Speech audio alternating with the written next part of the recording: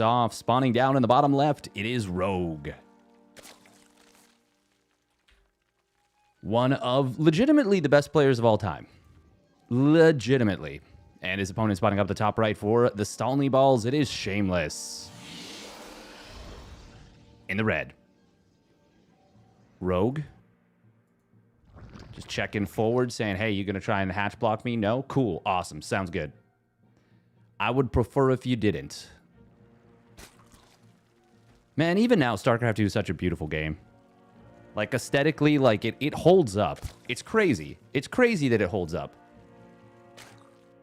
Even if you take Legacy of the Void as the starting point, which I don't even know how many assets they updated or anything since then. It still looks so good. He wants a hatch block so he can proxy hatch. Some real dark energy. Oh, that's actually a fair bit of damage on this probe. Oh, it's got the bug where it shows 1 shields.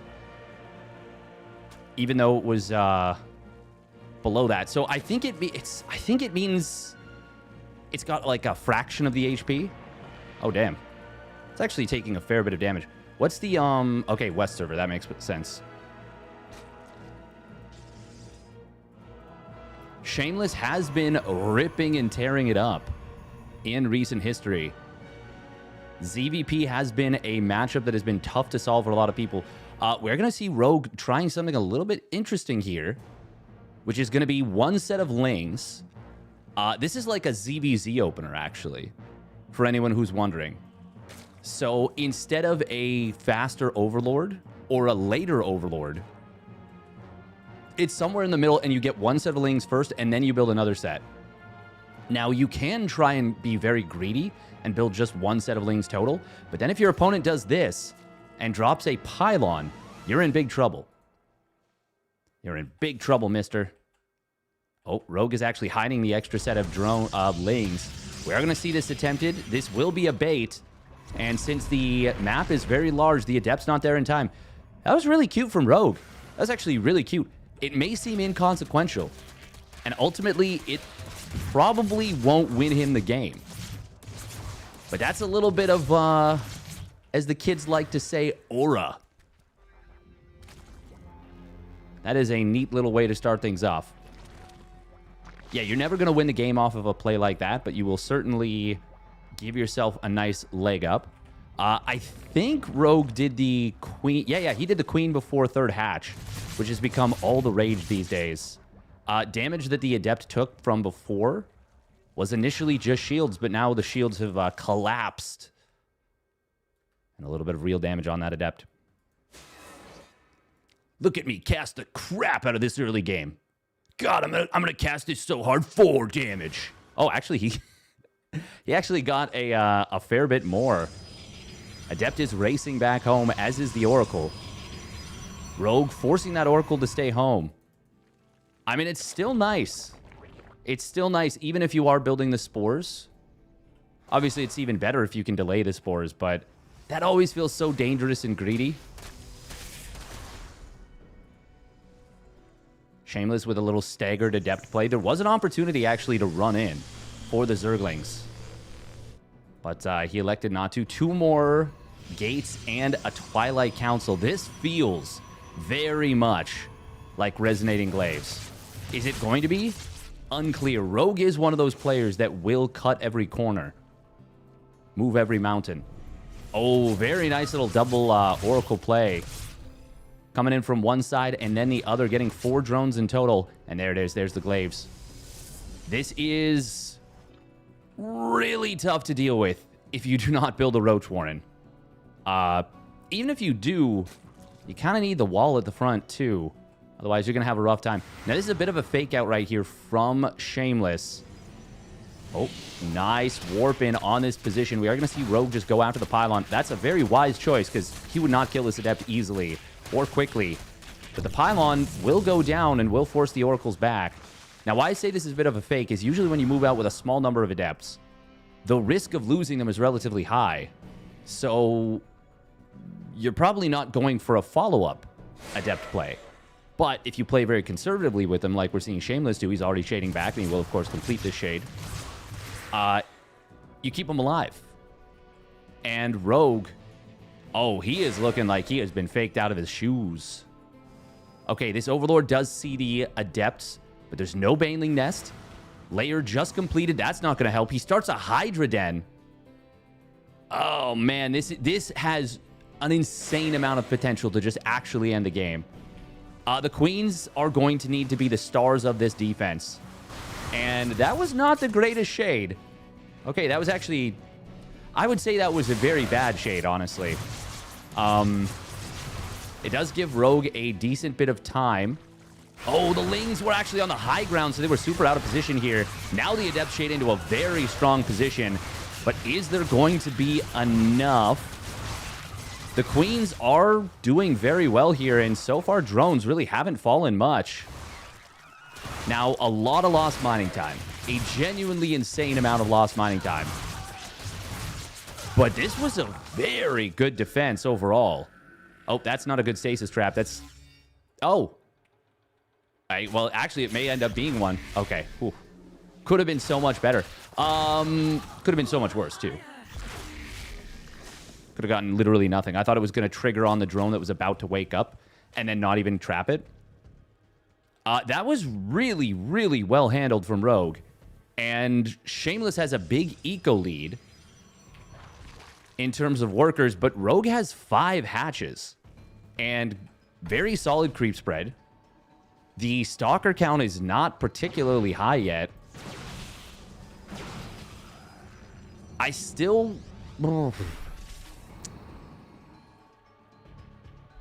I mean, I feel like that should have put, air quotes, Shameless into a 1 position. Oh, that's a stasis trap and a half.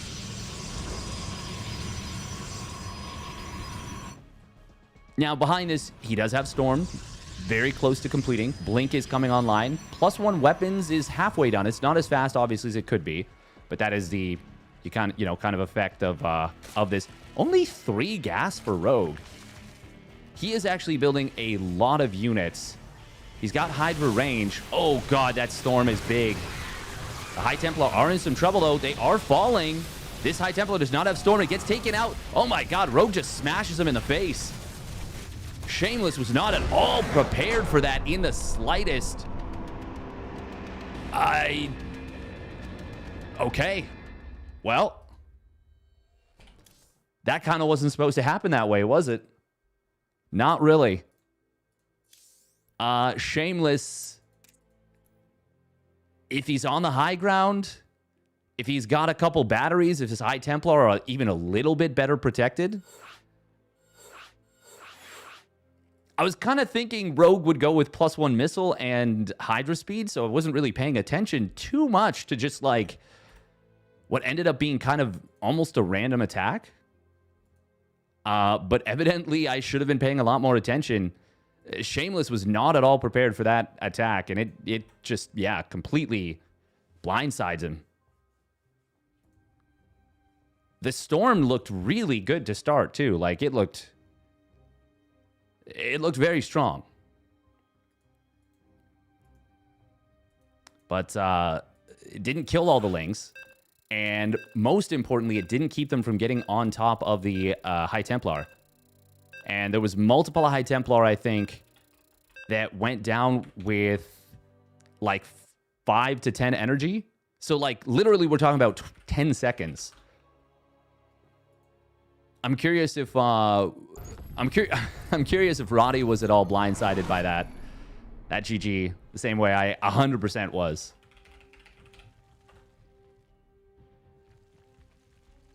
I 100% was. I'll wear that.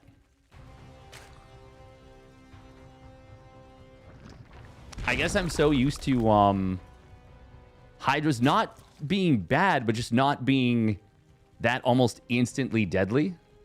All right, here we go. Spawning up at the top right. It is Rogue in the blue.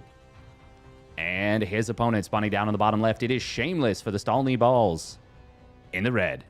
You're used to Zerg losing? In ZVP? Never. Yeah. Yeah, a little bit. But that's okay. That is okay. Well done right there by Rogue. It was an off timing, but he must have clicked the High Templar. He must have recognized, yeah, you're not really ready for this. And once again, even though that storm looked so good, it did, what was there? There was probably 40 lings, and it knocked all of them down to like maybe sub 10 HP. There was no Archon there. There was no follow-up storm that killed all the lings. Yeah, things got a little awkward for him. Hey, welcome, Old Man Toast. Let's go, Blue Jays. They are having a rough start to the season, but they won one, so that's nice. Injuries, man. This is a truly cursed start in terms of the number of injuries that they've suffered. Hopefully they'll stop having everyone's body fall apart. That would be really nice.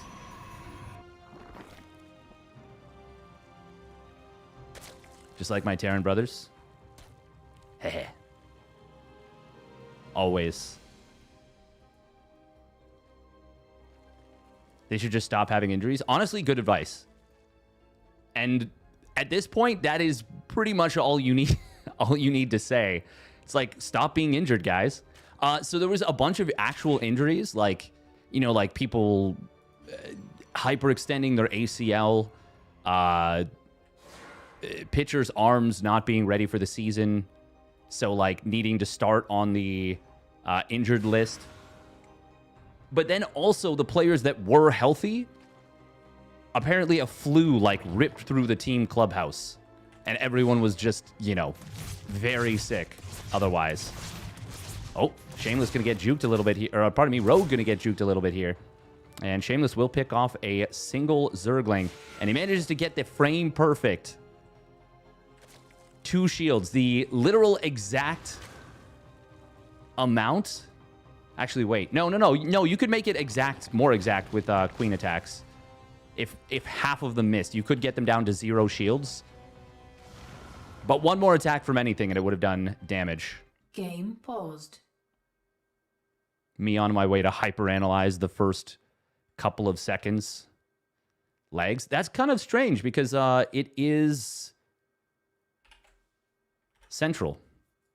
I mean, to be fair, lag and ping are actually not the same. Hope ByuN can pop off again. That would be pretty cool. Cure is going up against Showtime. That's going to be a good one.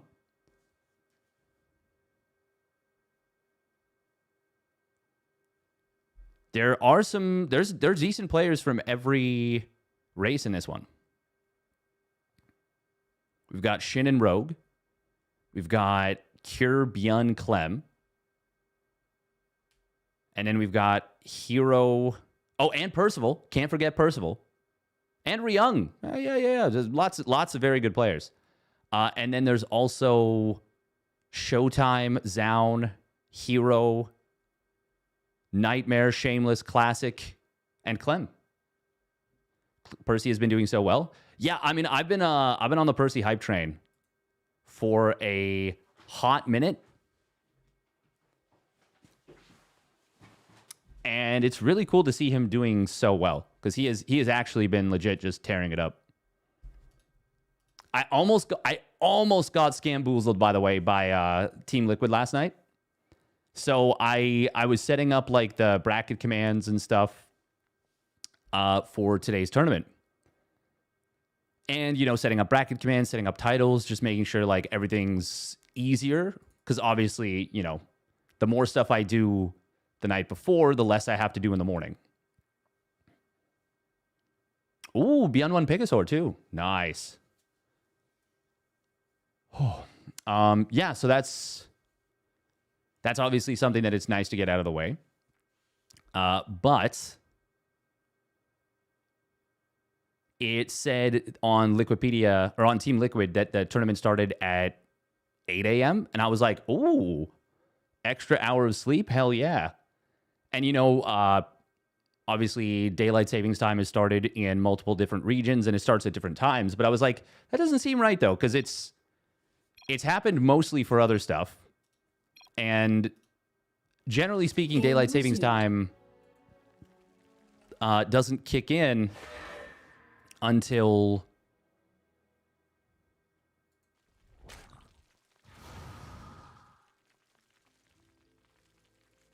Or sorry, China doesn't have daylight savings time, and they don't.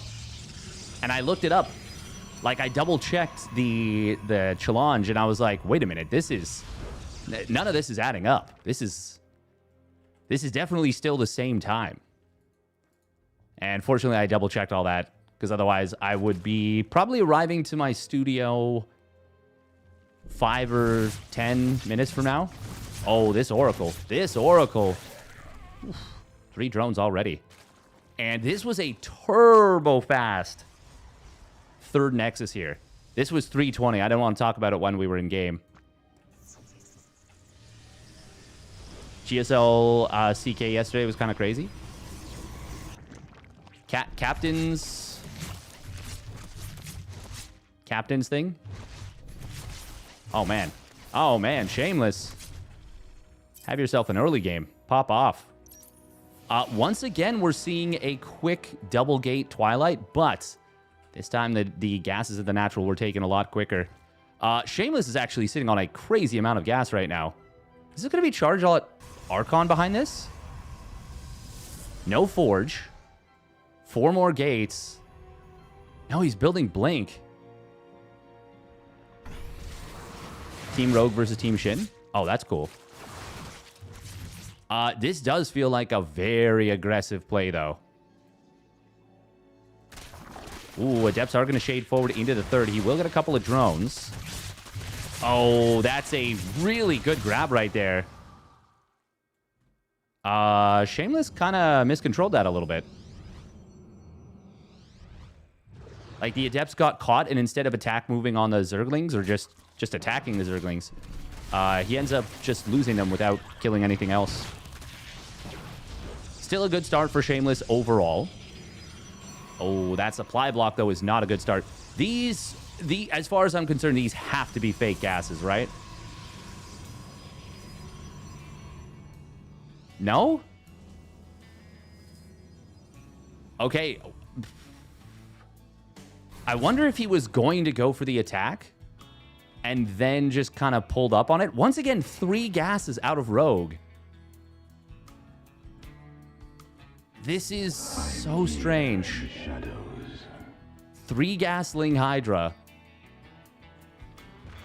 63 drones. It's going to be a heavy focus on Zerglings. Oh, just trying to get this warping in Stalker. Not going to be able to take that down. 2 more gates in production. Finally, a Forge coming in.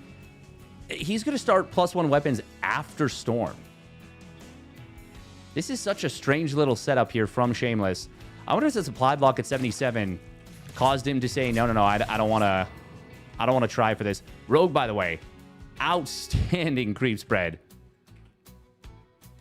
Mans is fast.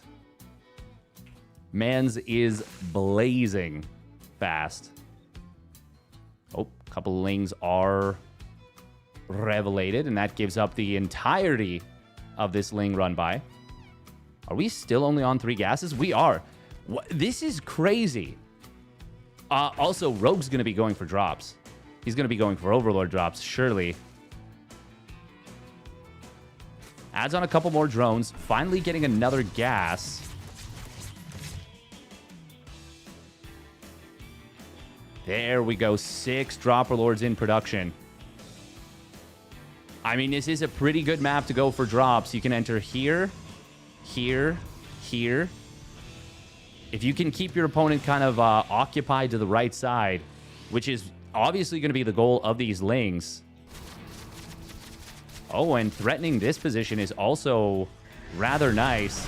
Lings are going to get in on top of this mineral line, and they will drain the battery. That was a lot of Lings, but 10 probes is not nothing. Oh, and he kills an Oracle. Stasis traps being dropped here. Storm is done. Charge is getting close. That's going to be a really, really powerful upgrade for defending this. Really important, really crucial. Try to keep the camera movement steady. Oh, Fleet Beacon is not what we need. What we need is to, well, what we need is to find these Dropper Lords. Stasis Trap is going to be very beneficial. Man, Rogue's creep spread is actually insane. It is actually so legit. Ooh, that Observer is not going to see this. Okay, Shameless sees a bunch of units here. Oh, he does not see the drop, though. There is the quick warp in. That's not going to be enough to start. Meanwhile, Storm at the front is very good. But... oh, the Stasis Trap. The Stasis Trap. Well, this has been a magnificent defense already. I saw something on the minimap. It was just an Observer. This is ridiculously good right now. Oh, those High Templar. Maybe we don't lose those. Well, we don't lose those. Kind of funny to see the Hydras immediately get restasis, and now they're just doing a dance. Hey, Macarena. When we wake up, we're going to die a horrible death. Hey, Macarena. We are going to see a redrop coming in. Storm will be very helpful here once again. Good job from Shameless to get his Zealots out of there. Not every Protoss these days is avoiding their own storms. Once the Mothership pops, this game goes from very difficult for Rogue, which it already is, to even more difficult. Yeah, he is getting a Hive. He's getting a Lurker Den. +2 missile is on the way. And once again, that creep spread. It is suffocating. Oh, Shameless. Ooh, he did not recognize the potential of just running in. But a Stasis Trap, once again, going to be really good. We do see a kill on the Robo. That's really nice. There's another one being built. There's not a lot of Immortals on the field. You got to... oh, my God. Hello? Rogue, what are we doing in here? That was very dangerous. He does get out quickly. But knowing that the Mothership is there, knowing that Time Warp is there, you've got to respect it. Ling's trying to find openings here, there, and everywhere, but there's not really any to be found. Shameless was on top of that, and now he's moving across the map with an army that I don't think Rogue can stop. He's got the Lurker Den, but he has not morphed in any Lurkers. And Lings are so susceptible to Storm. There are quite a few Storms available. These are not the best Storms, but they didn't need to be the best Storms. They needed to be okay Storms. And they were reasonably okay. Really nice setup, though, from Rogue. Hitting from 3 sides, avoiding the Storms with the Hydras very, very well. But even as he does so, takes probably the best engagement he could have. Time Warp is coming back off cooldown. Cloaking Field is available. Obviously, Shameless can recall out if he needs to. But well, what he needs to do more than anything is not let his army get split up around corners. Ultimately, if Rogue doesn't die right now, that's already an achievement. Because he very easily could have. But Shameless going home is not great for him either, because it means the whole army gets away. It's 5 bases. It's a turtled up 5th base. And it's a Fleet Beacon Tempest Protoss. I was going to say the one thing that's missing is maybe the air upgrades could have been faster, but I think Shameless was intending to try and end that game, and this game. We do have Archons that were added in. That was what the... well, and a few Templar. That was what the gas dump was. There was a lot of gas in bank for Shameless. Now there's not a whole lot. The Lurkers for Rogue are going to be beneficial. We do see +1 Carapace getting close to completing. Oh, got to be careful with those Overseers. That is his only detection at the front here because there's no Spore. I was making sure that that was true. And it was.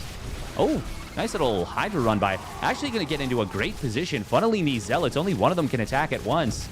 That's actually going to be an incredibly valuable counter. And now he gets in on the other side.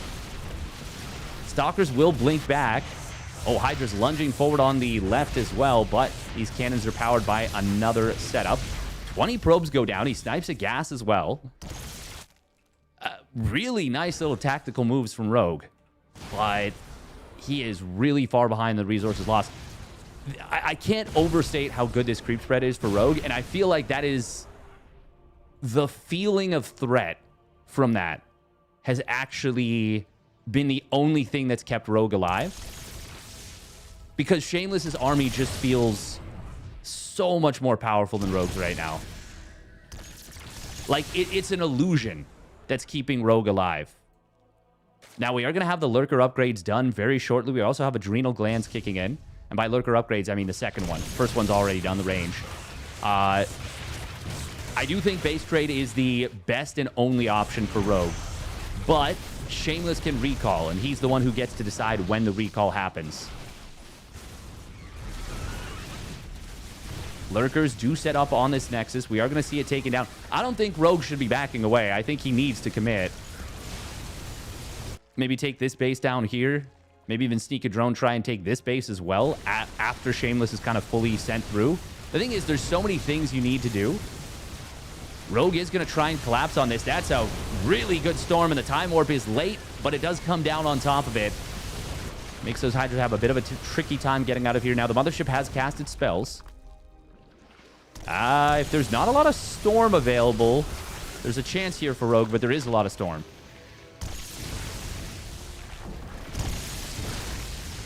Lurker will get forced to unburrow. Rogue has spent basically all of his cash. Shameless is still maxed out, still has a bank, has +2 air. About to have +2 shields, about to have +1 ground armor. And can just whittle away at this army. He's got the oracles. One of them does get taken down there, but there's still another one. Revelation was already very good.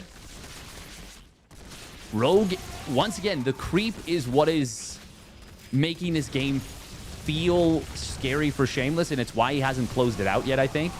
But this counterattack from Rogue is going to get... it's actually going to get a fair bit done. Nice snipe on the Observer right there.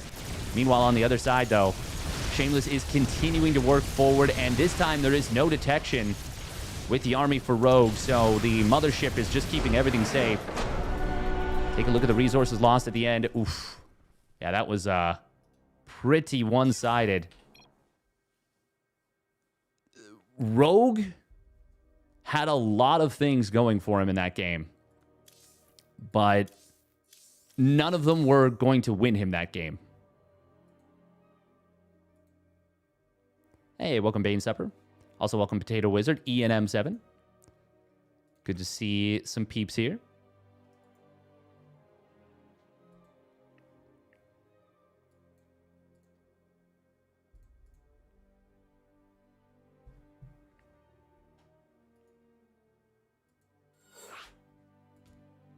That is the kind of situation that, as Roddy would say, is a nightmare for the Zerg. I am going to run a prediction for who will win Game 3, because we are into a Game 3.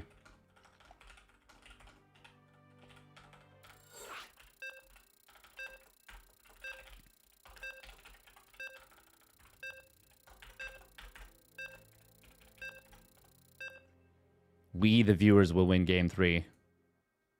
Hey, Ravi, how you doing? Ha ha ha ha ha. I'm so funny.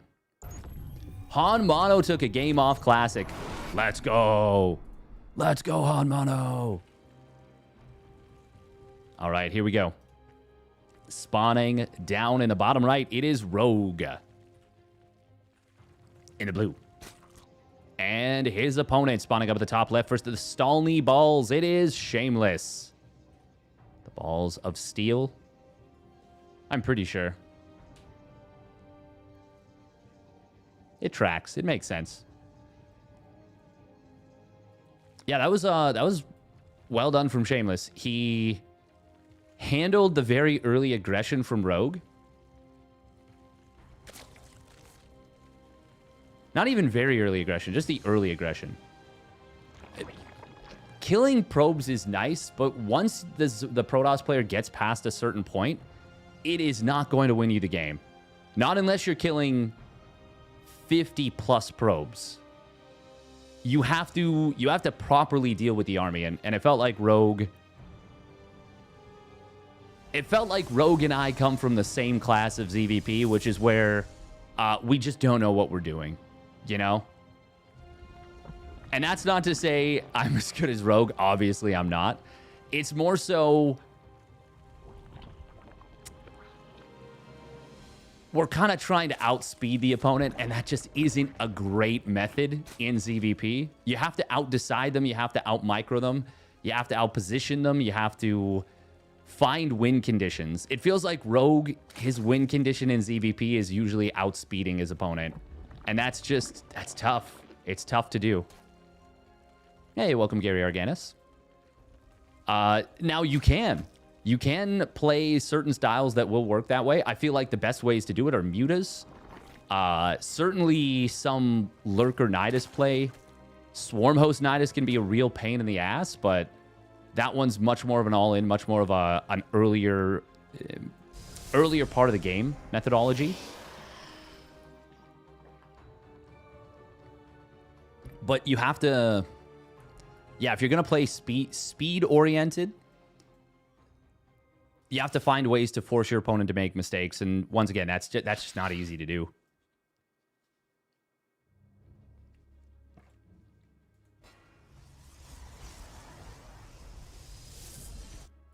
Pipo Arrivederci. Now, this is a much shorter rush distance map, and it's also much poorer defensively than Celestial Enclave. Now, once you get up to like 4 or 5 bases... Actually, no, I shouldn't even say it's poorer defensively. For Terran, it's actually stronger defensively, maybe than Celestial Enclave.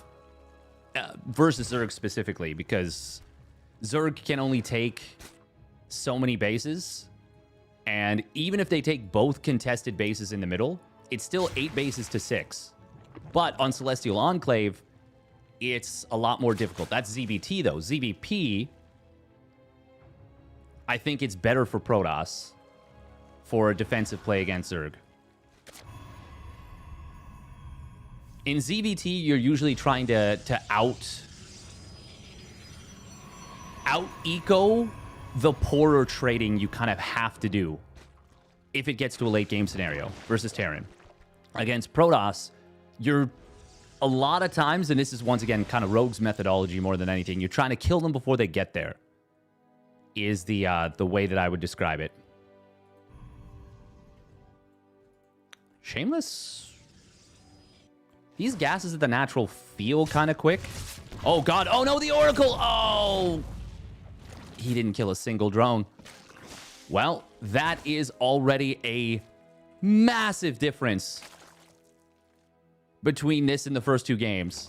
Game 1, Shameless got 4 drones eventually. Game 2, he got like 6 drones very early. And now Game 3, he gets no drones and loses the first Oracle. I haven't talked about it yet, but obviously ZVP is a matchup that is heavily hinged on early game. Heavily hinged on early game. Now, is Rogue going to go for his similar 3-gas Hydra opener that he's done in the first 2 games? I do wonder, like, if there's anything actually to this. Okay, no, it's going to be +1 melee. We are going to see Shameless once again opening up with 6-gate Blink, late Forge. This time, though, there is an opportunity to get a lot more done. Oh, Shameless did build a 3rd Oracle this time. And it's already getting 4 drones. That ain't bad. That ain't bad. In fact, that's very good. But he did take a lot of damage on the 2nd Oracle, and the 3rd Oracle did not come out unscathed either. We're going to see Rogue trying to find something in the 3rd base. Nothing to be found. Shameless, once again, supply blocked at 77. That is actually kind of bizarre. In one sense, it makes a ton of sense. It's like, okay, if this is kind of a new thing you're playing. But in another, you'd think like, oh, okay, I got supply blocked at 77. Maybe I'll be a little bit more cognizant of it the next game.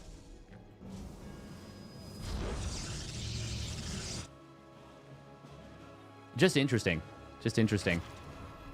There is the possibility that it's a frictional supply block, but based on the fact that he's committing this time and he wasn't last time. It was a shorter supply block this game than the previous one. But even with Blink done, +1 melee is going to kick in pretty soon. Now, this is a fast Blink, especially for 3 oracles being produced. Baneling Nest is in production. Oh, sorry, it's finished. That's the Hydra Den that's in production. Bane Speed starts up. That is not actually going to help him much at all. Oh, he's got to be careful of the Stasis Trap. Does trigger it without too many losses. This is a very forward move from Shameless. He's very far on to creep. +1 melee will kick in now, but it's after a lot of the Lings have gone down and the first kind of initial battle's already been decided. That was pretty decent for Shameless. Rogue does not see the Stasis Trap behind this that was set up. It is going to be a very committed Blink Stalker attack. One Queen does fall. Transfuse will need to come through. Hydras are starting to be produced. This is looking very, very scary. We've got a Link counterattack on the other side of the map. That is going to be tough to deal with. That will force units to be warped in at home. Stalker's not blinking back initially. Finally does start to do so. The Zealots, they don't have +1, and the +1 melee Lings are going to be good here. Rogue will pull these units back. I think that might have been an F2 on purpose, potentially. Drones did pull. A lot of them went down. Ooh, Lings, if they can get on top of these pylons and kill them, that would be huge, but they're not going to get either one. Shameless will keep this alive, and it is looking very good for him to knock Rogue out here. With all those drones going down, this is very tough for Rogue. Shameless can absolutely transition out of this. Oh, the concave for Rogue right now is not good at all. He doesn't have Hydra speed either, so they're not repositioning easily. The hatchery really working against Rogue there. Shameless will have a little bit of a tough time at dealing with this counterattack from Rogue. Rogue is going to be able to find a couple of probes, including the one that wanted to take a 4th, and he's even going to kill this pylon. That will actually alleviate a lot of the pressure here. Stasis Trap. Oh, wow. That is really fortunate for Rogue. The one Stasis Trap expired, and then the second one immediately got triggered. By less than a second right there, and that's going to enable him to clean up this gateway a little bit more easily. Shameless has Storm just now starting. This army from Rogue is loaded for bear. It's about to have Hydra speed. +1 weapons will kick in for Shameless in a moment. That's obviously going to be very beneficial, just in general. But the big thing is Storm. If he can get Storm up, there is a decent chance here. The Zealot run by is going to get spotted very early, thanks to some nicely placed Overlords. Oh, it's actually not going to run in just yet. Wow, he is sitting just out of range of these OVs. Here it comes. Storm not yet done. Archon's going to morph in as a result. Zealots will run by. That's a decent Stasis Trap, but not amazing. Only 4 Bane's going to get hit. Archons will complete. Storm is not going to be available. Does he have energy recharge? No, he already used it. Zealots are trying to get in on the other side, and they are finding some purchase. Already killing a couple of drones. Hydra's not going to have the easiest time here. Probes being pulled and a big blink forward. Banelings wake back up from the stasis just in time to kill a ton of probes. Now it is Rogue that's actually done enough damage and could back away. Shameless, though, is on 4 bases. And it may not feel to Rogue like he's done enough. And in fact, it doesn't feel like that to me yet either. Even as I said, he could back away. Oh, these Hydras are getting chased heavily. How many of them are going to go down? Does he blink forward again? That would be kind of crazy at this point. Zealots do find a little bit more. 9 more. Oh, my God. Baneling run by on the top right. 9 more probes went down. And it looks like 6? Yeah, 6 of them. Deep in the red. This is a situation where the speed of Rogue can really come into play. Speaking of which, he is going to find a High Templar. Can he get another one? No, just barely keeps it alive, does Shameless. 2 more attacks right there from the Zerglings would have gotten that second one. Ultimately, that's 17 Lings for a single High Templar. That is expensive. That is not worth it, actually. Oh, Oracle, though, goes down on the other side. Did he get any drones? Not sure. We've got a bunch of additional drones being added on right now from from Rogue. Okay, it was one drone. Yeah, that's still not even close to worth it. But at least you got something. Oh, Baneling's driving by again. They're going to find some more damage. 5 more probes. Rogue is keeping the pressure dialed up here, even as he drones up. Nicely placed spines on this base. This is not as good of a position as it can be on some other bases. Like, what's a good example? Yeah, so a spine like right here or right here. And then maybe right here. Stuff that can really cut off positions. But if the Zealots get sent here, and then they just attack move, like let's say they go just move command into here, and they're not microed, they will get cleaned up rather easily. Oh, Rogue. Even though he had a kind of overwhelming firepower there, he still uses 3 Hydras, but that is a positive trade for him. Actually, I guess it's including the cost of the Overlord. 325 minerals, 150 gas for 700 minerals.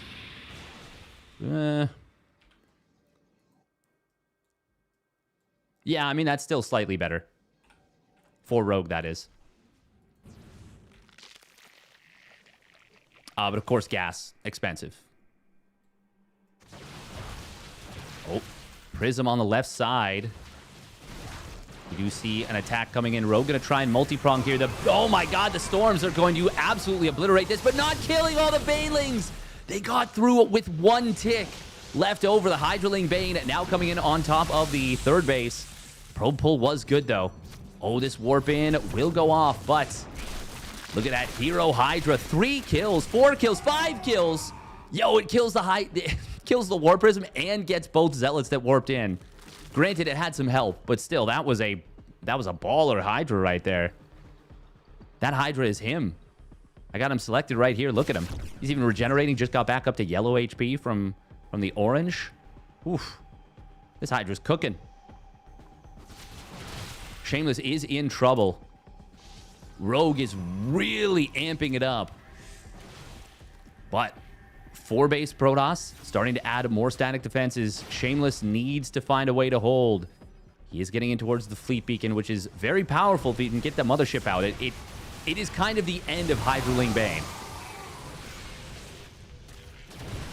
But Rogue is not making this easy for Shameless in the slightest. Storms are pretty decent. That's a lot of High Templar rotating over here. They do expose themselves. They do get taken out, all of them, and they don't get all the Banes or the Hydras. And now Baneling's flooding in. A big warp in of Stalkers was very good right there, but it's not enough to keep the top right of the mineral line safe. Only the bottom left. And the Banelings flooded in, killed 20 probes. Oh, snipe on an Observer right there. Rogue does have +2 missile, by the way. Shameless with +3 weapons, so his Stalkers are not to be trifled with. Is he going to blink forward again? Oh, man. Oh, now the Nexus at the 3rd base is in trouble, and that is going to force Shameless to completely commit. He has to go now. He's got a ton of gas in the bank. He can warp in a lot of High Templar, but he has to go. Energy recharge going to get popped. Mothership does start up. Does Shameless think that if he gets a Mothership out, he can continue to defend and still make something of this? Maybe. And he might even be right. But Rogue has continued to add on upgrades. Too long a wait, though? Yeah, I think so. The more time that he gives to Rogue, the more Rogue can just keep rebuilding, keep adding on. herO would have gone right away. He would have ignored the loss of this 3rd Nexus, and he would have continued to attack on the right side. In fact, he would have blinked forward, sniped down another 4, 5, 6 Hydras, chased down that army, and maybe won the game with a counterattack.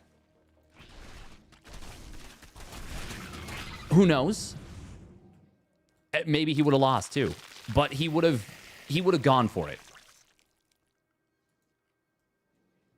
And he would have focused on winning with what he had.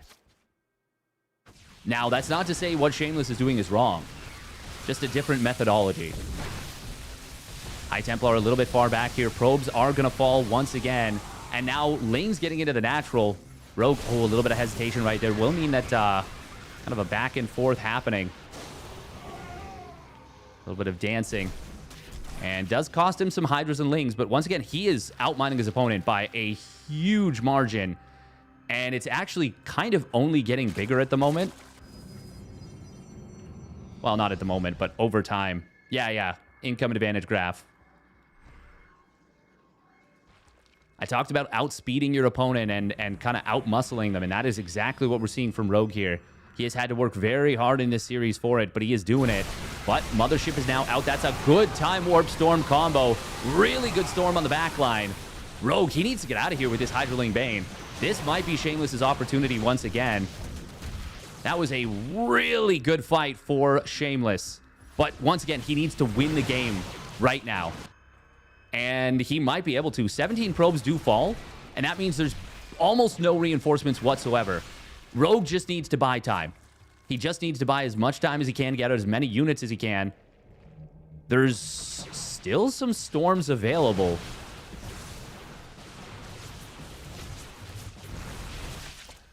But it is not a whole lot of power in this army. Time Warp is not available. Cloaking Field is, but there's an Overseer on... I just call it Overseer Siege mode, to be honest.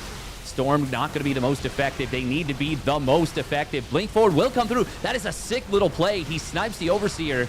Oh, that was very, very cool right there from Shameless. Drone's going to pull. Mothership is not to be messed with either. It's got 18 kills.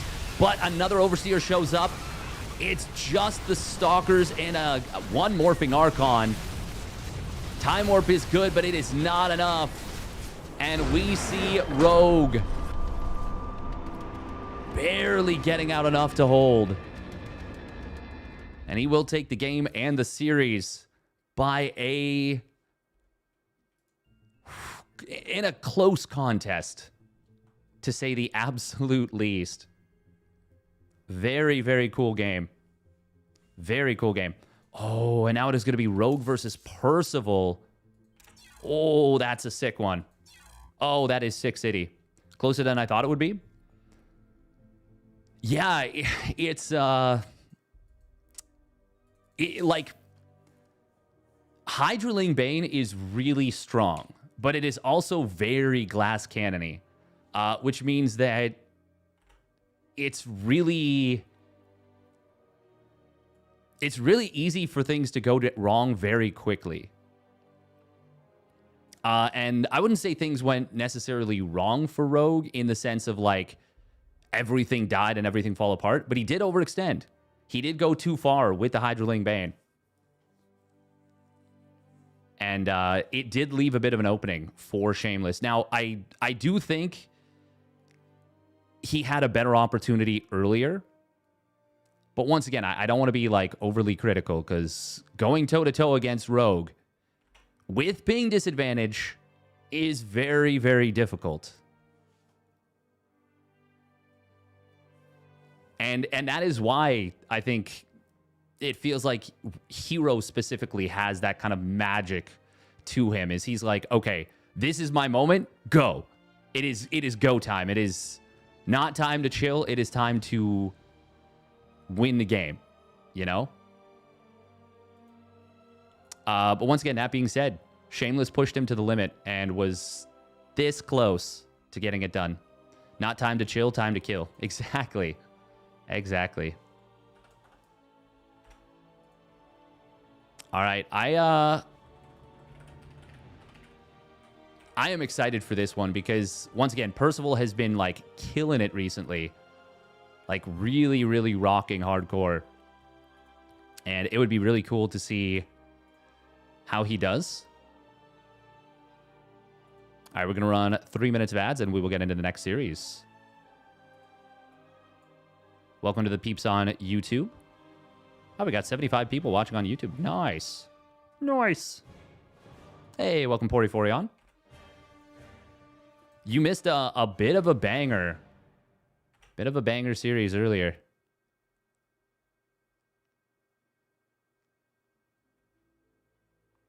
Clem is waiting on the winner of Zoun and ryung, by the way.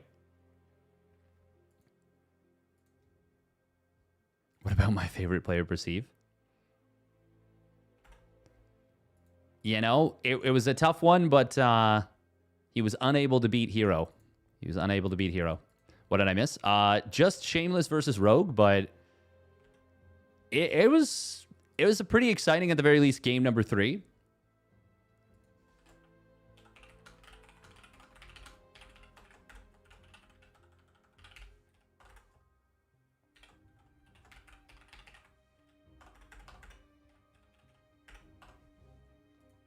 I think game one was a little bit funky, a little bit janky, because Shameless... It felt like Shameless died almost accidentally. Oh, Zoun and... Zoun just 2 under Young. Oh, Clem vs. Zoun also available. Damn it! Perhaps I could convince Roddy to cover that one, or I... Oh, man. I mean, we just don't get many Zergs. We just don't get many Zergs.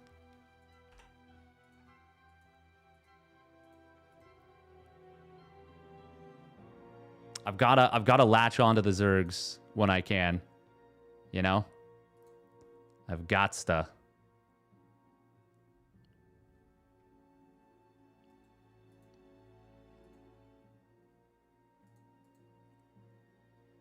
Actually, I do wonder if he would PvP versus Zoun. I wouldn't say for sure.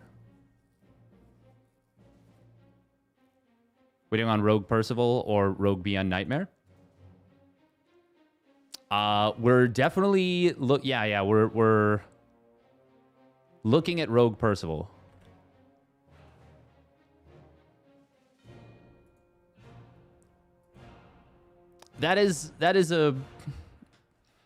That might be overstating it, Sinista, but I get what you're saying. Yeah, for sure.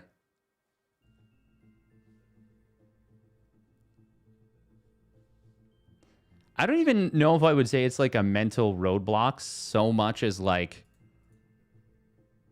herO's just really tough to beat.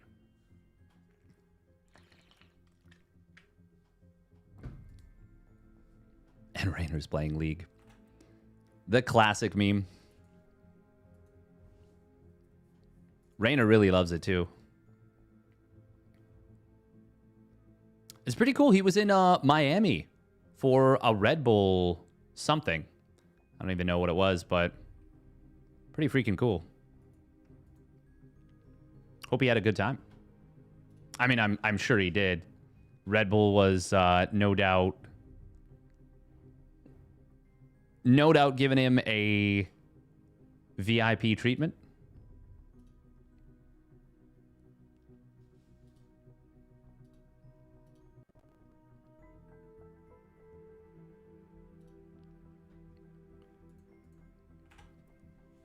Bum, bum, bum, bum, bum, bum, bum, bum, bum. All right, it's going to be Taito Citadel. Taito Citadel.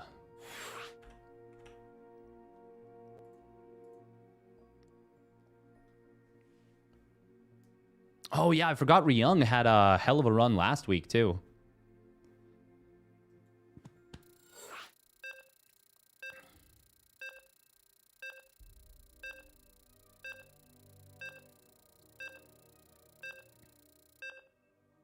He still played Terran versus Classic?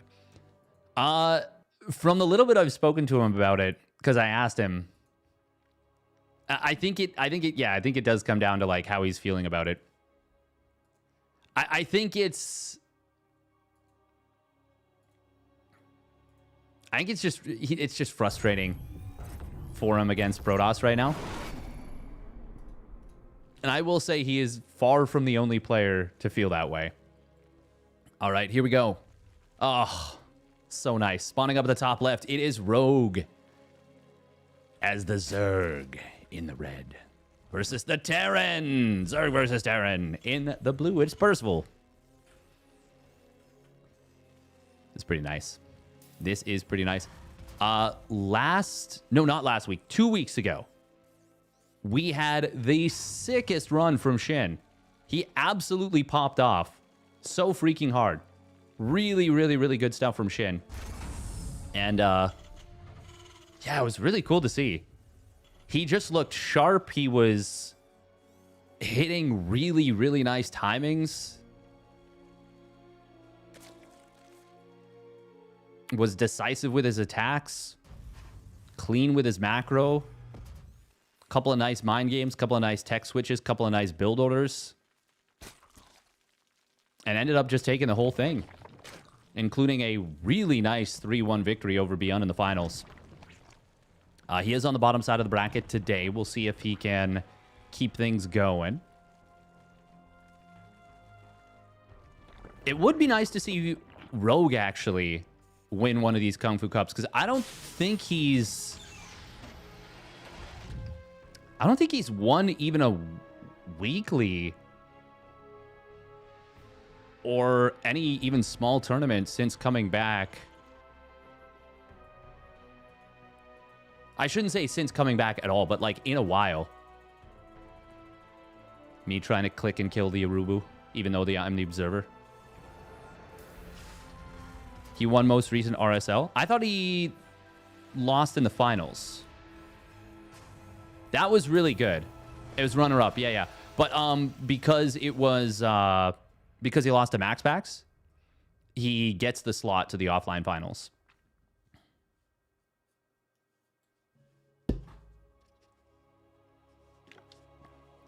We are going to see, since it's a double option select, you have 2 bases you can take as your third as the Zerg player. There's not going to be any point really in bringing an SCB.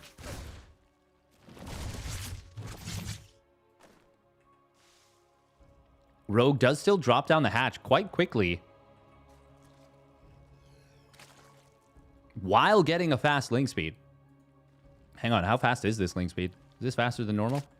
No, it's just right on schedule for a 3:30 finish. Will it be 3:30? 3:31? Nope, right at 3:30.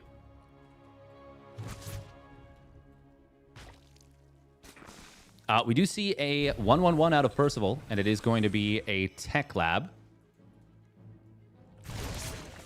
Percival not going to be able to get a creep tumor here, as there's 2 queens at the natural. He did pull both down. And that's a neat little methodology as well, Rogue, for the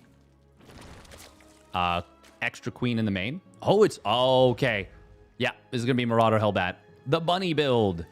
And by that, I mean, for like 3 years, basically, if you saw a Viking in this matchup, an early Viking, Bunny was literally always doing this build. It got to the point where, like, it was the most predictable thing. And there was a series herO played against Bunny, and he actually just bopped him right in the damn face. Because he was like, okay, you made a Viking. You're going to do Marauder Hellbat. Now, will Rogue scout this? He's going to see a... Oh, he did see the tech lab. He did see the tech lab researching. He saw nothing. Okay. Yeah, this should be pretty easy to figure out what's going on, but doesn't mean it's necessarily going to be the easiest to defend. Because with just queens, it's actually quite scary. No roaches, no baneling nest, no even spine crawler. Normally, I'm not a big fan of the spine crawler, but it can be very handy in a situation like this, especially if you have transfuses available. Rogue is not behaving like he knows what this is. Not all the Hellions morphing into Hellbats, by the way. Oh, no snare on the queens. That can be one of the most beneficial things of this. Ling's going to try and wrap around from the back. You do not want them fighting the Hellbats as much as you can avoid. At least not when the Hellbats are clumped. Good queen micro so far. Lings did get taken out, but they bought a lot of time. Good transfuse. Only 1 queen falling so far. There we go. There's the target fire on the medevac, and it is going to get taken down very quickly if it doesn't pull back. Honestly, fantastic defense from Rogue. Really well done. Okay, he does lose 1 queen. But this did not achieve what it needed to. Not even close, especially with how greedy Rogue was relatively. Score 1 for Artosis here. He's always saying that Hellbat pushes are total garbage versus Zerg. And this one, considering the size of the map, I would say that it was not the best choice maybe to go for this. Rogue did handle things very well. Oh, medevac does go down. Percival probably should have backed away and tried to heal up the medevac, or maybe just stayed further off creep. Ling's going to look for a little counterattack. He sees the Banshee. That is incredibly good information. That's going to let him know. Oh, no, he's already got spores. Oh, he's already got spores. Oh, my God. Rogue is so far ahead. Already has the double Evo done. He's going to go for the Spire. Okay. He's got the money to start his upgrades. He's got the money to go straight into Bane speed as well.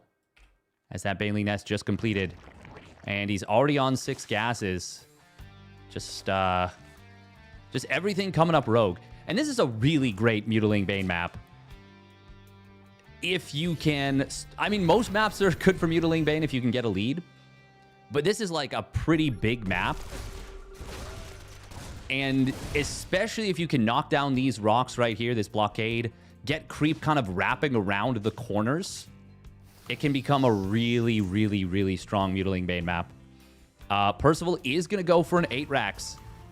Has the barracks in production before even landing this base. Now, the creep being pinned back or pushed back is a big deal. Rogue will want to go after these rocks as soon as he can. These ones too, actually.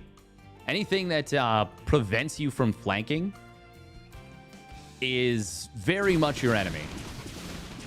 Oh, these Banshees should get a cancel on this base. That's pretty nice. For Percival, obviously. Not so much for Rogue. Now, is Percival just going to go with 1-1? He's got an armory, obviously, but I could just commit with 1-1 and commit very hard, in fact. A couple of drones do get taken out. Rogue is on 7 gases now. Yeah, this blockade right here, these rocks, a real hazard for Rogue. And they are going to make this actually rather difficult to deal with, but... Oh, Gold Base going to get taken on the left side. Rogue, I don't think he has any idea that it is an 8 racks right now. One Queen does fall. Another one taking a lot of damage. There's a couple of tanks in the back. That is a really nice flank, though. And Rogue gets on top of the tanks with the mutas. Lings as well. The Lings were really the star of that show on the flank. And Percival is going to be forced to lift up. But there's mutas overhead. One medevac goes down. Viking goes down. And the second medevac should fall as well. And that is Percival just... I mean, he's out of this game. There's no chance. Tank going to try and siege up. Rogue probably could have not ignored it and just killed it with the mutas, but he's actually instead going to kill it with the Lings and gets on top of this. Percival is coping incredibly hard right now. Banshees coming home. They're going to get taken down by the mutas. Another tank going to fall. Okay, there we go. GG. I'm not really sure what Percival was thinking was going to happen there after that. But, yeah, obviously, once that first attack is crushed, it's already difficult. Rogue handled business there. Handled business. Update, I found the coolant leak. Nice. Well done. Now I'm like, oh, man, should I have gone to Clem Zoun?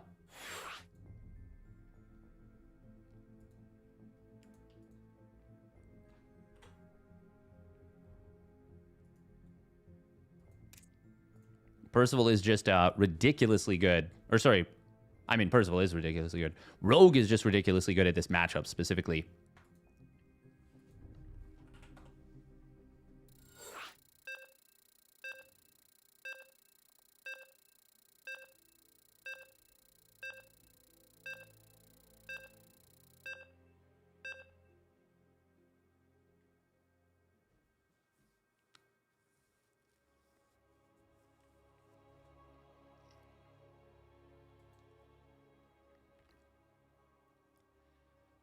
So Team Liquid map contest has announced the finalists, by the way.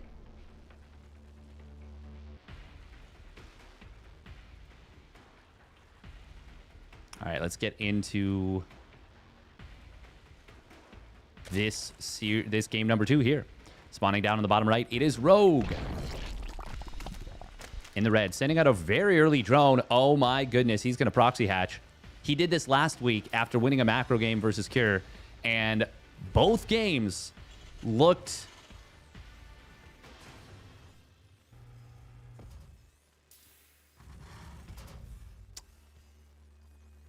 How do I say it without being insulting? They didn't look good. Spawning up at the top left, it is Percival. Will he handle this as well as Cure did? Because Cure did a good job. But I feel like more than anything, Rogue did an unenviable job. Now, this is going to be really weird because this is gas first. That is not common. And that does delay your barracks a little bit. It also means that you are building Reaper Marine. Now, he should still go for a very quick... Okay, how does this work, actually? Oh, it's going to be Hatch Pool. Oh, interesting. Okay. So I'm going to guess Percival did see the games versus... that Rogue played versus Cure. Percival is going to see this. He's going to start a Marine. Command Center on the high ground. He's got a lot of gas in the bank. He can, of course, build a very quick factory, but you can't ignore this hatch. Is he going to drop a bunker? Yes. Okay. That does make a lot of sense. And, oh, wow, it's actually out of vision. It's kind of cool. It's kind of nice.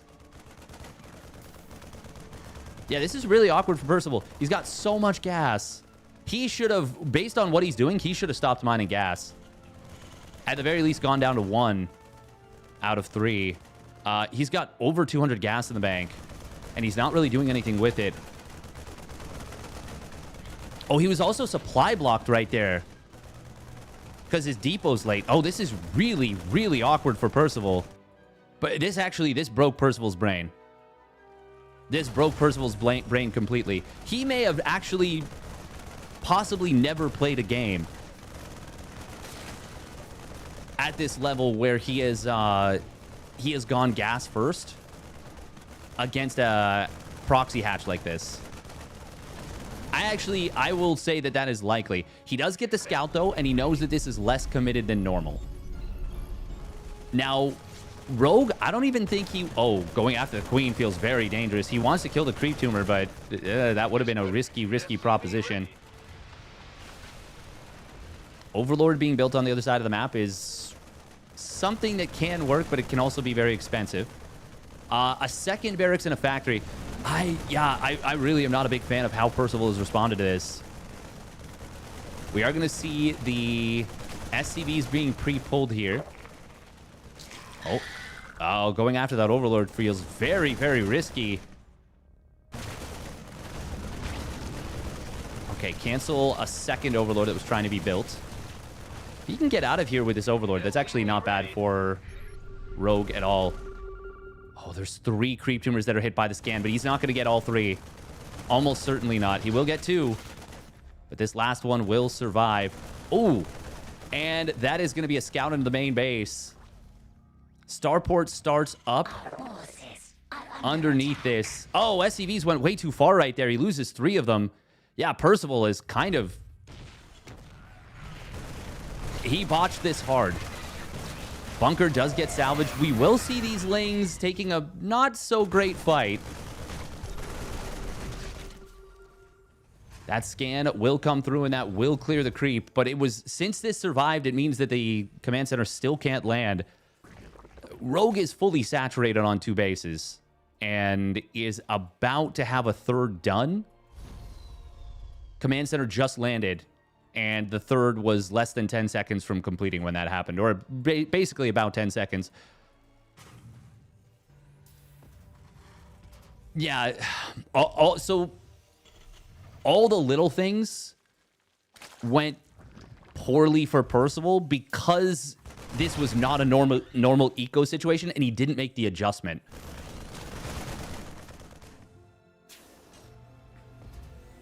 That really does throw into sharp relief how good Cure is at maintaining composure. Now, all things considered, this is a pretty decent counterattack from Percival. It's got Stim, a decent number of Marines, a medevac. But compare this to a regular 2-on-1. It would be hitting at the same time with more units and a second medevac. Now, granted, this is not a normal game, but still. We're going to see a pretty decent fight for Percival, actually. He kills quite a few Lings, only loses 2 Marines. He even gets an Overlord there. Rogue does have +1 Carapace on the way. He's getting a 4th hatch now. Double Widowmine coming in from Perival. He's going to take a 3rd command center, but he needs to get a lot more done. Oh, Rogue's got to be very careful with the queens. They went really far off creep for a moment. Lings do spot this. Combat Shields is very close to completing. Once that kicks in, this actually becomes very scary for Rogue. He's got to be careful not to underestimate this. I feel like he kind of has a little bit. Percival is really keeping the pressure dialed up. He now cancels the 4th base. Rogue has not really been able to drone very much. This is actually fantastic for Percival. Drop into the main base is going to get shoot away. The combat shields completes. Is this enough lanes to push this back? It will be. Barely, but it will be. Oh, medevacs. No, shift command. Ay. Oh, God, no. He's going to lose a full medevac. Well, now it's not so good for Percival. Oh, no. The first medevac going down is totally fine. Honestly, it was an empty medevac. It was low on HP. The second one with a full payload of Marines, when both players are so relatively low on economy, and therefore each unit is worth that much more, that is not something Percival can afford. Rogue, for his part, he can go straight into 2-3, 1-2 upgrades. He's already got Bane Speed on the way. Well, actually, he doesn't have the gas for both +1 melee and +2 Carapace. Should have started Carapace right earlier. It's obviously it takes longer, so you're more likely to have them pair up. Hopefully, Rogue does remember to start that. He starts up 8 Banes. Doesn't actually need them right this second. Oh, that Ling, though, is going to spot one of these medevacs on the top right. That's going to let him get these Lings on top of this. Very nicely handled so far by Rogue and Percival. The first medevac from earlier. He did get a cancel on this base. Still, almost loses the medevac. Rogue is starting to push the creep pretty aggressively, and it's starting to get to that point where if it could snowball very quickly out of hand. Oh, target fire on the Banes on the right side. Nice job from Percy. I'm really sad Rogue didn't start up +2 Carapace right away. There it is now. He would have gotten himself a pretty massive upgrade timing lead. As it is, it's still decent. We are going to see, oh, Lings getting into the natural. Banes as well. 9 SCVs go down. I was like, man, why is there no response here? Widowmine drop. Just 3 Widowmines coming through. That actually, oh, wow, 14 drones. Okay. 4th Widowmine does not get out of the medevac. Both players losing a lot of economy. Percival did shift Q on top of these Lings that drop, but it is going to be able to overpower them. Now 1-1 is done. It's actually an upgrade lead for the moment for Percival. Still, that's just enough Lings to push this back. +1 melee is going to complete. Rogue is counterattacking. Or at least he has a bunch of units on the other side of the map. Queen not getting the transfuse. He's going to lose 3 high-energy Queens right there. Very awkward for Rogue. He was on 10 Queens. It's not like that's the worst thing in the world. Oh, Banes. Oh, there's 2 more Banes. 2 more Banes. 2 more Banes. Ah. He didn't know they were there. 6 SCVs do go down. Of course, there was, attention being grabbed on the other side of the map. Percival does have some time to respond to this. Oh, that depot lift was clutch. There wasn't a crazy number of SCVs in there anyways, but that's still really nice.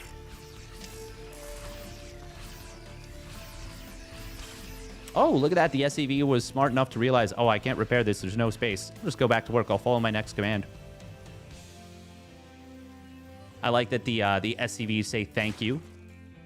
The wall that kept them alive. We do have Drilling Claws prioritized. No 2-2 upgrades yet for Percival. He doesn't have the gas. He's building, well, he's on double factory now. He's building tanks and mines. Feels like his economy management has been a little bit messed with this game. Ooh, nice on Burrow right there. Good target fire on the Overseer as well. Widowmine, though. Oh, Percival with the micro avoids the friendly fire mine. Rogue, though, on the other side of the map will get in here. There's a lot of mines. 2 of them do get mitigated very nicely. Oh, good target fire on the Banes. Excellently handled. by Percival, but still, there's enough lanes to get through here, and Rogue will get into the mineral line. It could have been so much worse if not for the retarget on the mines, if not for the burrow on the mines. It's still a very successful counterattack from Rogue, but speaking of successful counterattacks, 3 more mines go off, and Percival is keeping himself in this game. These 3 mines will retreat to the right side. Still no 2-2 on the way yet for Percival. So in a sense, he is very all in.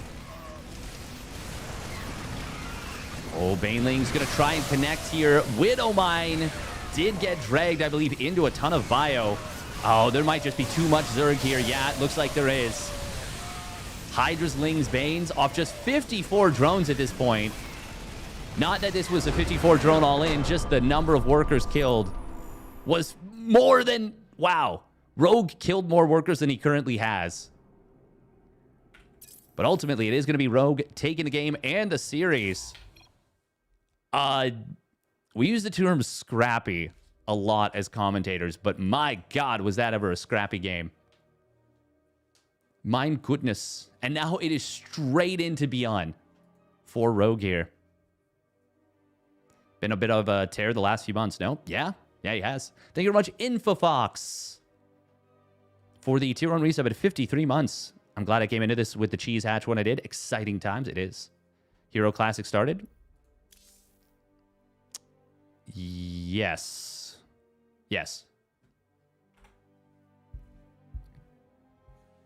Or it seems like his shape is a lot better lately.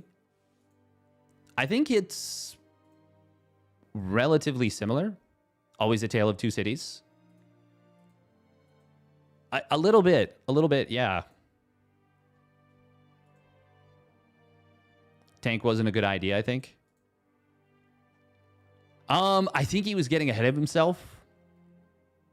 Maybe. Oh, looks like Classic might have actually just gotten out of... Classic here might have just gotten out of Game 1.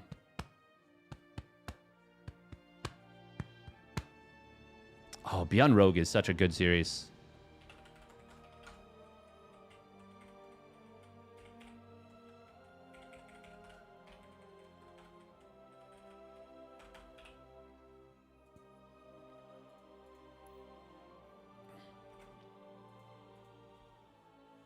Cure will be waiting on the winner of Shin and whoever Shin is currently playing. That is... I actually don't know who it is. It's just... Oh, wait, they're a part of PCEC.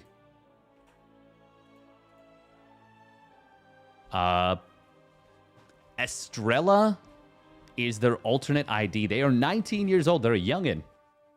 They did beat Rake. Rake, I believe, is a decent player. They beat him 2-1. Oh, wow. Okay, apparently he reached 6K MMR in January of this year, so that's pretty damn good.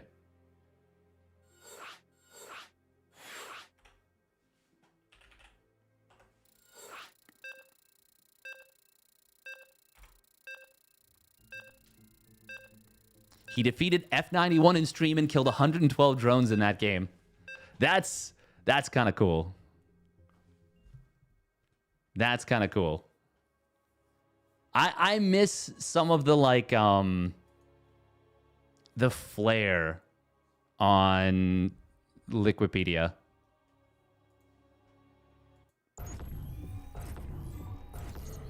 I thought Rogue is losing. How did he swing the game? I would not know. I would say he was winning a lot of it. And then it was the... I'm just going to do a prediction real quick. Interrupt myself. I want to get into game, though. So I do not want to miss too much. And I'll talk about that in game. All right, here we go. Spawning up in the top left, it is the Shopify Rebellion's ByuN. And his opponent spawning down on the bottom right, it's Rogue. In the red. I would actually say Rogue was winning the majority of that game. He didn't handle the drop particularly well. And by the drop, I mean the first bit of counter aggression from Percival. And Percival did a good job of kind of coming back in that one. But the point where it went from, okay, Percival's gotten himself back in this game and is kind of even in a good spot now, was to now Rogue's winning again, I would say, is when the 2 medevacs flew back in and died. The 2 out of the 3. And specifically, the first medevac dying was not the biggest of deals. The second one dying with the full 8 Marines, I would say that was where it kind of swung back in the favor of Rogue. But it was a super, super messy game. So it's kind of always hard to tell exactly.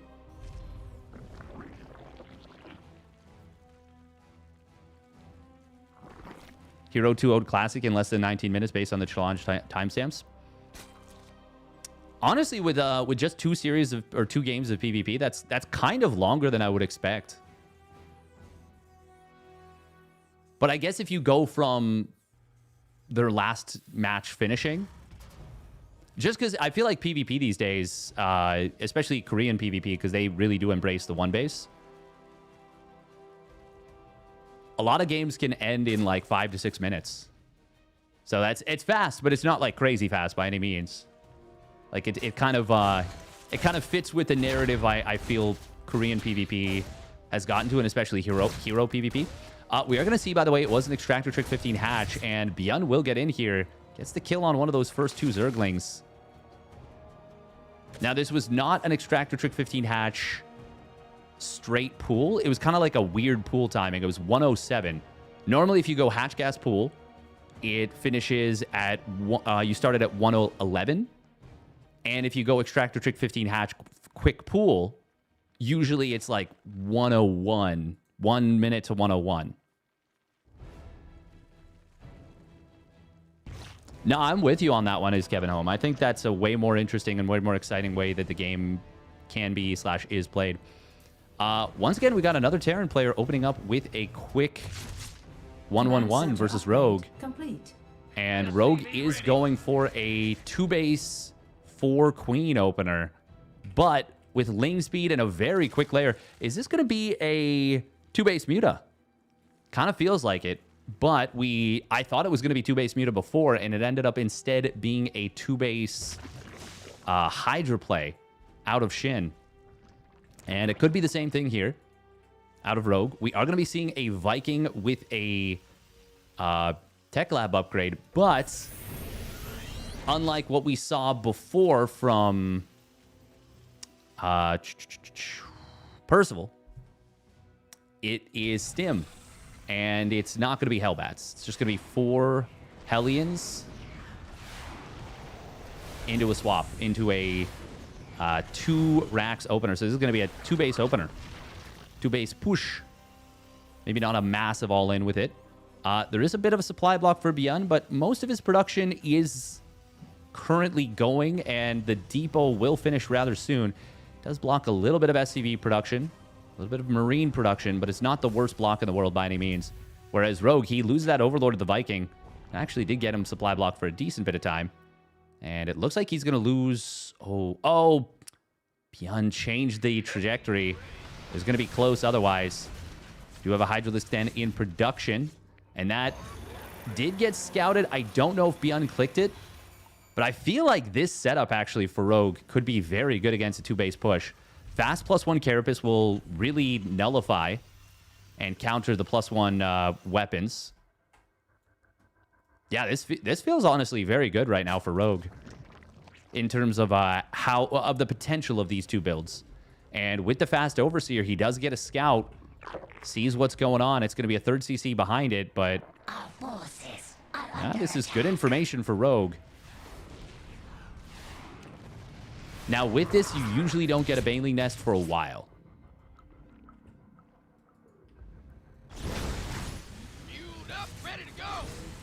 A couple of Creep Tumors do get taken down. Nice grenade. Oh, this queen might fall. It will indeed, and ByuN able to save the 1 Hellion. He did lose the Reaper, but that was a high-energy queen. Viking did find this Overlord from earlier. Actually, up to 3 kills now, it looks like. is pretty nice. Ooh, nice little lineup shot on those creep tumors. Now, if I'm ByuN, oh, that's a supply block and a hive. Unfortunately here. It's going to be combat shields getting contaminated. That's really nice. Meanwhile, Hellion drive-by at the third base. Gets 2 drones, but that's not amazing. +1 missile on the way. We've already got Hydra speed done, and Hydra range getting very close to completing. This feels scary for ByuN. He's got to be really, really careful. Liberator was not sent across the map. Trying to kill an Overseer. That's not so great. Okay. Well, Rogue is very out of position to deal with this drop. And he cannot attack into his opponent. He's going to have to race home, but this is going to be a lot of damage. This is the best case scenario for ByuN by far. This should not have gone as well as it is going to go. 11 drones, a queen, an overlord. A little bit of lost mining time right there. And ByuN gets out with everything. Rogue had every unit he needed to defend here. This was the worst possible way this could have gone for Rogue, and the absolute best it could have gone for ByuN. By the way, we've got an infestation pit, a lot of gas. No infestors. Instead, it's going to be a lurker den. Oh, Hydras. They almost got a big find right there. But ByuN saw it and backs away. And now we're going to see... Now if we see tanks set up right here, this could be nasty. This could be very, very nasty to deal with. ByuN's got to be careful, though. Does he? I mean, infestors could be out. Banes could theoretically be out, but it's a lot of Hydras. ByuN... Well, he'll get back with these units. His tanks are sieged up. Rogue does have the upgrade lead. But a lot of these Hydras are actually kind of trapped on the right side. And by kind of, I mean completely. If he mines out some of these mineral patches, that'll be a different story. But there's not enough Hydras together. Oh, Fungal, though, could have been huge. He does dodge it. Second Fungal is available. Hydras will try and get their way back over here. But look at the supply right now. On paper, this was such a good situation for Rogue, but, like, man, he really didn't anticipate just ByuN going for a drop, which is how ByuN plays this so often. Now ByuN just gets kind of a free kill on the 4th base. Creep is so far back. Yes, lurkers are done. And Hive is done. ByuN does not have amazing upgrades, but the army he's got right now is so damn strong. Oh, I don't know about this, though. This feels dangerous. You know infestors are on the field. Using the boost to go in feels so risky. Honestly, if ByuN loses all these Marines and saves the medevacs and the rest of the Marines, that's the... sorry, all the Marines that unloaded. Just please back away. You don't need to do this, ByuN. Oh, man.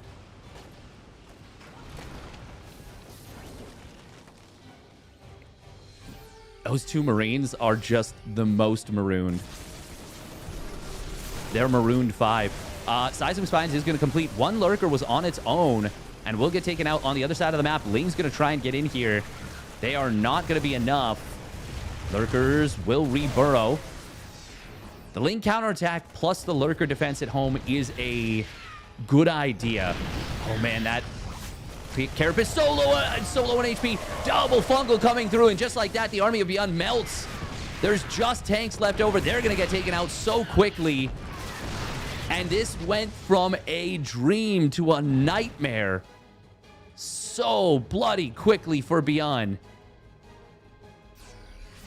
It's like he got himself into a winning position.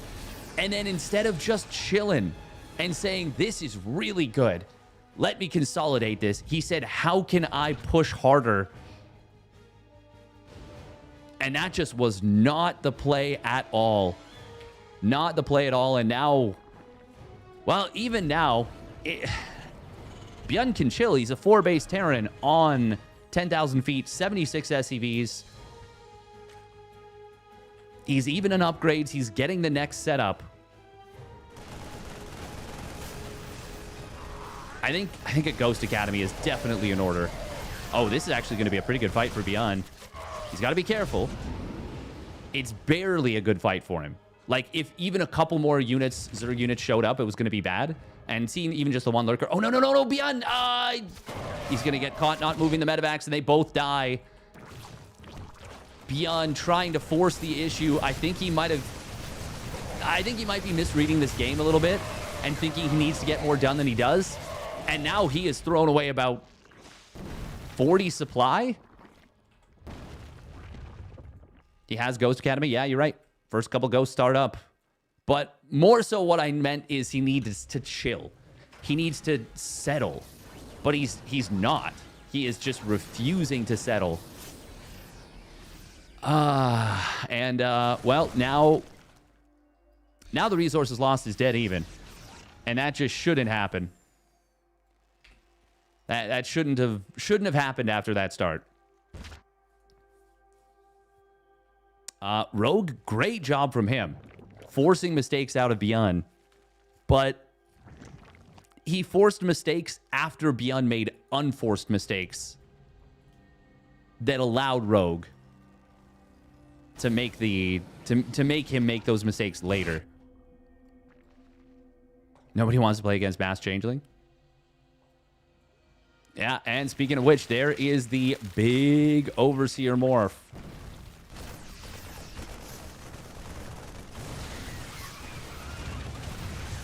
Oh, we are going to see a Hydra lunge forward. The thing is, ByuN didn't need to win the game right there.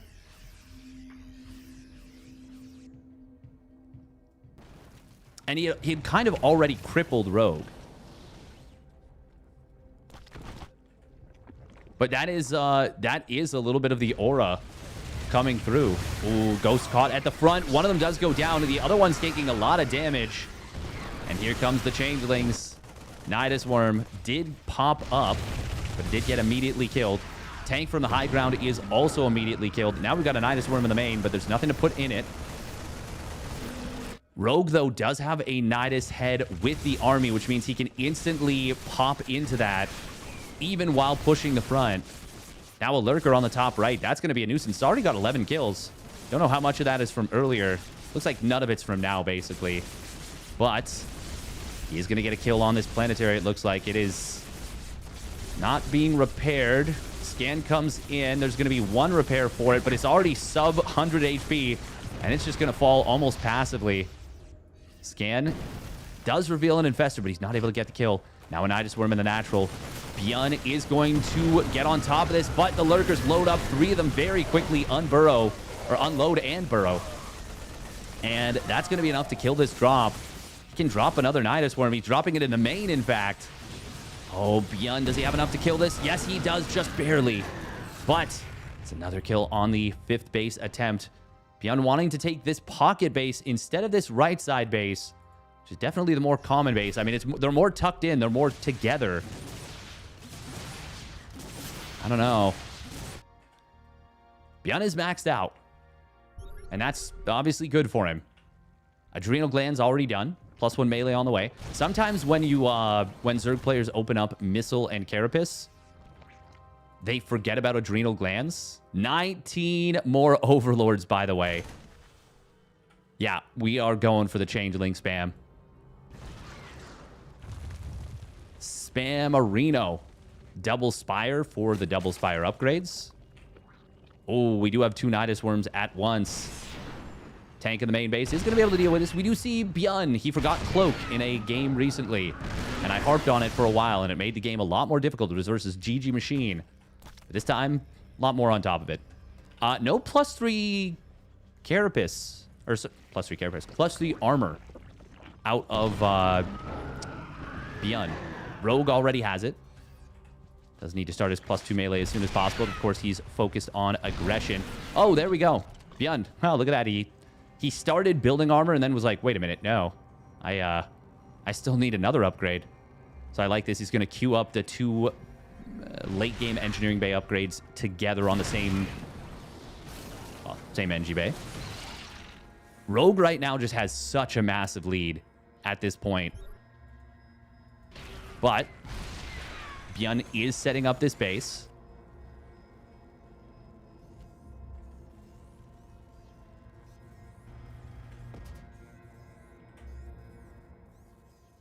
Oh, that's kind of cool. That's, I feel like I very rarely catch a gas mining out for the Terran. It's funny how it has, like, alarms on it. Wee-oo. A couple of changelings do get taken out. We've got Rogue taking, trying to take both bases, but one of them will get denied by ByuN. Oh, he's not going to stick around for this. Yeah, he sees the Infestor coming. It's still not enough to save the medevac. One of the three does go down. A good amount of bio, and this actually did save the base. Nice little move right there from Rogue, trying to catch ByuN snoozing, but ByuN is quick to unsiege the tank. And that will be enough to actually deny this Nidus Worm. Now, if that was 2 Nidus Worms right on top of the tank, which he could have done, by the way, he would have actually been able to unburrow some units. And would have at the very least forced a much bigger response from ByuN. 38 Overseers, the Changeling spam, the Changeling flood. Rogue does have some Changelings in on top of ByuN's army. It's just so much to keep track of for the Terran. Rogue has a superpower. He's the only Zerg player that can actually make me feel a little bit bad for Terran in the late game of ZVT. I'm like, oh, this looks brutal to deal with.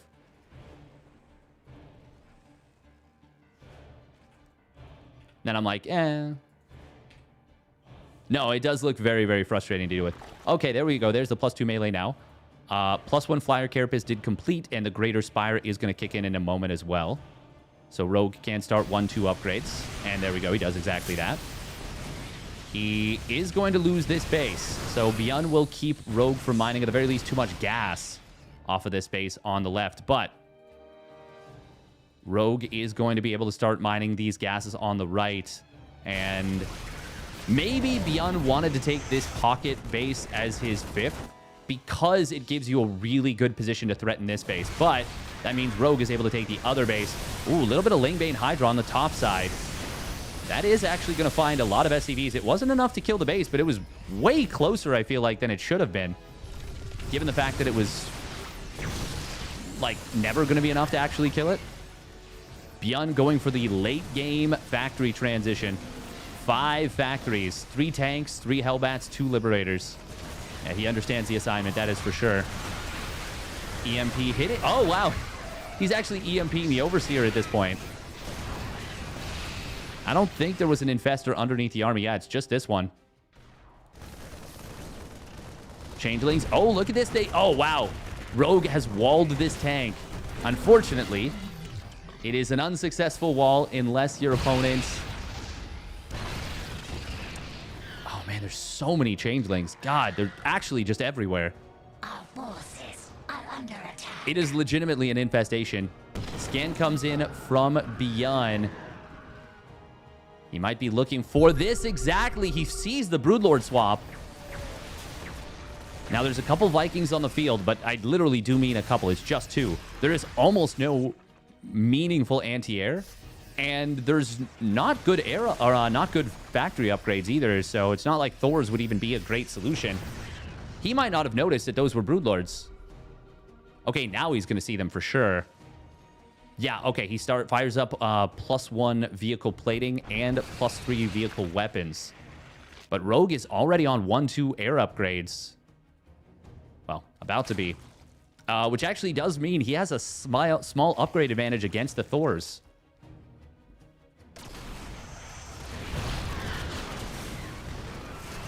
And the Lings now have +2 melee, as well as that means the Broodlings also do. Which is going to be very nice against the relatively less upgraded Thors.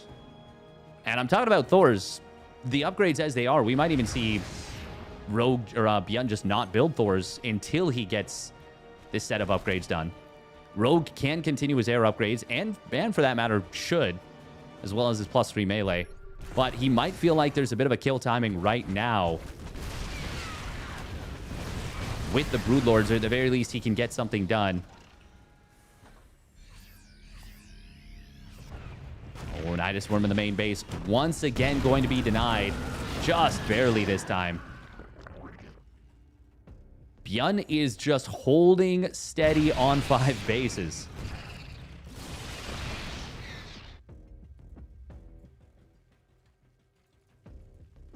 Rogue has been mining a lot of gas from this right side, but it's not mined out yet by any means. Broodlords in the middle are going to get at least a couple of tanks. The Infestors from downtown are a big threat. ByuN will deny this left side base.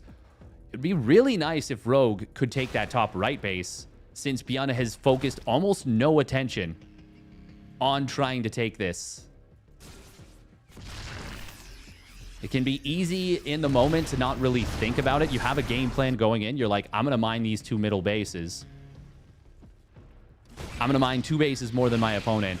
Should be the objective, but instead it's, I'm going to mine the middle 2 bases. Oh, Fungal Growth will come in. Tank did get taken out, but there's a lot of snipes going there on top of the Broodlords.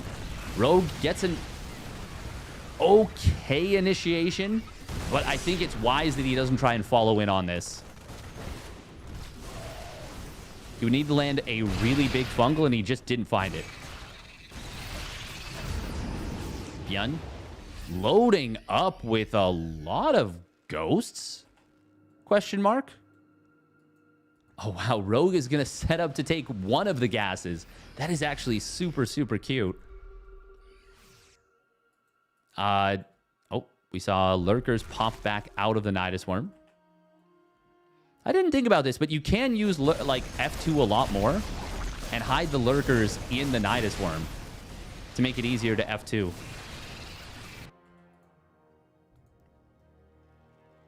Interesting. Ling Remax? Yeah, he's going for Hydraling Bane. The thing is, there's still 15 siege tanks on the map and a pretty good number of ranged liberators. Not to mention the fact that we've got the air upgrades now coming in for ByuN. He is on 3-1, so if he does go for Thors, they are a lot stronger than they would have been before.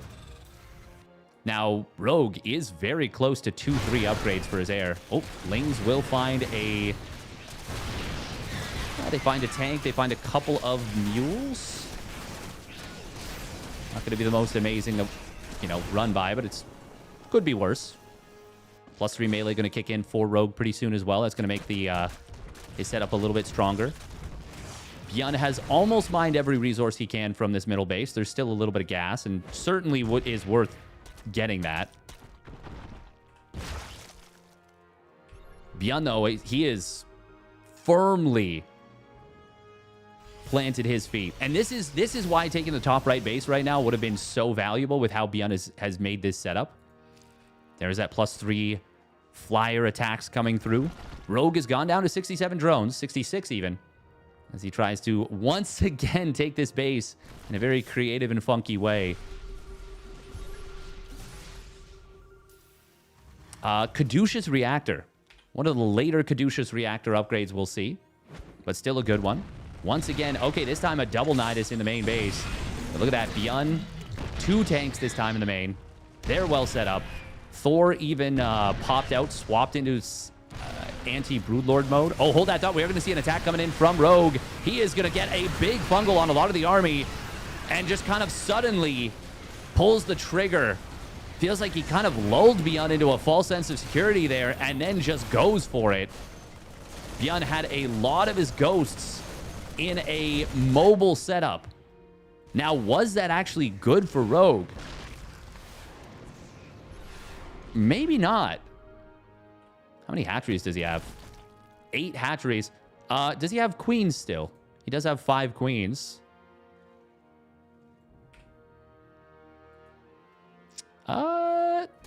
He's not brimming, like he's not starving for larva just yet, but he's not got an amazing amount of larva. There's no neural parasite, by the way. Good fungal growth, though, on part of this army. There's not a crazy amount of Terran army here, actually.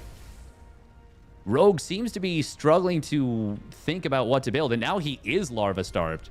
He actually needs macro hatches.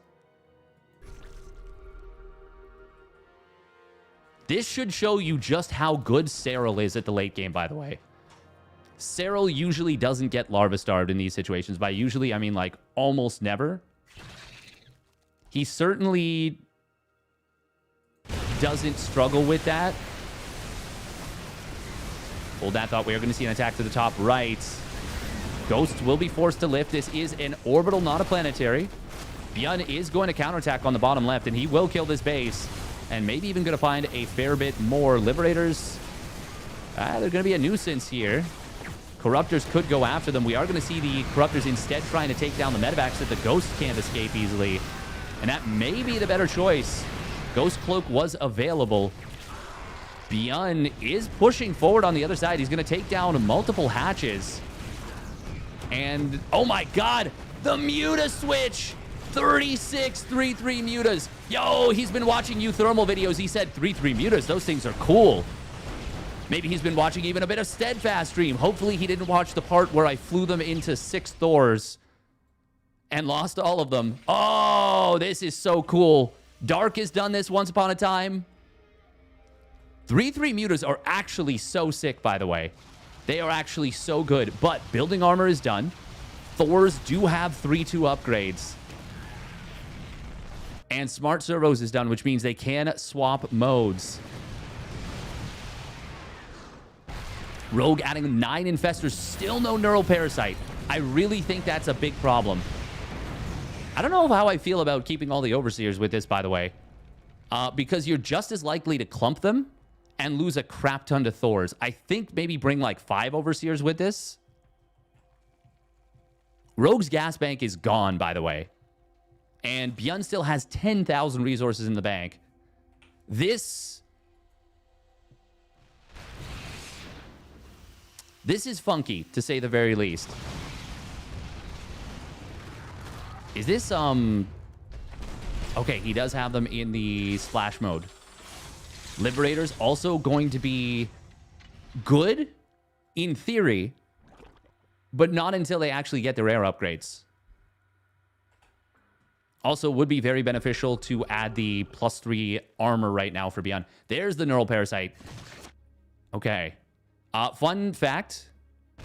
You cannot Neural Parasite a medevac with a unit inside. It is not... You can't. The game doesn't let you. Oh, man. Look at that. Great job from ByuN right here. He's got a lot of orbitals, 10 orbitals, and he's going to be constantly scanning for these mutas now. That is the most important thing. He needs to keep tabs on them. He needs to know where they are at all times. And Rogue, he needs that to not be the case. God, this is such a stupid army to look at. 42 Overseers and 48 Mutas. Okay, we will see a pretty good jump right here from Rogue. He's going to get a lot of these Ghosts and Thors. And because the Liberators are down 2 upgrades, and their upgrades versus armor is such an important metric for them in terms of efficacy, they do almost nothing in terms of damage. How many Mutas died right there?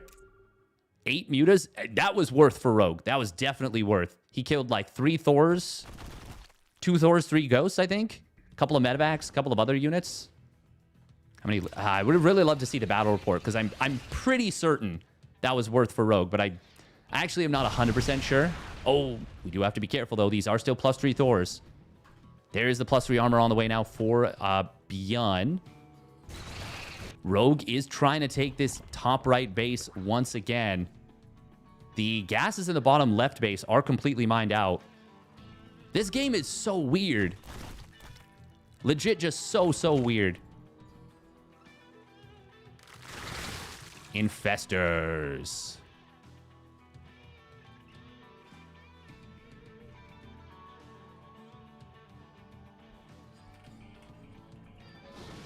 Oh. It's time to wake up, guys. Ooh, we are going to see a couple of tanks getting found here. Liberators do have their +2 air. Rogue doing a good job right here with these Mutas now. Corruptors. Oh, this is kind of cute. You got to be really careful. The Ghosts will snipe those Corruptors down so fast. But that's where the Changelings come in. Oh, God, those... Oh, one of the changelings actually did live. It's actually body blocking the crap out of that Thor. There we go. Planetary with 60 kills. At least 25 of them were changelings just now. This is pretty fun. It's neat. It is a real cat and mouse game. Oh, ByuN is actually going to long distance mule this base. I don't think this game is going to be decided by minerals, but it absolutely could be. It's not ridiculous to say it could. That is really funny to watch the splash. 52 kills on this one tank, by the way. Damn. Oh, Neural Parasite going to be attempted here. Grabbing Thors. Yoink. We do see EMPs flying out, but they will not connect. Neural Parasite on the tanks. Massive fungal on the Liberators. Man, that was... Imagine the Mutas were here. How many Infestors did he just lose? 13 Infestors have died. At least a lot of them went down. Right there. Still, this has thrown this into chaos a little bit for ByuN. Rogue could 100% kill the left side base. Oh, Ghosts. They don't cloak up. They finally do now. One of them did go down. There is a lot of chaos being sown by these Mutas. Liberators, ooh, without their full attack upgrades, they're not having the easiest time. Rogue is actually going to jump a lot of this army. Oh, but the stacks on the Mutas, they're taking a lot of damage. They will split away again. Is this enough for Rogue? Thors have been taken out. The Liberators do get evaded. Both players absolutely plummet in supply. Army value graph just took a nosedive for both sides. But ultimately, I do think it is Rogue who got the advantage there. But this is still anyone's game. I love switching out of the Mutas here. I love, love, love it. ByuN has to build something. He cannot build everything at once. Rogue can choose to build whatever he wants at once. Also, worth noting that I think one factory died there. And a tech lab died, which means no ability to build more tanks. Hydras are good against almost everything in the army of ByuN. Blue Flame Hellions would actually be maybe better than the Hellbats. Lurkers, though. Lurkers are... If Hydras are good against everything, Lurkers are amazing against some of the things and okay against others. They're okay against Ghosts. But they're amazing against Thors. They're amazing against Hellions and Hellbats. They obviously can't shoot the Liberators, but... Now, Rogue has spent all of his bank. However, he will now get to mine from this base. This is where this base being mined, by the way, for Rogue more would have actually been a really big deal because he is now so starved for minerals. Also, he's actually got still... he's got like 1,300 minerals in his natural. Oh, Mutas are going to dive in on top of a couple of Thors. Rogue is going to try and defend his base, but the Mutas, there's still a significant number of them. Able to pick off 2 Thors for not a lot of losses. ByuN knows he has to deny this base. A couple of Ghosts are going to come back here. Snipes. Okay, he kills at least 1 or 2 Mutas there. Oh, Rogue, I don't know about going for this attack. He's going to try. There are Liberators sieged up. Lurkers from the left, though.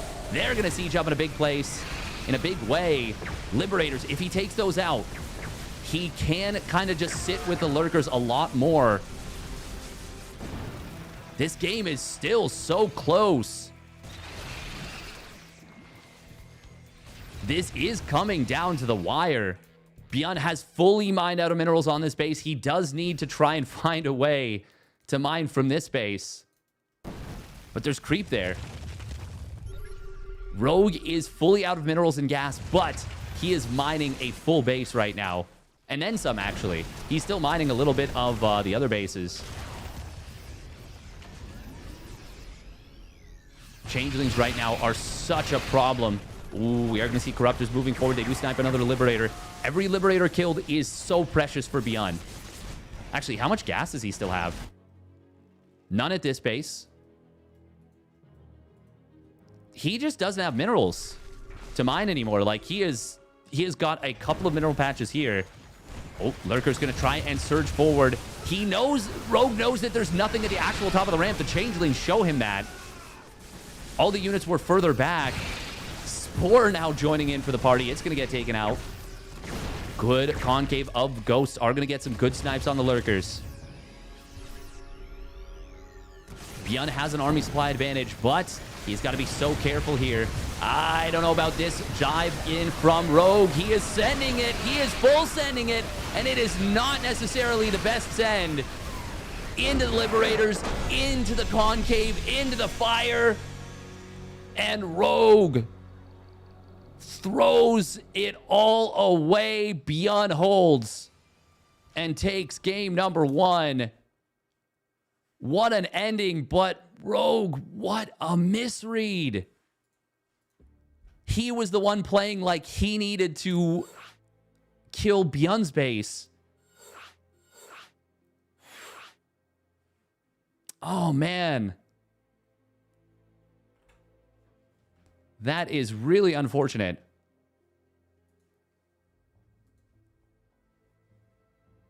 I would agree with that, Marker. I would say that he seized an opportunity that he thought was there, but it wasn't.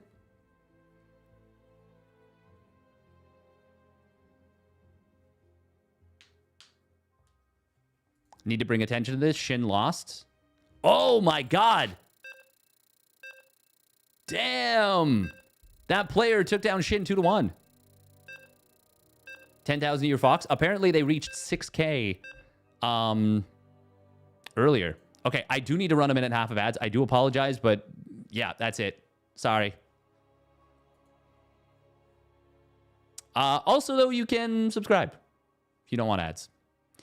herO is waiting on the winner of ByuN and Rogue. Clem did 2-1 Zoun. 1,000 year Fox. Neat. That really felt like that was Rogue's game at the end there, but man. Good job from ByuN. Still, I don't know. I don't know about that one. Spawning up the top left, it is the Shopify Rebellion's ByuN. You're on Mothership. And in the top right, it is Rogue. In the red. I actually think Viper's abducting Liberators at the very end there would have been really, really valuable. Like, really valuable. But Rogue has never been one of those really sharp spellcaster players where you're like, okay, a Serral, a Dark, a Raynor. Those are the ones where I'm like, yeah, you put spellcasters in their hands and they are almost always going to feel incredibly strong. Like they're using their full potential. ByuN opening up CC first, by the way. And that is going to go unpunished. There's really very few punishes for CC first. You could theoretically go for if you knew your opponent was going to CC first, you could go for a 13-12, Speedling expand, cancel the command center. Potentially, depending on the wall situation, cancel your opponent, like just kill them. And we would actually see that if this was a 13-12 Speedling opener, just because ByuN is setting up without a wall. But of course, he could potentially throw down a wall if he's scouted. Yeah. But regardless, it's going to go unpunished is what I'm getting at. Oh, yeah. Oh, man. Good job from ByuN there, but I really did think Rogue was just on the verge of taking that one down.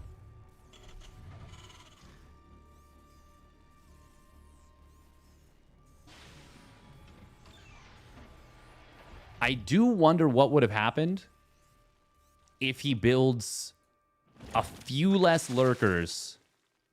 What if he just goes Hydraling Bane after the tank count is completely whittled to like 3? Hydraling Bane Viper? Or even, I really just think even Hydraling Bane would have been so good. Lings do scout the command center. And he will, of course, know that it's a CC first. He doesn't know if it's a CC first 2-on-1 which ByuN is very well known for, or if it's a CC first 1-1-1, which is what we are seeing. And it was 2 Marines into Reactor. Is it going to be a swap off for the Hellion, or what's it going to be? Reactor Hellion, I should say. Hang on. Is this... Wait a minute. There was a build that was circulating around. I think it was off the CC first. Into... It was like early medevac. You continue to pump Marines. You made, I think, 3 Hellions off this. Okay, yeah. Yeah, he's going for this. I think Maru debuted this build a while ago, and then for like maybe a week, every Terran was playing it, every Terran at the top level, and then they just stopped playing it. There are vulnerabilities to this build, but it's a pretty versatile build. And it's definitely the kind of thing that if you bust it out once in a while, it's pretty cool. We're going to see Rogue once again opening up with a very quick layer. 4 gas opener. Still getting Ling speed. Is this going to be another Hydra rush? Man, it's crazy to think of how that game started. So I'm just like going back in my mind, thinking about what happened in the previous game. It started with, on paper, a very good build order for Rogue versus what ByuN was doing. Then he went for an attack at the front while his opponent was chilling. By the way, it's not going to be Hydras. It's going to be Spire. It's going to be 2 base Muta. Okay. This is a great way to play as a general rule because it will look very similar until your opponent scouts either the Hydra Den or the Spire. It's a quick 4 gases. It's a quick layer. As long as you can play both viably, and by viably, I mean well enough to be in a good position, or at least playable / decent position in the mid game, you're cooking. You've got yourself a viable build, and your opponent has to guess or has to find out somehow whether it's Mutas or whether it's Hydras. Well, that is a lot of damage on the medevac.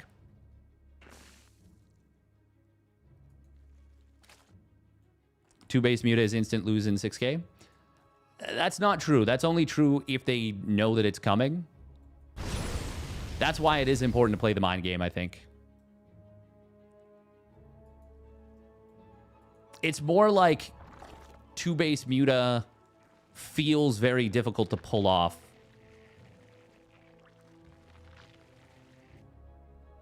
It is going to be a 5 racks, by the way, out of ByuN. This might be the worst thing Rogue could be running into. +1 weapons and stim are going to kick in. There's no Bane speed. There won't be for a while. This is a lot of Marines here, but there's only going to be 1 tank. Target fire on the Banes. Okay, well, this may... there's no combat shields.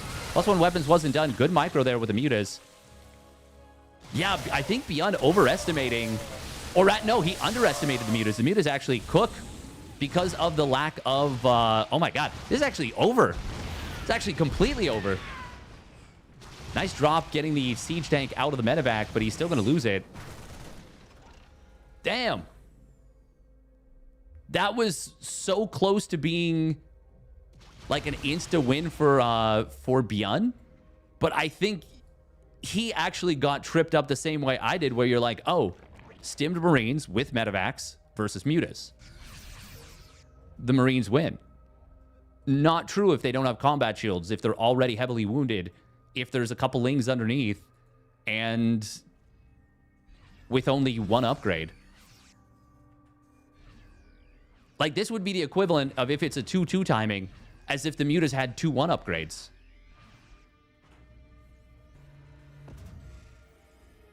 And they had double stimmed going into the fight. And now Rogue. Rogue is on 66 drones. He starts up as 1-1. ByuN does not have a 3rd CC. Baneling speed is done. Creep spread is not amazing, but it's decent. Rogue just needs to morph in some Banes and make sure that he doesn't eat the biggest siege tank shots of his life. Now, he does have a lot of army value tied up in those Mutas. A lot of army value. But he is morphing in more and more Banes. He's already up to 14, 8 more in production. Rogue can set up to cut off reinforcements, and ByuN is looking for the counterattack. What he's not looking for, though, is a big flank. Oh, really good job from Rogue there to check with a Ling. Oh, actually, it's going to be ByuN trying to flank Rogue, but there's only one tank behind this. The splits need to be very good. Siege tank does get a big, juicy shot on those Banes. Still, this has bought a lot of time. +1 flyer attacks is going to complete soon. More Banelings are morphing in at home. Another 16. And that still killed a lot of Marines. That was a really good game plan and a really good strategic tactical choice. Stratego out of ByuN. He kind of flanked the flank. There's now 4 tanks here. They're all sieging up. I said this was over. This is actually really scary still for Rogue. But once this 1-1 kicks in, I think it is go time. Oh, he might be able to find his tank. A little bit exposed. There's a very small timing where +1 infantry weapons is not yet done. Tank will get taken out at the back. Banelings. Oh, okay. A lot of them do splash in on the tank, but it doesn't matter. The rest of them splash in on the Marines. Reinforcements for ByuN were not in time. They had to cross the whole map. And it is going to be GG. Rogue taking game number 2. Honestly, considering how hard he shut down that first push, the fact that it got close at the end, or felt close, I mean, one, that's a testament to ByuN, how impressive he is as a player, but 2, also the relative fragility of having so many resources tied up in units that really just don't fight well, straight up. Mutas are great harassing units, really strong if you can get up to them in a big number, but they are expensive. Tactical. Thank you very much, Stampede, for the tier 2 resub at 27 months. Dunka. Thank you. And we are going to game 3. Rogue has had a tough route through here. To be honest, Rogue is heavily experimenting this period. It kind of feels like that. I have not seen that person before, Dravier, but I did see that happened, yeah. Honestly, I would not be against a supply cap increase for SC2. I think that would be pretty neat. I think he's lacking Marauders. Oh, I mean, you're never going to make Marauders with a 2 base all-in like that. But I will say Marauders... It's going to sound weird to say this. Marauders are kind of the counter to Mutiling Bane. And what I mean by that is once you get up to 3-3... if the Zerg player doesn't also have 3-3... Now it's a completely different game. I'll explain in a moment. Spawning down on the bottom right for the Shopify Rebellion, it's ByuN in the blue. And we got an interesting Overlord Scout. Oh, okay. He's thinking proxy. Spawning up at the top left, it is Rogue in the red. But what we're not doing is proxying. What we are doing is command center first once again. Okay, so what I mean by that is that Marauders with +3 armor, +3 attack, and concussive shells are so good against Banelings. So good against Banelings. And even if the Mutas have 2-2, they are going to have a tough time fighting the Marines.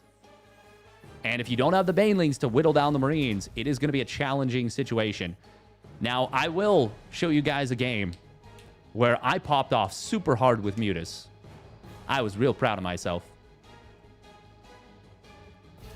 I have the replay from like a week ago. Played it off stream. It was an epic macro game. Epic macro game. Thanks, Reddit.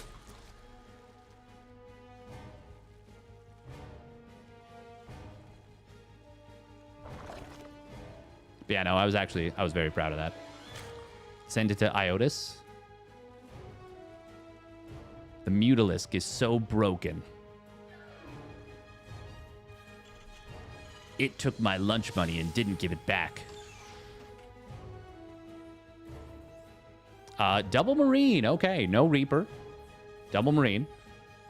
Maybe going to be thinking about trying to snipe an Overlord if it goes too far, but Rogue is kind of funky. Marine Marauders would have mind. It's OP. The thing is, in order for the mutas to work well, the map has to be really big. But if it is a really big map, and you're able to do all the things that you want to do as the Mutaling Bane player, you know, spread creep, Ling run bys, mutas dancing in and out, hit injects, do all the things. Keep Overseers with your army with speed, and constantly snipe down Widowmines that are isolated, cut off reinforcements. There's a lot of opportunity to make really big plays. ByuN, this time it is going to be a fast third CC. No starport, though. He's actually going for, like, a similar setup to what he did in game number 2, but it's, like, much greedier and much riskier. And he is going up against the worst possible thing he could be going up against, which is going to be a 3-gas Roach Ling Bane all-in. Or, sorry, Roach Ravager Ling all-in. We actually don't see Roach Ling Bane all-ins. We haven't for a very long time. But Roach Ravager Ling. This... assuming Rogue commits to this, ByuN just dies. Oh, he's building a reactor. If that was a tech lab, he could build tanks. I don't know if there is a number of bunkers in the world that ByuN can build that will let him survive this. But he is going to get into the natural. He will get some big shots on drones. And most importantly, that's going to show him what's going on. The problem is... well, now my theory gets put... oh my god. Rogue, please, Rogue!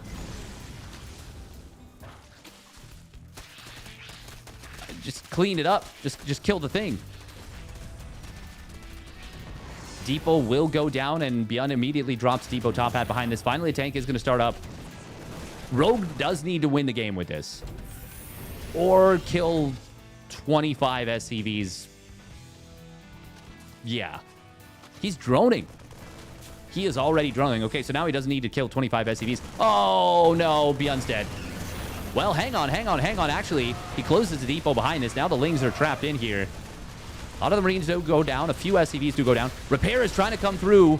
It's not going to be enough. But the tank is now out. Oh, no, the friendly fire. Oh, the first shot is actually so brutal for ByuN right there. Ling's actually getting in behind this. Now they'll get on top of the tank. Yeah, ByuN's dead. 100%. 100%. This is the most greed ByuN could have gone for. The most risky. And he goes up against the hardest counter.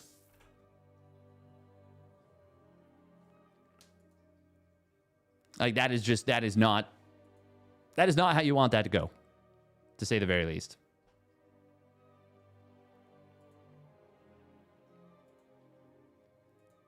Bum, bum, bum, bum. Rogue is a genius. Yes, but this game was not a good example of that. This is...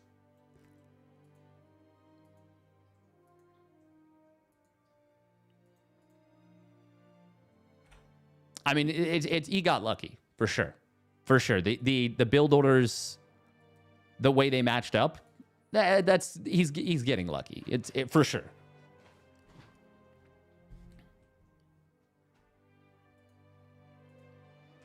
It is good. It is good. Like, you do have to do that kind of thing in order to keep your opponents honest. But yeah, there's no doubt that there's a little bit of luck coming into play.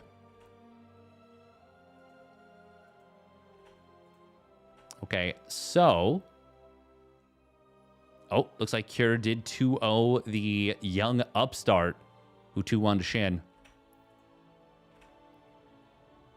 Okay, we do have to run 3 minutes of ads. The 2 semifinals are ready. I'm not sure which one will start first, but obviously we'll know in a moment.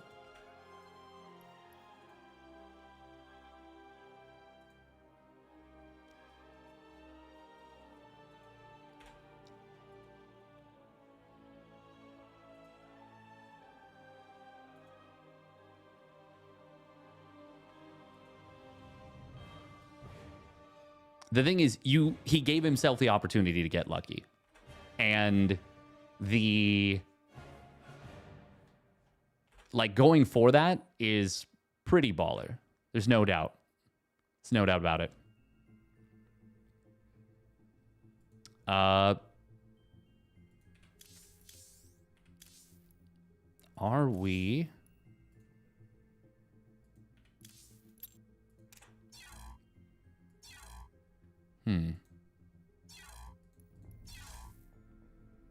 What is happening here?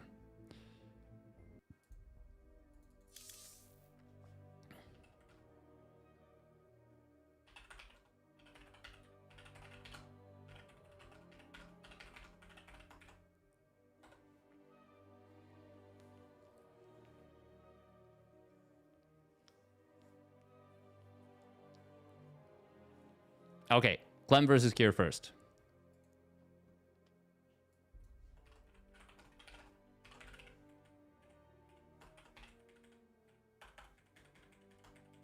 I have to remember that this is a best of 3, not a best of 5.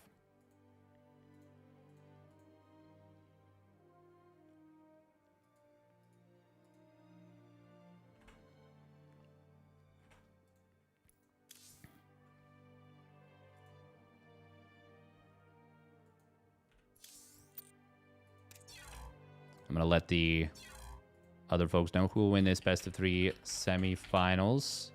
PBT.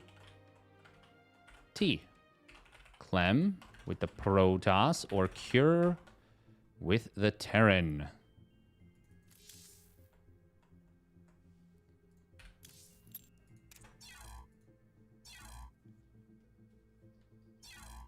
Where did Dark go? He is currently in the military. Yes, mandatory military service. Niagas has it.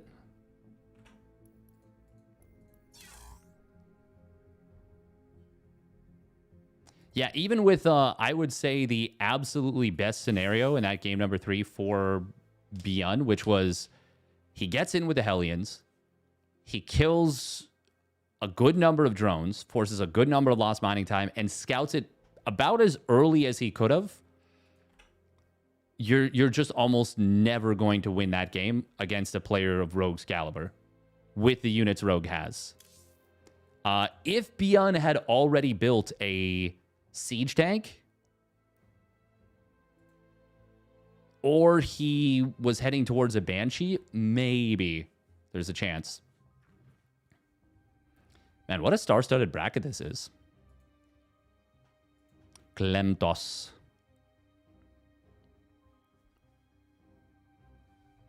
Rogue's a Wednesday evening villain. Heh.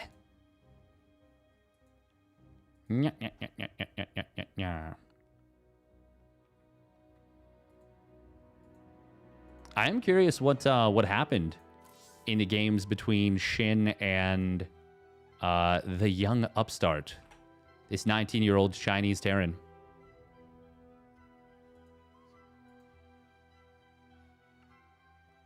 Wow, we've actually got apparently at the moment more people watching on YouTube than on Twitch. That is crazy. That is crazy.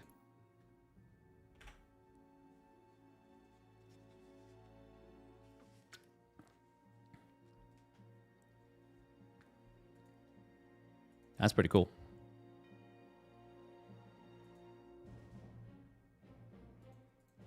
It's okay, Twitch chat has double the brain power. Heh. Heh.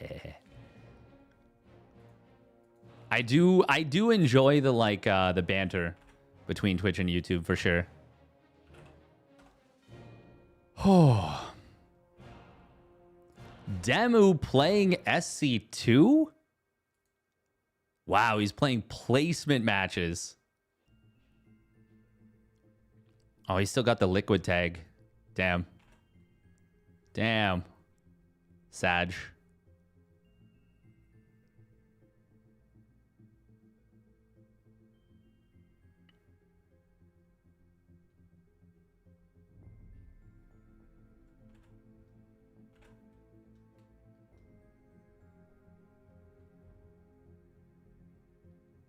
Demu was always a very good mechanical player. Oh man, I really have to go to the washroom now. iPad baby, Twitch chat more basement dweller. That's pretty funny.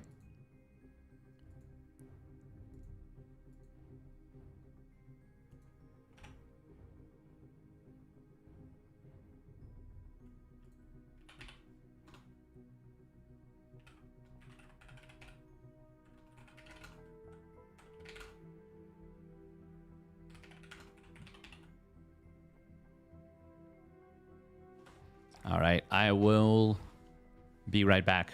Yeah, is Kevin home? Yeah. Kind of neat.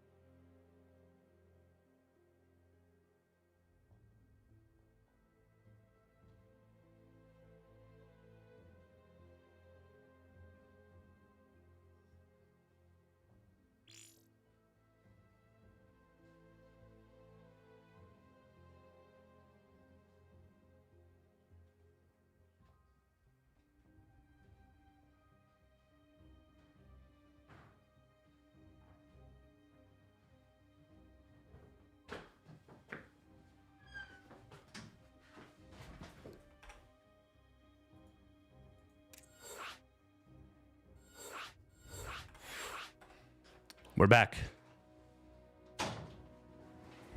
We made it. Oh, scary.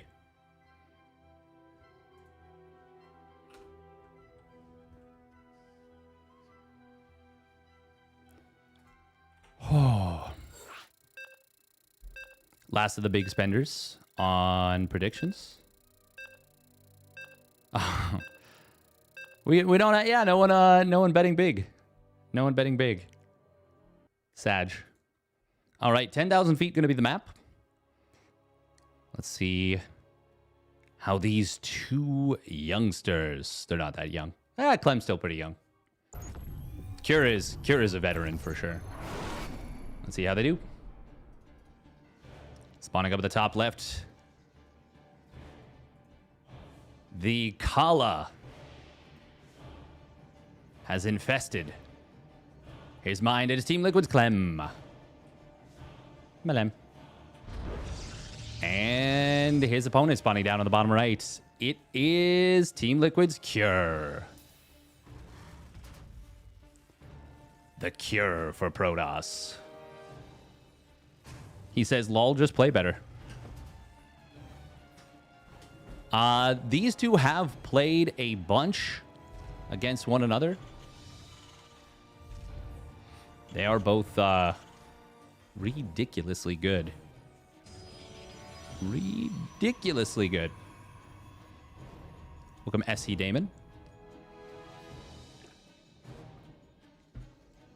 I will say the concept of putting the gateway here does scare me a little bit as a Protoss now on this map. Just because the proxy 111 setting up in this location, it feels so scary. Feels so scary. Just play better, bro. Advice we could all legitimately benefit from. Just literally do better, play better, practice more, try harder. Are we going to see a cancel on Marine to try and get the CC down? Nope, because Clem is there in case he did. This is a 1-Rax expand, but Clem is delaying this significantly. 147. It could have gotten down. I'm not sure if it was 138 or 139, but either way, that is a significant delay. And I think Clem should be very pleased with that. Cure did keep the Marine hidden. Also the fact that he went for the reactor.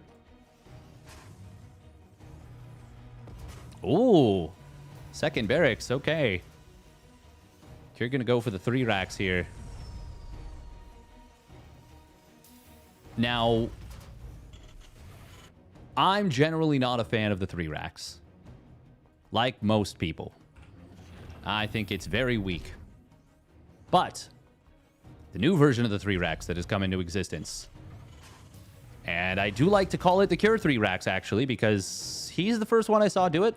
Doesn't mean he's the one who invented it, but I get to decide the narrative. I like the way he does it.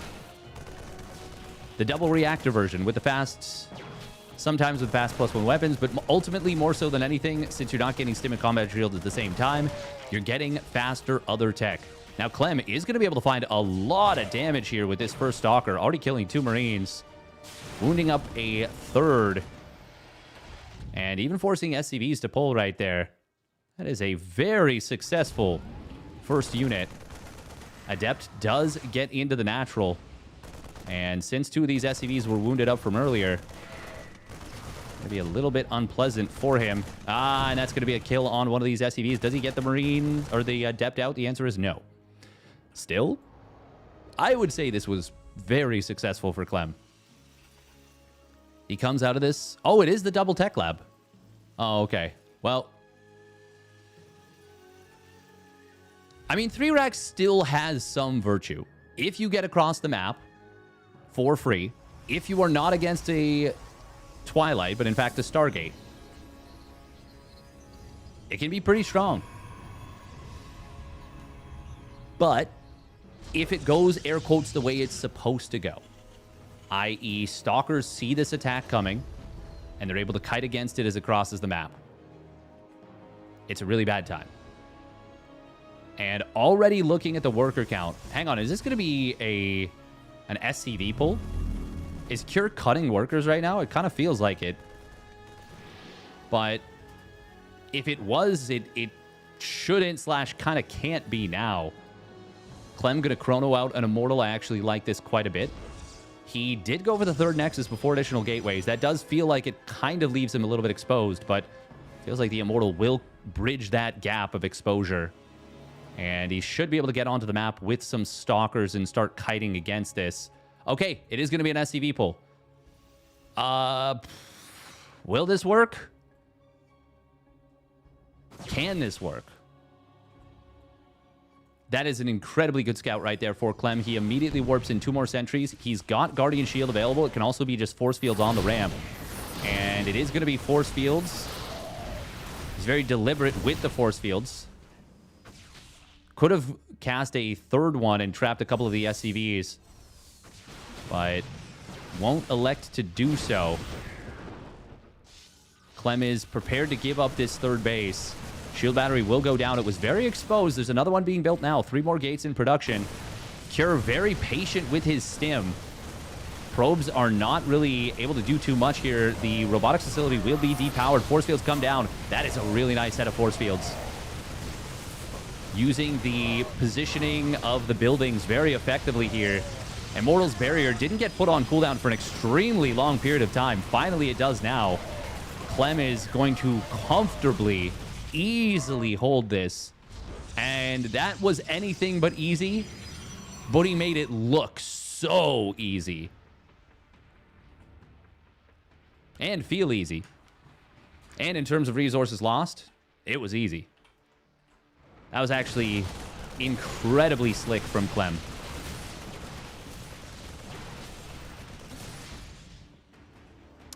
What does Cure do right now? He's going to build 3 more barracks. Marauder's going to stim in here. Barrier is activated on the Immortal. This will be an overextension from Clem, and a really unnecessary one, to be honest. I think underestimating the power of the number of Marauders that were there. Meanwhile, 2 Marines. I saw 2 units move out to the right side. He actually gets 3 probe kills and forces a lot of lost mining.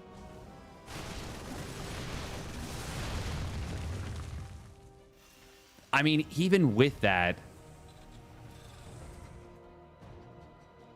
the robotics facility did go down. Charge is not yet done. Clem is still building probes. He doesn't recognize that this is... Oh, well, he's going to see it now. He's going to see that it is a 6 racks with 3 tech labs. 2 more barracks being made as an SCV pull comes in. Do we cancel the barracks? Can we even afford this production off basically... Wow, I don't even know. How much income is this? Not a crazy amount. Charge is going to be done. Templar Archives would have been amazing here, by the way. And I don't mean for Storm, just Archons. Obviously, Storm would be even better, but you won't have time for it. Really nice snipes, avoiding the SCVs. Avoiding shooting the SCVs, I should say. Guardian Shield popped off the energy recharge. Cure is really good at making lost situations feel possible.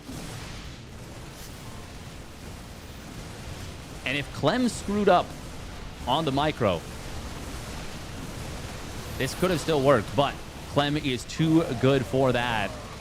All the SCVs go down. First stim was already used and expired. Second stim is going to get popped, and Clem says, okay, it's time to go. We fight with the probes, we fight with the stalkers with an aggressive blink forward, and we crush it. Cure going to try and micro his way through this, but there's no way. Another good blink forward from Clem. Good split target fire on the Marauders as well. Cure will be able to kill some of these stalkers, but as all the Marauders go down... I mean, Marines obviously have great DPS, but it is nowhere near enough. And, yeah, even with the loss of the probes, with the fight, it's a 29-worker lead. Cure is still fighting tooth and nail, but he is toothless and nailless at this point. GG will get called. Clem takes game number 1. This build looks like what I do at 4 a.m. on the ladder. Relatable.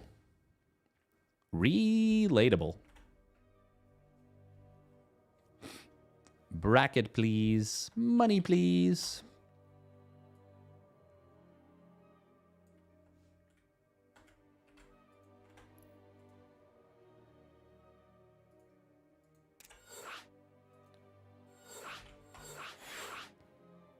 Do-do-do-do. Do-do-do-do.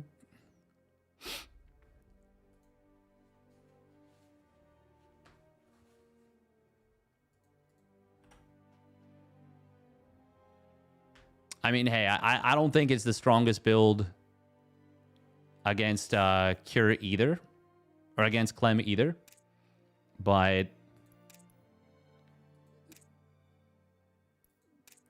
I mean, he's doing the thing. He's doing his best. He's trying. He's doing what he can, you know? Shift B, Shift D. Okay, it's Shift D. Shift D shows battle statistics. We're gonna try and remember to use that. We did see that Potato Wizard.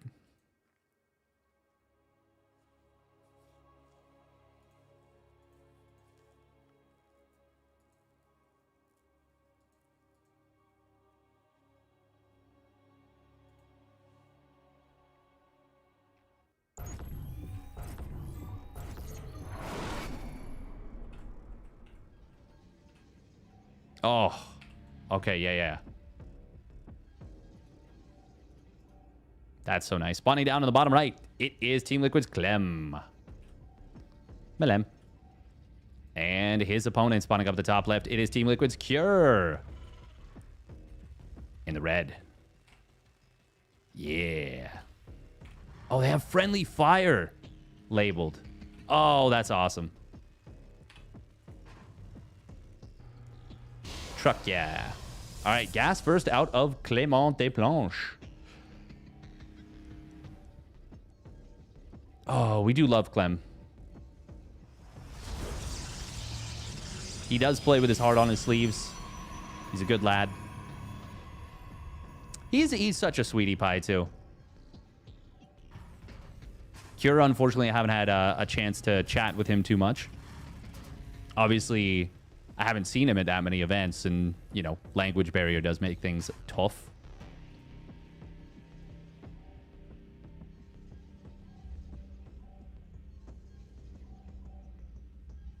But, I mean, he seems, by all means, to be a pretty cool dude. Pretty cool dude. So it's Shifty. Ah, yes. Yes. By the way, if you guys are enjoying the stream, make sure to follow. If you want to support Streamer Man in the endeavor, would be very helpful. You got a free Twitch Prime. Would love it if you would send it my way. And if you're watching on YouTube, would very much appreciate it if you like the video and subscribe to the channel. That one does help quite a bit.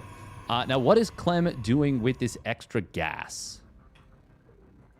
He did go Gate Nexus.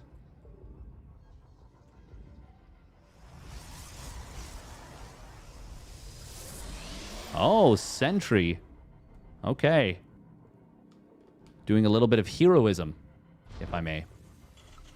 Command Center on the high ground off the double gas from Cure. Reaper will pop in here, but the Sentry technically can fight it. It just, you don't want to run down the ramp and fight it on an open field. Or flat terrain, I guess. Once the shield battery completes, though, he can absolutely do so.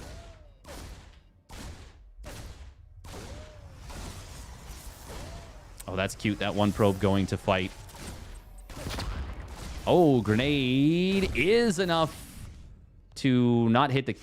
Well, not knock the probe away, but add the DPS to get the kill before he can get back to the shield battery. I thought it was going to be not able to knock it away. Had to change my sentence. Flip it and reverse it.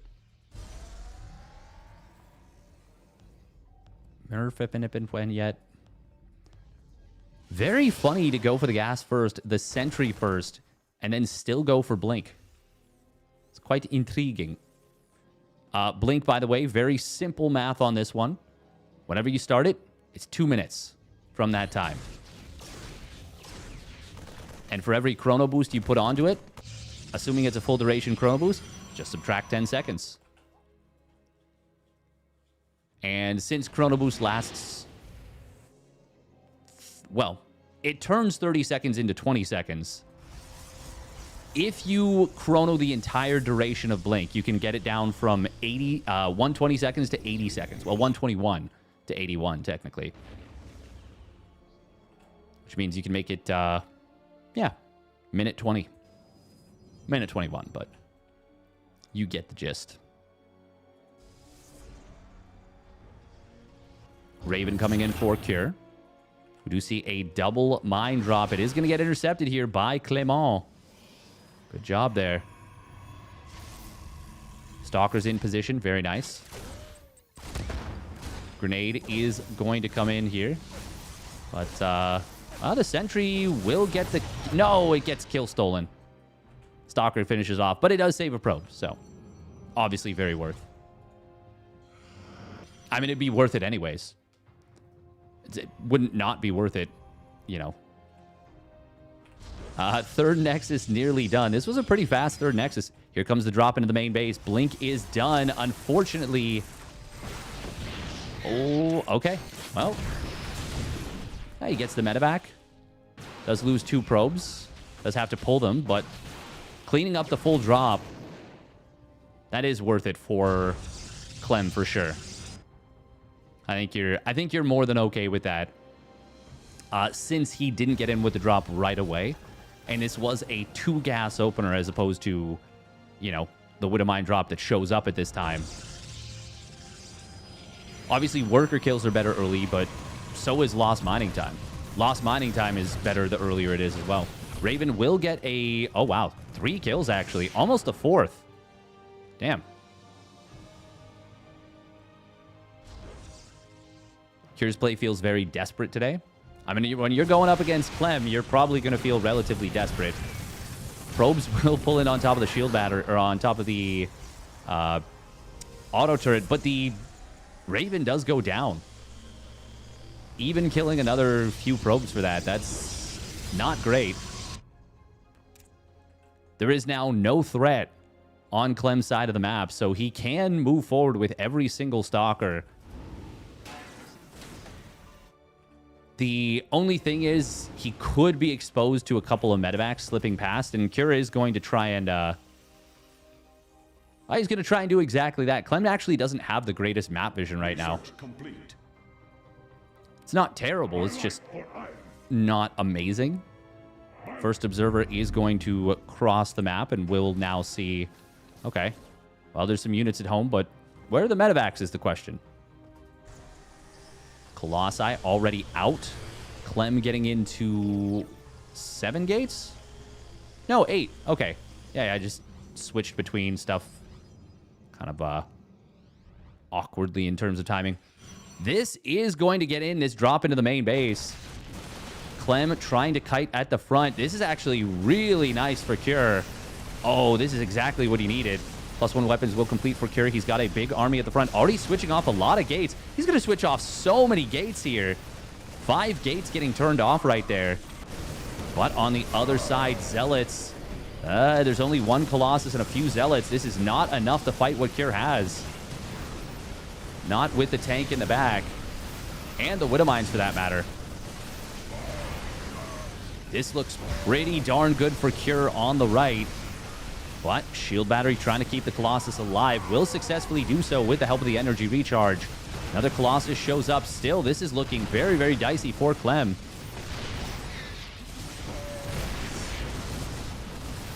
That double drop that went unaccounted for ends up getting the job done. And probes are going to try and pull in, but Cure crushes it in game number 2. Very well done. Yeah, that double drop really just dislodged Clem. Switching off more than half of the gateway production. Is Clem now playing Protoss as his main? I mean, it's the same thing it's been for a while, so where he's playing PvT, TVP, and TVZ. I wouldn't be... Until he plays PvZ in a competitive tournament, I wouldn't focus too much on it. Now, he does have the ability to switch back and forth. PvP is mostly against herO, I think, in certain opponents. I really just think more so it's when it's frustrating, or when he is frustrated. And by that, I mean tilted, really.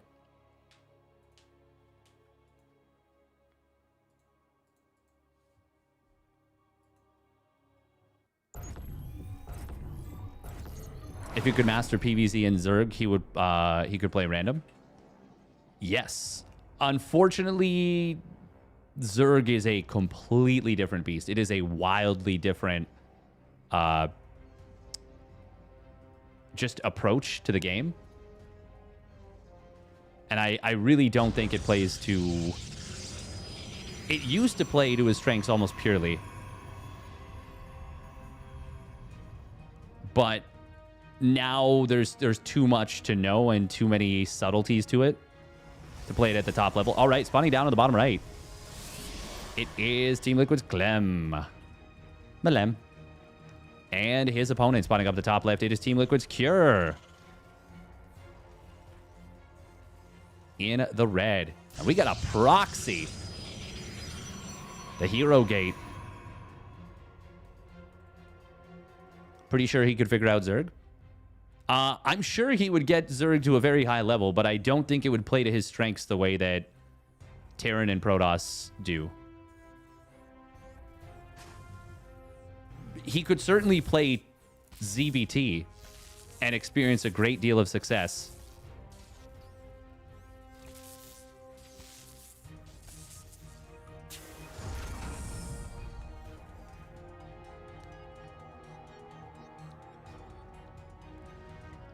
And even ZVZ, I think.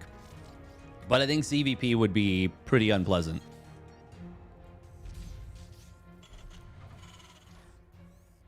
I don't know. I don't know.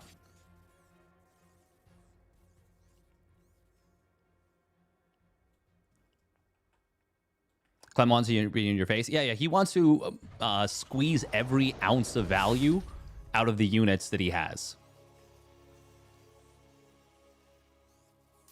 Plenty of aggro Zergs. Shin is, yes, a very mid-game oriented Zerg. But there are certain styles and certain players that are a real big problem for him. Zealot is going to pop in here. That's going to be an instant cancel on the CC. It was a 1-Rax expand. Marine is trapped outside of the base. Oh, Cure canceled the add-on, but his depot isn't done, so he can't even build an additional Marine. A little bit of a scramble here from Cure. He's got no units currently attacking. One Marine running for its life. A second Marine being produced just now. This is really, really awkward for Cure. And I would say really, really bad, in fact. He is in a ton of trouble. Nice pullback on the SCV. Oh, second one is going to get repaired. Oh, that's very cute. Clem will change targets to a different worker. Wow, Cure didn't lose a worker there yet. Oh, that's actually so sick. That is really nice from Cure. The repair on the SCV was actually so clean. God, that was really, really well done. Now, the Marine from earlier gets across the map and kills a probe. That had no business happening. That had absolutely no business just happening. That is so cool from Cure. Wow.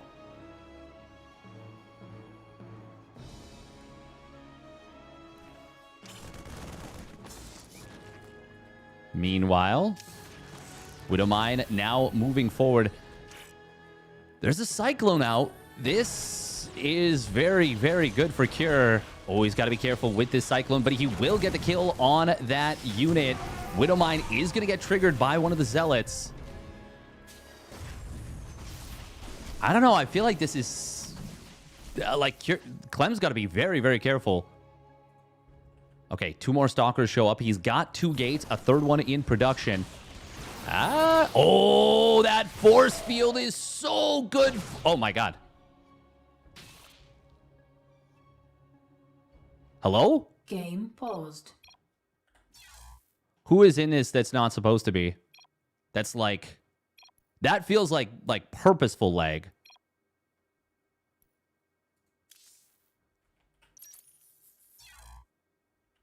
Okay, it was Pomi. It was obviously not on purpose.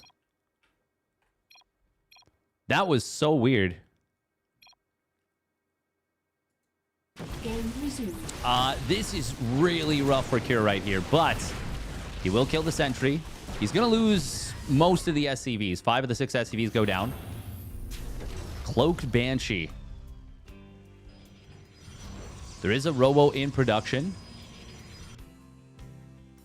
Clem doesn't yet know about the Cloaked Banshee, but as long as he builds an observer right away, he is just fine. Oh, nice snipe on 2 more SCVs. This has gone from a really nice scenario for Cure to an utter disaster after that force field. Oh. Blink now completing. The Banshees, I mean, Banshee needs to get, like, game-winning damage, but it's going to be just one Banshee. There's already a shield battery in the main mineral line. Cloak is done, but the Observer is also going to be done basically as Cloak completes.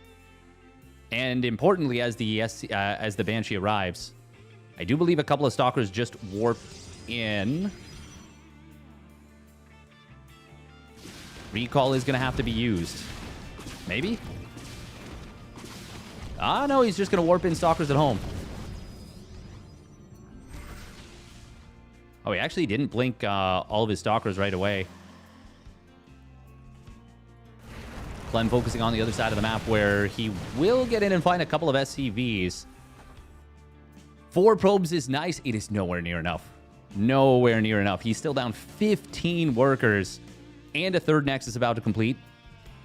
Clem probably wants to start up charge. Oh, blink forward coming in. That is a very bold blink and not a good one. Oh, somehow that tank in the back doesn't fire another shot.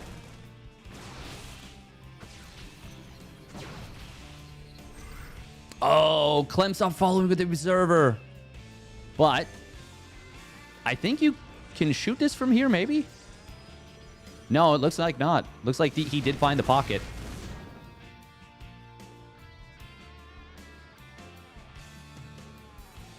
Yeah, no, he's safe. Banshee is going to run out of energy. Oh, the bait, the bait. Oh my God, so sick from Cure. Clem got masterfully baited. He didn't even get the Banshee, did he? Oh, he does kill the Banshee at the bottom right. Okay. Did that get, like, F2'd, or was it actually just not in a safe position? A couple of SCVs going to cross the map. There's no stim on the way. This is so committed from Cure. Like, yes, he's rebuilding SCVs or building them now. The lack of charge, I don't know. Scan kills the Observer. That's actually quite nice. Clem in a pretty uncomfortable position now. This army is big. It is scary. It is here. Banshee did get repaired up. Oh, another scan comes down. Cloak, cloak, cloak, cloak, cloak, cloak, cloak, cloak, cloak. No cloak. That's a big loss. That is a really big loss, actually. Templar Archives is done. Clem needs to wait for charge. It's really unfortunate he didn't make charge right away. He could have made it a lot earlier. But would it have saved the third base? It's hard to say. With only one bunker, once charge kicks in... Oh, okay. Wow, this is pretty nice positioning. Zealots actually going to get melted. A very disjointed push-in timing. But it's not going to matter. This ultimately will still get cleaned up. Maybe saying it doesn't matter is not fair. Oh, can he target that one Stalker? Oh, good job from Clem. Pulls both of them back. The dinkiest, shortest little blink, and it actually will leave the Stalker dead. It does matter, actually, because, well, obviously Clem is now in at least a bit of a macro game. So cost efficiency does matter. Very well done from Cure. What I was worried about is what happens so often with these kind of pushes. Charge completes, and then the Protoss just completely annihilates the army. Because it's like not a fair fight, you know? And then on the counterattack, the Terran just dies. But Cure got himself wedged into a good spot. Clem did take a disjointed fight. The Stalkers were late to the party. Fortunately, he did have that Immortal able to chonk down the tanks and the Archon as well. Doing a lot of damage to the Marines, soaking a lot of damage. Oh my God.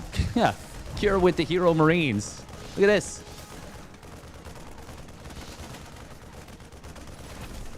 Damn, 2 kills. Even with the shield battery there. That is pretty sick, but Storm is done. Uh-oh, uh-oh, uh-oh. The splitties. The splitties from Cure. That was so sick. Oh, man, that was actually so sick out of Cure. Oh, that could have very easily been the game. Right then and there. Is he still dead? Honestly, maybe. If I'm being 100% honest. But that was still such a cool split. Storm. God, it lasts so long now. Even now, I'm still not used to how long it lasts. War Prism going to try and get into the main base here. Cure is getting set up to secure his third, but I mean, Clem is going to be a very difficult... This is going to be so difficult to deal with. Even one Zealot in the middle line has, like, yeah, already 5-6 kills. Just put on hold position. And it's the warping into the natural that is going to come through. Vikings do pop out. And they will take care of the Prism. It's the cancel on the warp in, but... Oh, look at the tank target fire on the High Templar. Able to get the kills there. Unfortunately, he is really, really fighting uphill. Undersells it by a lot. God, that's got to be like the 5th observer killed this game already. 4 observers. Okay. That is a lot of observers killed. Even with all this, Cure still loses 10 SCVs. He's down 20, what is it, 25 workers? Yeah, 25 workers. Clem starts up 2-1 upgrades. He's got a 4th Nexus done. It's already fully saturated. And Colossus switch in a 2nd Robo. Even the Archons right now are... They're not something you can just ignore.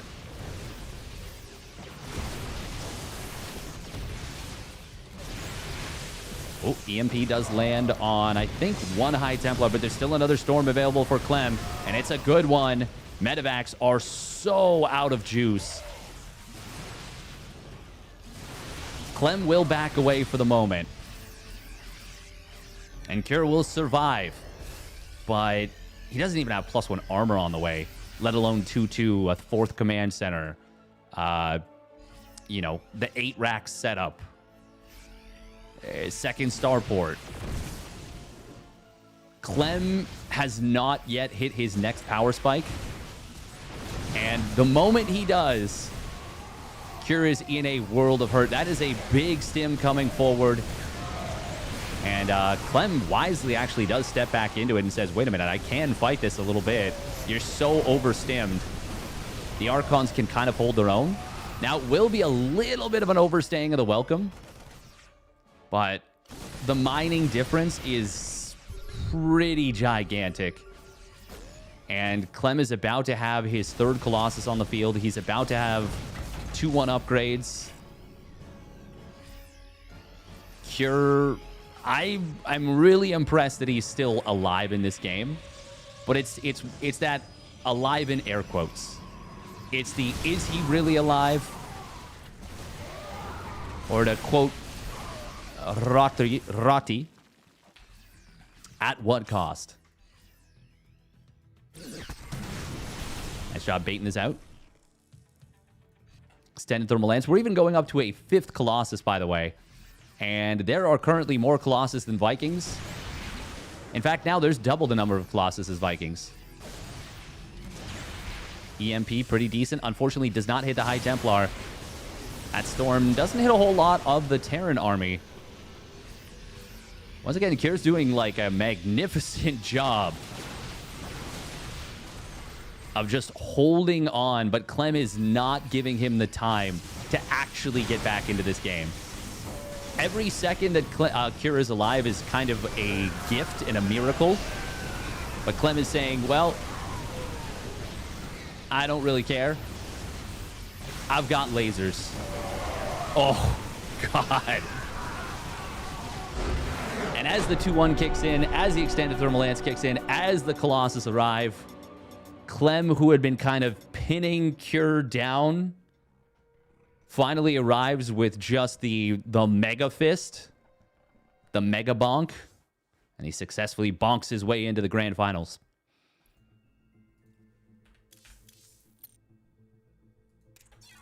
I will say there are a lot of Protoss players that actually would have faltered there.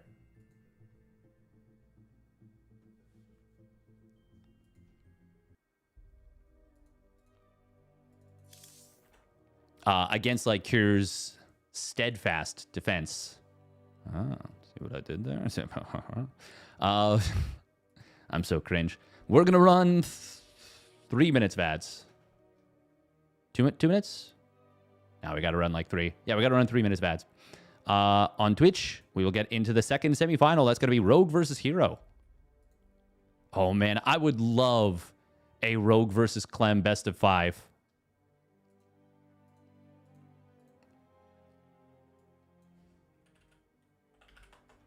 I actually don't know if Clem would have a preference on who he would rather play.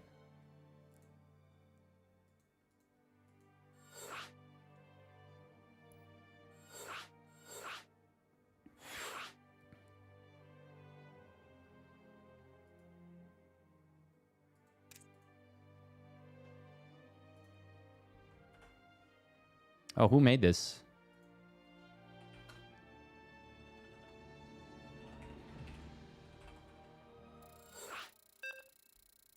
I wonder if they'll want to remake for add-on. Oh.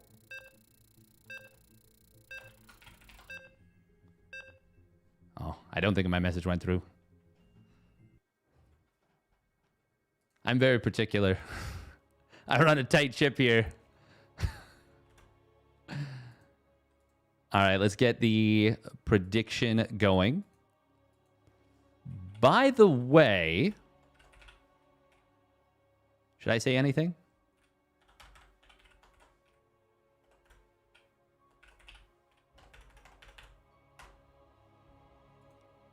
You know what? Yeah, I will say something. Keep your eyes peeled today.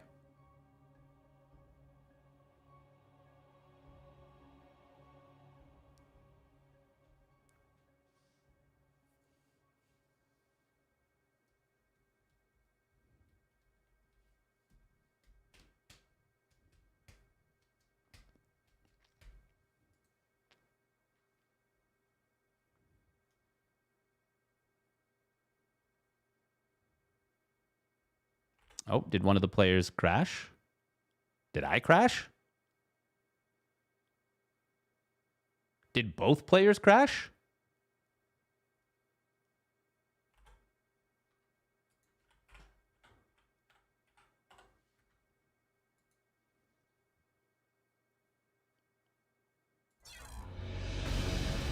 Nice, we tied. We did it.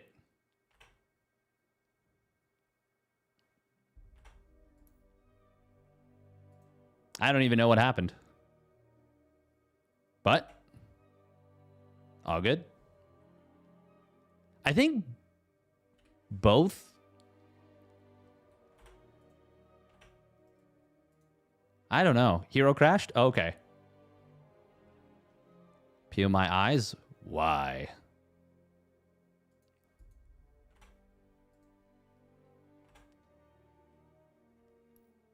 I think both players crashed, actually. Because neither of them started the loading bar.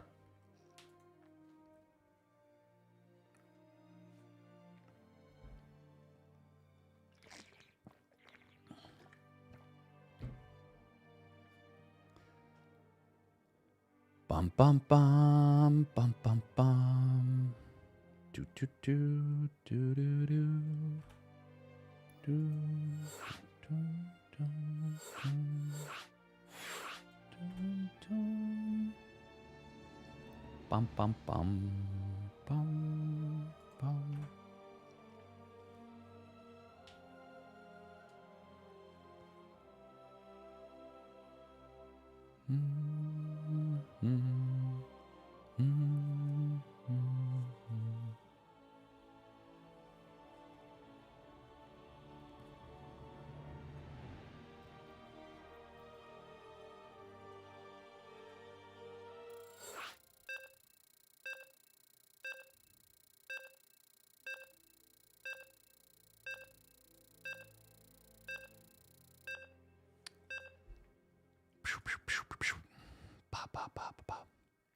Okay, Rogue, herO. Take 2. herO's PC or StarCraft 2 crashed. Maybe I willed that into existence. Maybe I was like, I really want the Observer global. And then it just like, you know, manifested a crash. Me. Haha, I'm so silly. Also me. Maybe I am Haruhi Suzumiya from the melancholy of Haruhi's... Yeah, we're not. Anyway, spawning down on the bottom right is Rogue.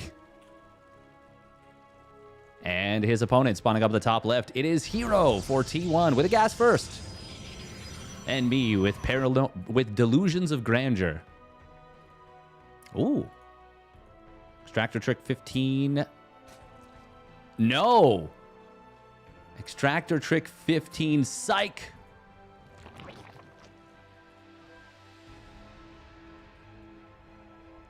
Okay, so he was prepared to cancel the Overlord there. Rogue does not want his hatch blocked. You might be wondering and saying to yourself, there's no way he was actually threatening to cancel the Overlord. He did that. He did that. That Chinese Terran beat Shin. He sure did, Giant Orange. He sure did. Their name is Thousand Year Fox, apparently. They literally don't even have it in English on Wikipedia. That is how unknown this person is, relatively speaking. A really impressive result, though. Really impressive result.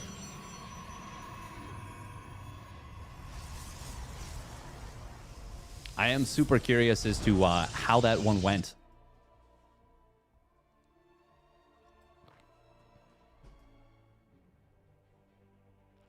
Estrella, according to Wikipedia. Yeah, I saw that. But thank you, I did forget. Can't remember the last time you seen a Terran you didn't know. Probably Percival. But at the same time, Percival's been around for a long time. No, he's been around for a really long time. Who would be... Probably Nicorakt is the most recent player that's gotten quite good. But I don't know if Nicorakt has beaten... Well, Nicorakt beat Serral, actually. Sure, it was with a very aggressive, very committed one-off build.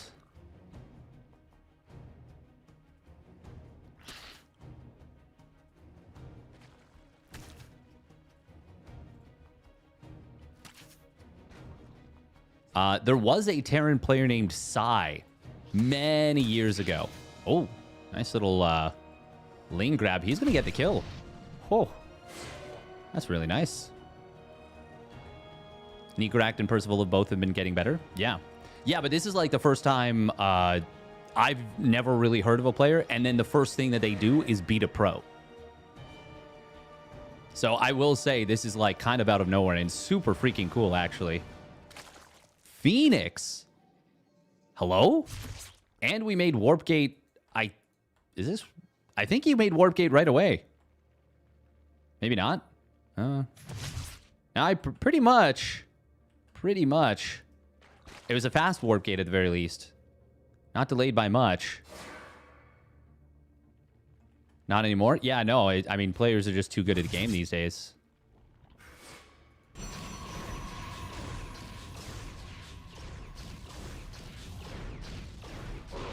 herO kept the second Phoenix hidden. Nice. If you know it's double Phoenix, you know that it's probably not going to be an Oracle for a little while. At the very least, yeah. Not for a little while. It is going to be 3 Phoenix. Phoenix openers are not really viable. But if you keep it hidden, your opponent doesn't know that it's multiple Phoenix. It can be tricky. It can be very tricky.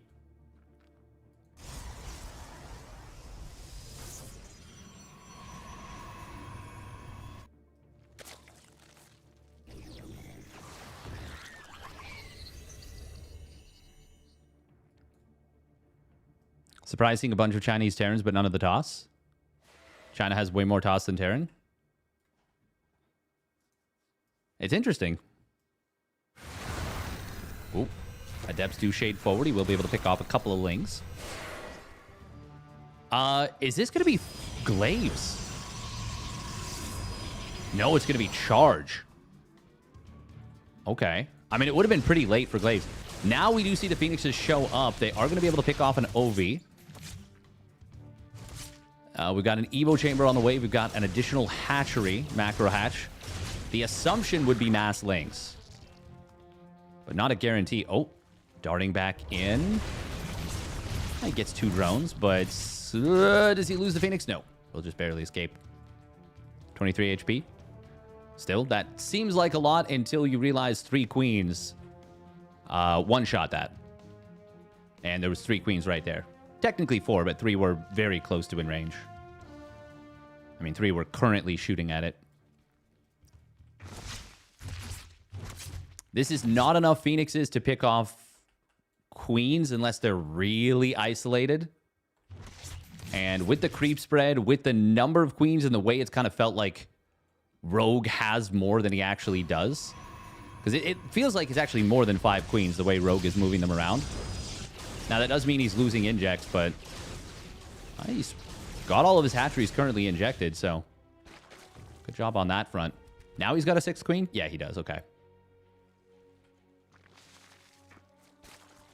I said all of his hatcheries, but I wasn't counting the macro hatch.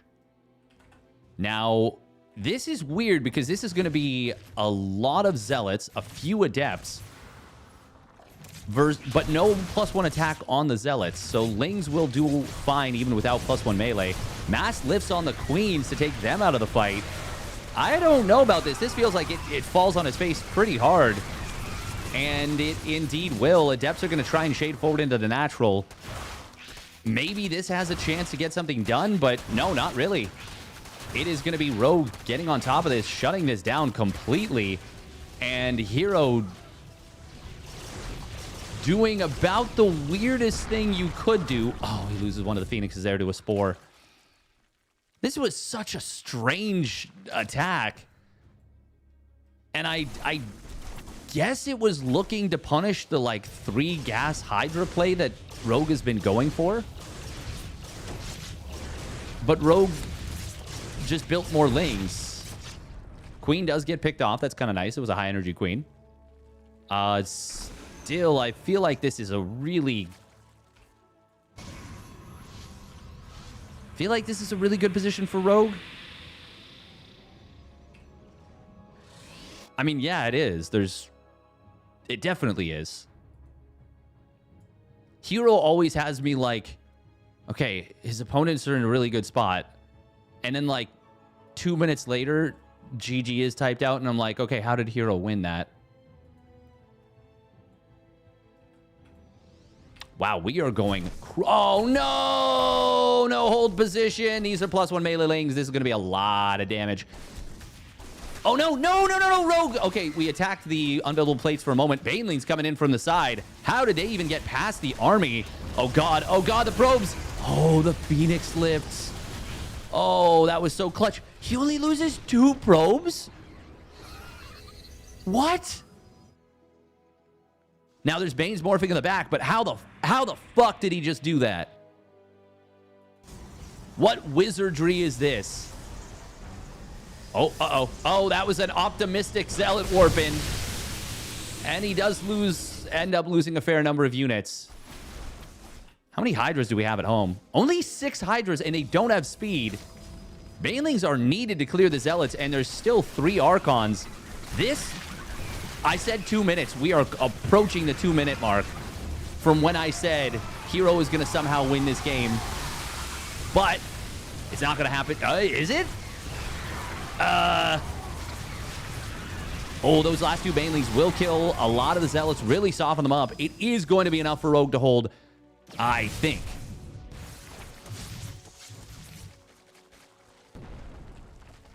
Jeez, that actually almost just happened. I want to take a look at the income graph for a moment. God, it is a massive advantage.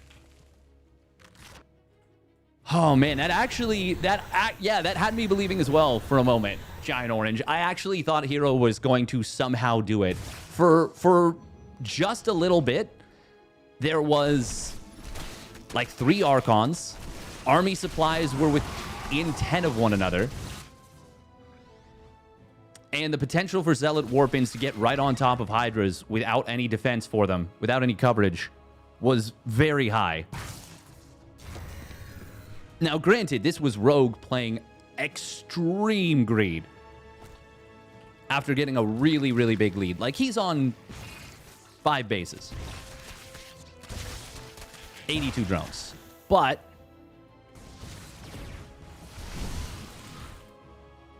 I'm still impressed that herO almost made that happen. Now, Rogue, he's fighting like herO isn't the most all-in. herO is the most all-in.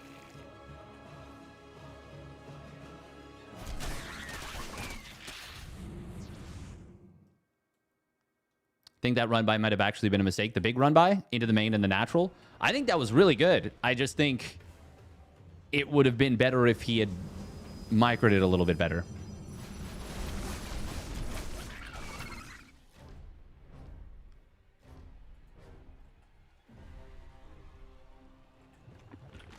We do have +1 missile almost done for Rogue. herO is getting in towards +3 weapons.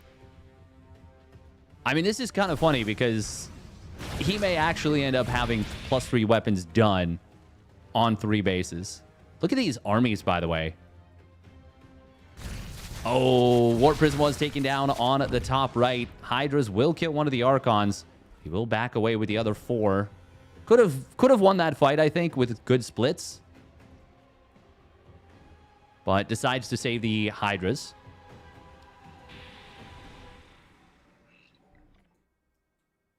Yeah, herO is just kind of like chilling. I love the one additional probe he's made. He's like, I have 15 of 16. No. And then it ends up going to a triple stack anyways. That's very funny to me. No Storm. Just pure brawly Charge Lot Archon Immortal Protoss off 3 bases. Gold base, no cancel. He is going to lose that. Wow, that was like... I don't know that I've seen the creep kind of work that way before. We're going to see Lings getting into the natural and the main. And this will be a decent amount of probe damage. Psych. It is going to be 1 probe and you'll be happy for it. At this point, Rogue kind of needs lurkers, I feel. Like, herO is actually just maxing out on 3 bases. Now going to take a 4th. Hive is on the way. Lurkers would be really, really good here. God, there's so many Archons. There is 100% a world. There is absolutely a world where Rogue takes a bad fight and just loses so one-sidedly. But he is on 90 Banes. Now very quickly, a lot less. God, you really don't want to fight Archons with Banelings. Meanwhile, all the Zealots on the bottom side.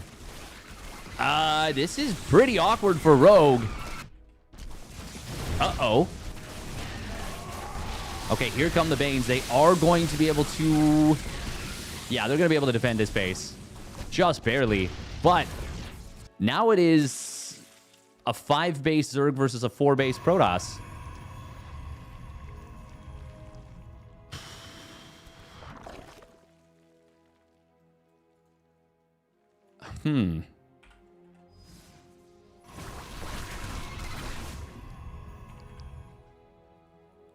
Okay, there we go. There's the Lurker Morph. We still see Immortals being added in. If Rogue goes for like 15 Lurkers, herO cannot currently deal with it. But Rogue has spent so much gas on Banelings and actually doesn't have that many drones anymore.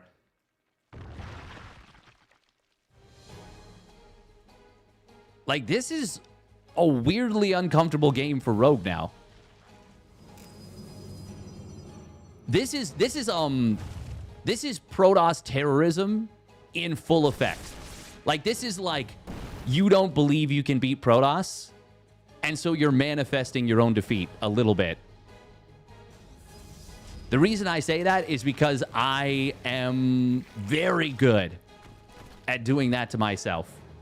And I see it here. I recognize it. Now, I'm not going to pretend that I get this kind of lead against herO or that I would be even capable of that. Oh, he just attacked his own lurker with a Baneling, I think? Maybe?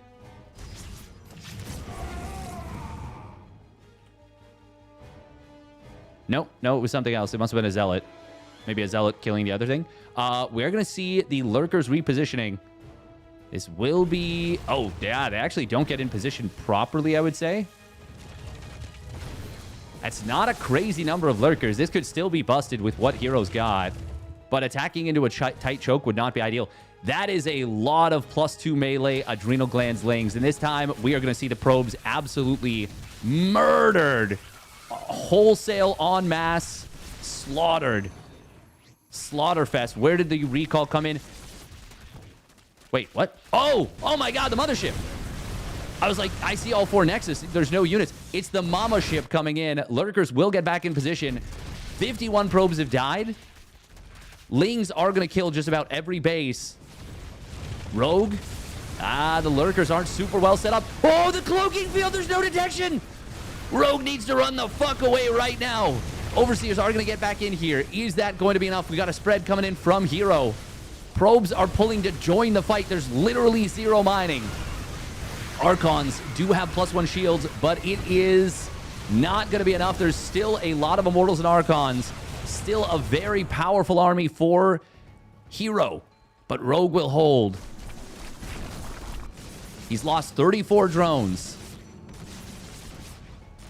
herO has actually made something of this game. He's now going to send the probes back home. Oh my god, don't stack them up. Oh, if that lurker had not unburrowed and had just clicked this mineral line, he could have literally reduced herO's probe to count to 0. And herO at that moment would not have had enough money to make another probe. Actually, hang on. 3 more probes just got made, so maybe they were being produced at the time. Revelation does come through. Changelings looking at the army. You got to be careful. This is... I actually don't think this is enough lurkers to fight this. Ike needs a few more. Oh, the mothership recall into the main. Is it going to be enough? Yes, it is. He is time warping the ramp. Mothership goes down. The gambit from herO. Will it be enough? The lurkers, the hydras, they are fighting up a concave, but I don't think herO still has enough. There's no Psy Storm. This is a fake High Templar. Hydras are clumped as AF, but it does not matter. There's enough firepower to blast through. GG gets called. The insane gambit from herO doesn't quite work out, but my god, Rogue was so far ahead, and that got dangerously close. Jesus, that was insane. I am so stressed for Rogue. Good job keeping it together, because that would have actually been one of the biggest comebacks if he gets that done. That was game 1. That was game 1. Man, herO is so... he is the most wild.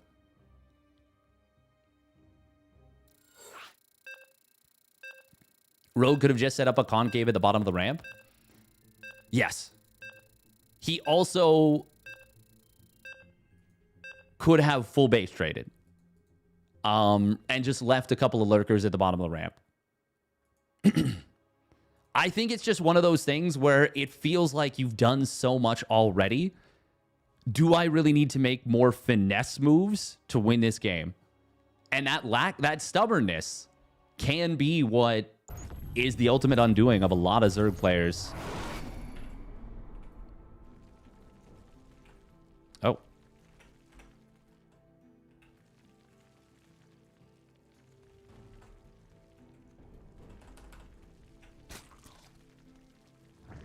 Okay, well, I can't seem to...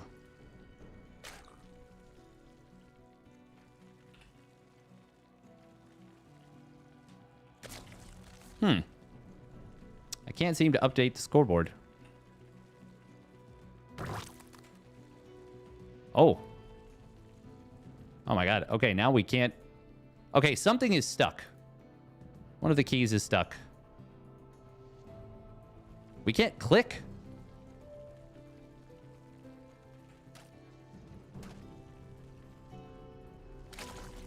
Huh. But we can alt... Wait, why can we alt-tab? But I can't click on the mini-map. Okay, we're going to unplug...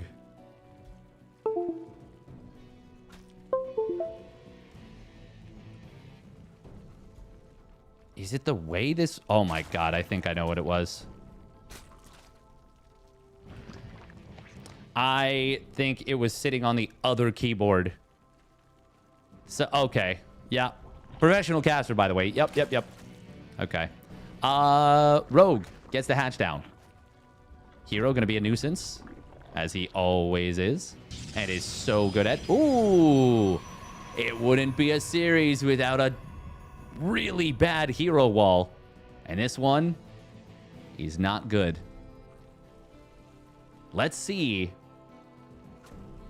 how he mixes it up and uses this herO wall to bait his opponent in to the worst attack of all time that loses them the game.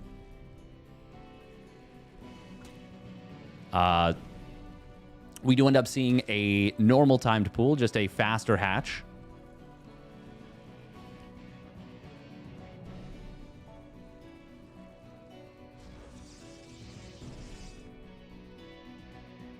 Bad herO wall is a bait. Yeah, but we also know that it's not on purpose a lot of the time. When we saw the first-person view of herO, where he made a bad wall, and then he was like trying to put down a gateway, and he couldn't. That told me what the herO wall is, and the herO wall is it is something. It is something, I tell you what. We don't have link speed started yet.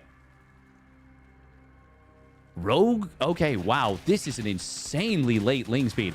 It is not going to be done until 4:20, give or take. Also, supply block at 36 of all supply blocks. Oh, Rogue. Okay. I was worried about this. I didn't bring it up. I was worried that Rogue might be tilted winning that game.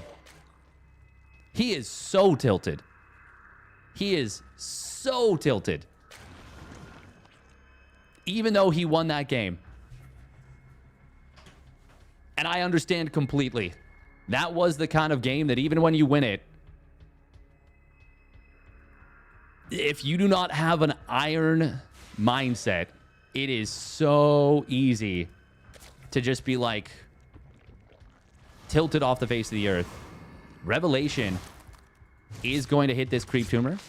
Queens will be able to deal with the Oracle, pushing it away for now.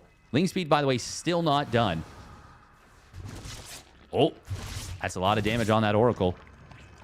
But even there, Rogue was a little bit... His stutter step wasn't perfect on the Queens. And I don't want to pretend like, you know, he's completely dead in this game or anything. Like, he's still droning up. He still got his Queens. Link speed has now completed. Oh, that is going to be a denial on this base.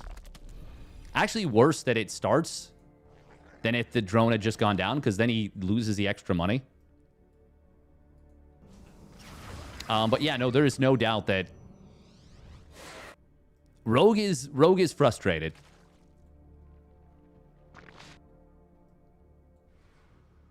This is hell for the Zerg. There you go. Yeah, exactly.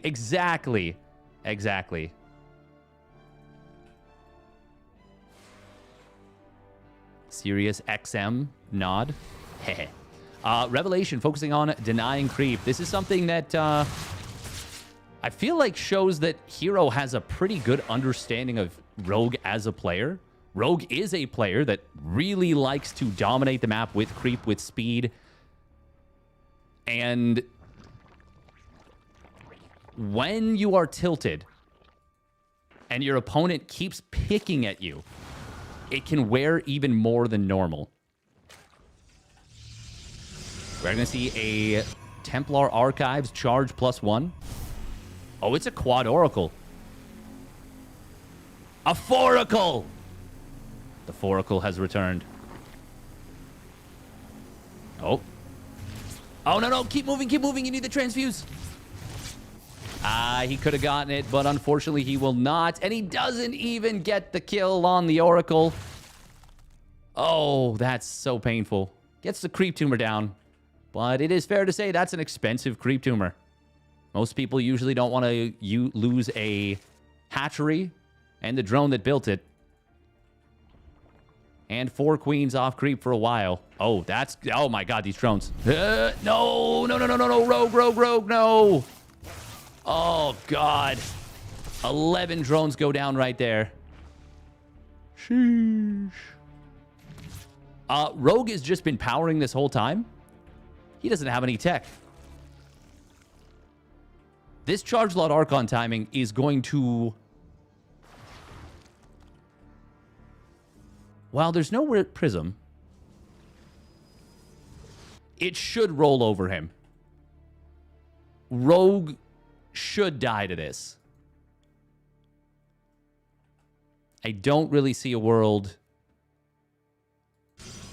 where he doesn't, but starting Blink, starting +2, starting a 4th base will increase the odds that Rogue can survive. 9 Hydras start up. herO's not committing. Not yet, at least. And if Rogue can get out a decent number of Hydras, 17 is a decent number. There is a chance. That is a lot of queens. They did kind of waddle their way forward a little bit far. But they do snipe down an Oracle. Archon is taking a lot of damage. First one does go down. Stasis Trap doesn't connect on much. Hydras are here. Queens are going to be able to tank pretty effectively. Adepts will shade past this army. This is actually better that these queens are stasis trapped, perhaps, as it does protect the Hydras even more. This should have been game over if herO commits. But he was focused on the transition. Now, even still, that stasis trap goes off without too much happening. Lings really want the wraparound on this army, but the Archons are going to be able to cut their way out.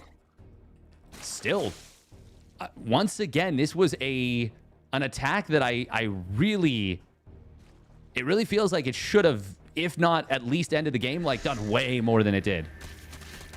Regardless, herO's going to have Blink +2 weapons and Storm finishing up in the next 30 seconds. And that means Rogue has to go. Now that timing for Storm is down to 20 seconds with the chrono. And how many High Templar do we have? 4 with Storm. 1 of which is going to be close to double Storm by the time Storm completes. Rogue does not have an Evo Chamber or any upgrades. These Lings getting absolutely murdered on the right side, by the way, by the upgrade advantage Zealots. And herO starts up a first Robo. Starts up a Robo. Starts up a Mothership, Mothership Factory. A Fleet Beacon. Rogue is so all in with this. And herO's got the... I mean, the worst thing herO can do is attack. But I don't even know if that's... Like, the only way he loses this is if he blunders his High Templar. Basically for free. And then Rogue could get something done with a big counterattack. This is a pretty good setup from Rogue, but it is not going to be enough to start off. Really good control here from Rogue. He micros these Hydras extremely well. But that wasn't a blunder from herO. That was an attack he didn't need to make, 100%.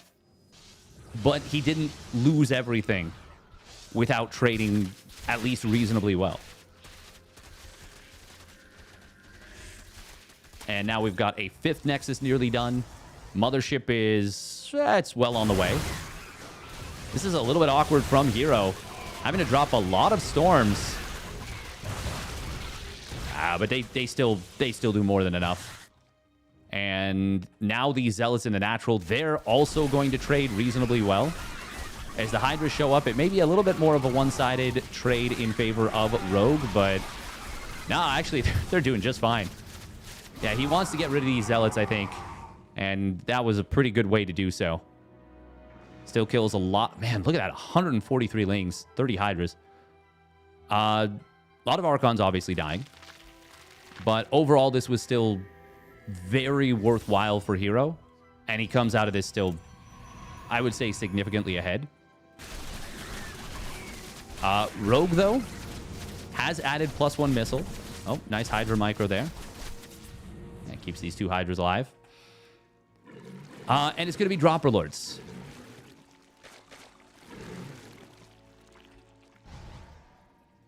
herO does now have the Mama ship out and is on 10 gases. Now fully mining with all 10 gases. I assume fully mining. We're going to double check because I'm pedantic like that. Yep. Oh, but this one is for... Where is it going? Oh my god, it can't get behind. It's literally long distance mining at the natural. Like it's bringing the gas back to the natural. That's why I like to be pedantic. Sometimes I discover stuff like that that's just really funny. Really nice Hydra drop. herO is actually wildly out of position for this. That will kill a Robo. Gonna kill the Nexus, perhaps. Even still, if herO, you know, is able to break... Oh my god. Okay, well, he's gonna get a lot of these Dropper Lords with their full payloads. Oof. Imagine medevacs, but they can't boost, they can't heal, they're slower. And you have to morph each one individually. GG is called. And... yeah, no chance. It looked nice, kind of. But that was, I would say, a decent number of things going wrong for herO. And really not even close to working.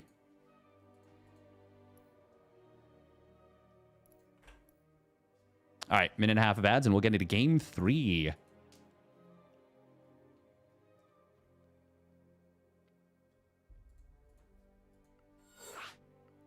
Bum, bum, bum, bum, bum, bum.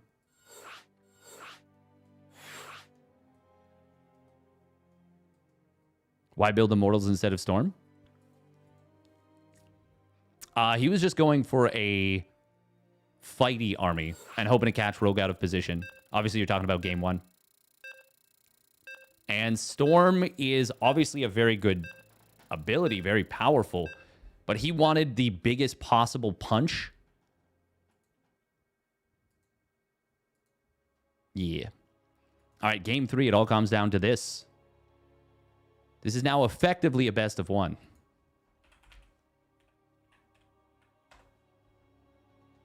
God, I'm such a cheeky. Such a cheeky.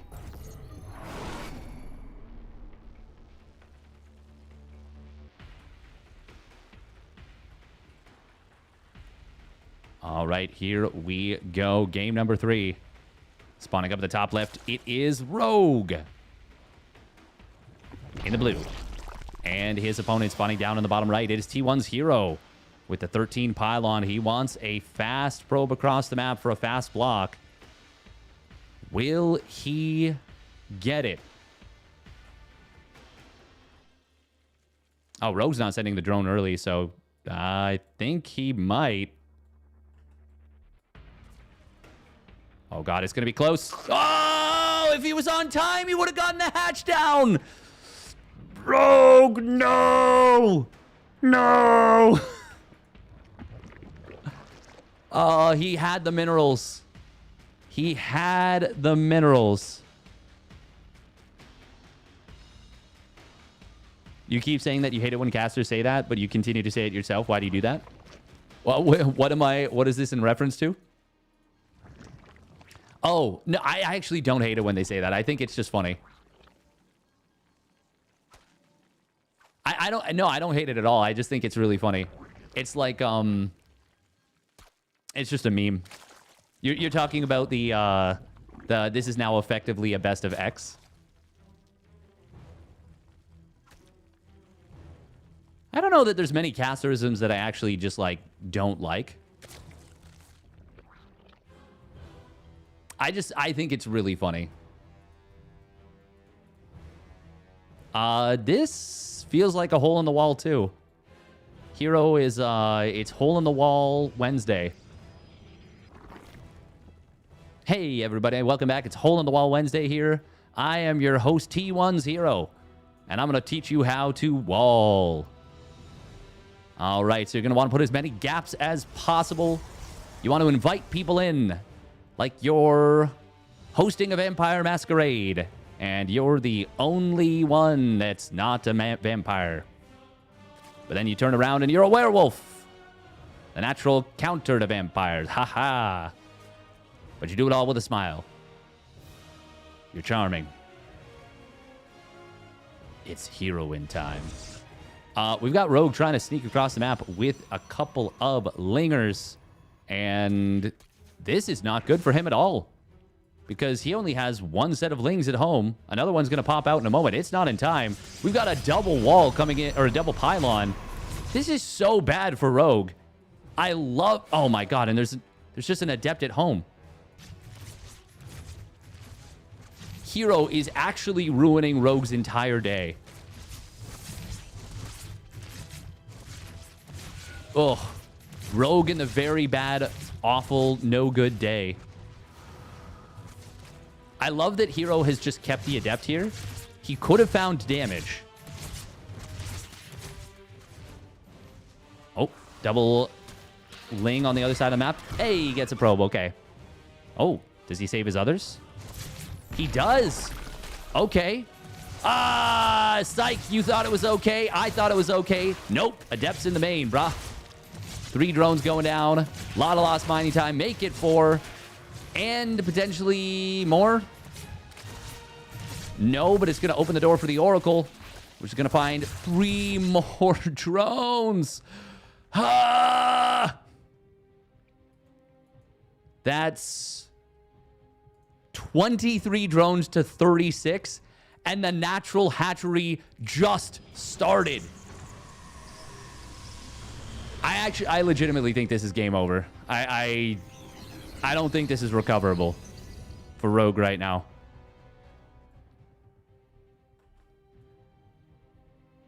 I just... This is the worst. This is as bad as it gets.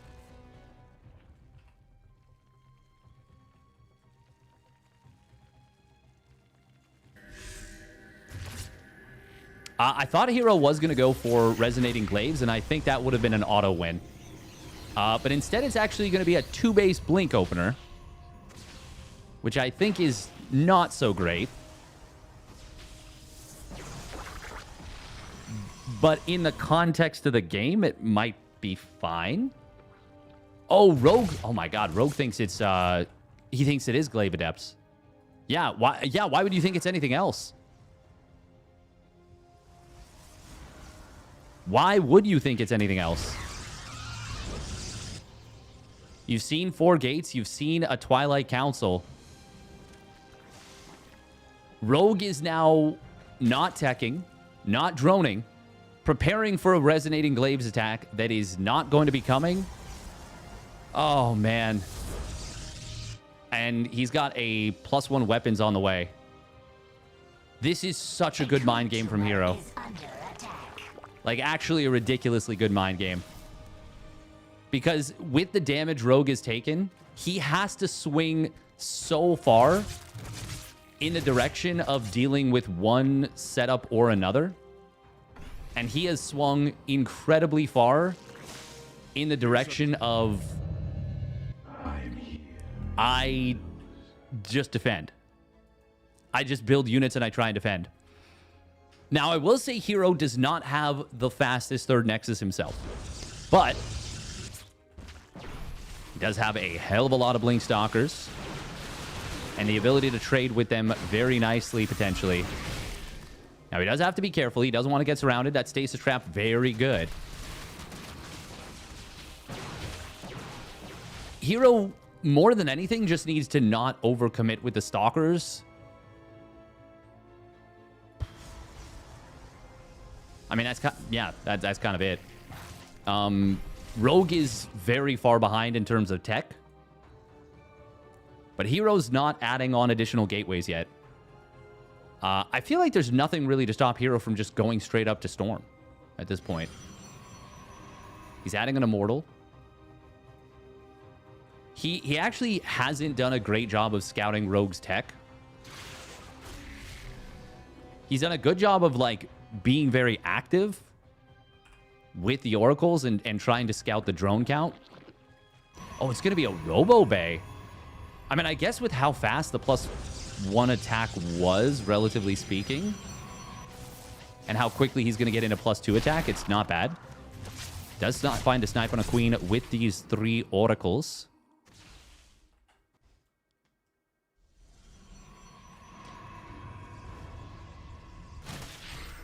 I'm impressed that Rogue is, like, in this game, but I do really feel like it's air quotes in this game. 4 more gates coming in.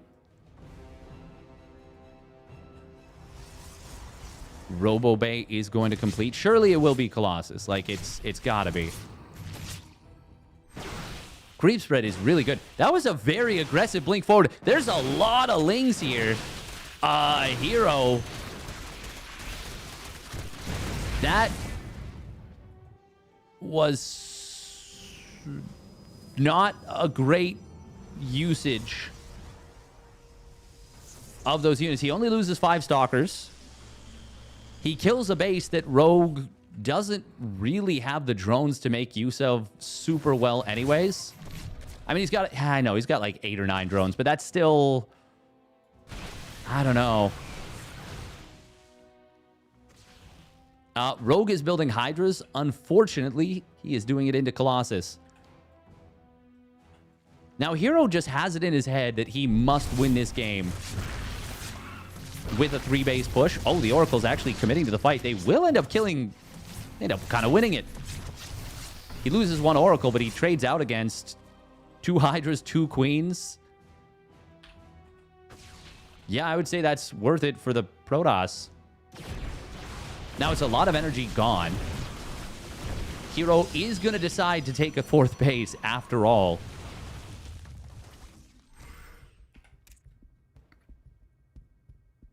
I mean, this army of Rogue just doesn't feel like a threat to Colossus.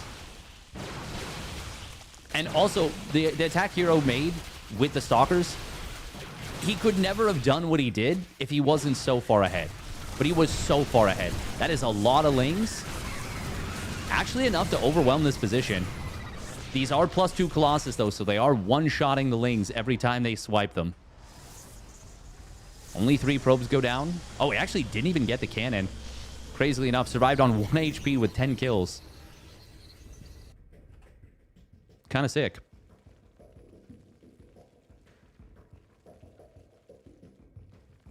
herO, I mean, he is still just so far ahead. This almost feels like he's going for the mental break.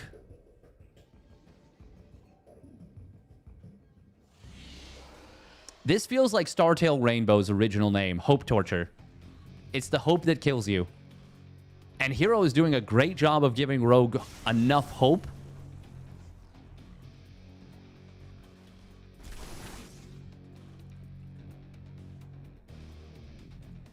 I mean, each army right now is actually very scary, but splitting your army is... I mean, it's an insane thing to do. And it is going to backfire as 2 of the Colossus will get taken... Actually, hang on. Does he even get 1? Oh my god, he didn't target either one. So they both get out. Okay, herO, you've got to get off the map now. herO is really just, like... These are some inexplicable choices. I have to say, he still hasn't gotten Storm. Rogue is going to go for the wraparound on this army. There's only one Colossus with it, so the Lings are actually going to be very effective. Immortal does get left behind. Stalkers will be able to blink away, but he's going to lose that Colossus, lose the Sentry with the Guardian Shield. Stalkers will blink away successfully. Even with... Oh, God, the Stasis. That could have been worse. Oh, that one will be worse. Rogue is going to try and attack in. There's still the 2 Colossi alive.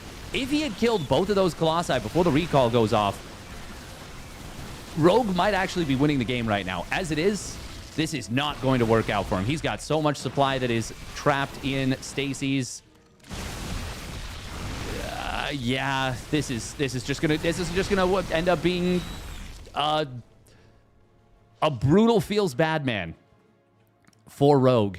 And herO made some moves that were just brutally bad. But it is nowhere near enough just yet. And he gets a very good fight at the end. Don't know why Rogue accepted to fight. I think he got baited. I think he got baited by herO successfully.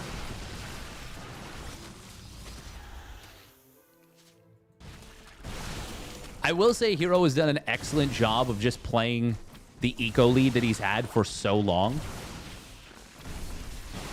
It's never been as much as it could have been.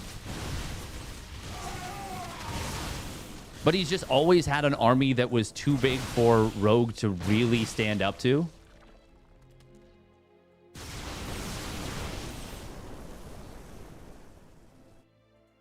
I do wonder, man, like, why, we really didn't need to split our army in two. Like, I am very curious as to what the mindset was for that one.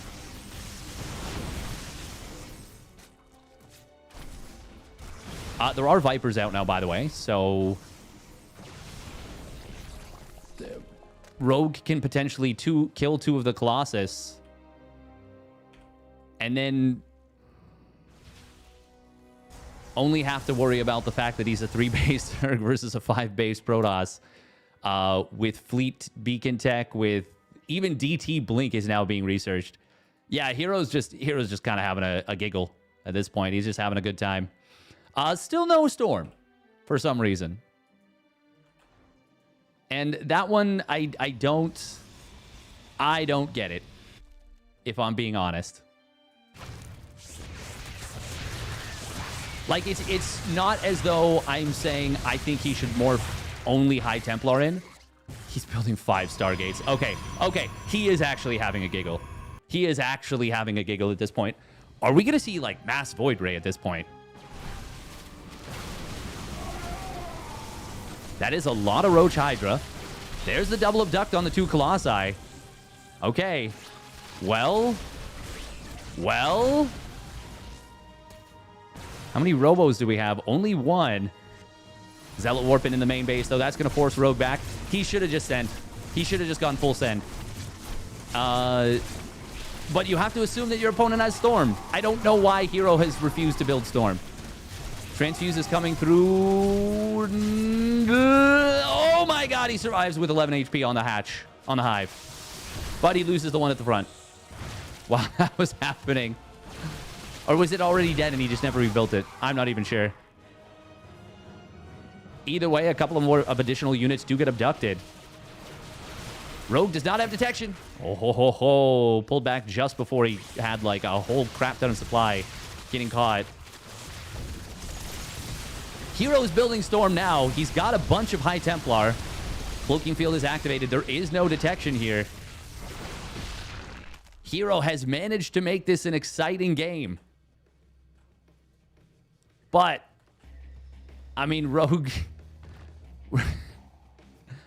is mining such a fractional amount of what herO is. He will get back to a base of mining pretty soon. But Psystorm is now kicked in. I think herO just forgot it. It seems like herO just forgot Storm. Oh, and now Zealots, they are going to kill this base at the natural. They could even go into the main and still probably snipe down the hive. Yeah, it's on 41 HP. Yeah, easily. That is dead for sure. They look at it sideways and it falls apart. Storm's gonna come in. Oh, God. It's a brutal set of storms. And Rogue embraces death. And GG will be called. Say the line, Roddy. Do I have to? Say it. This is hell for the Zerg.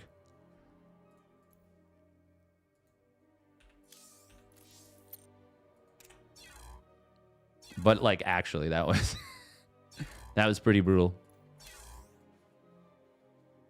What did I just join? You know, just a normal ZVP. Just a little bit of a giggle. It is going to be Clem versus herO in the finals. Clem herO will be exciting. I hope so. I hope so. I can't help but feel a little bad for Rogue there. Like,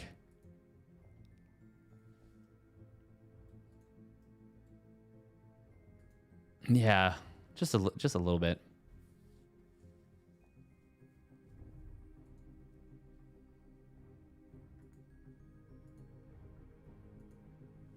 Clem herO has been kind of disappointing lately.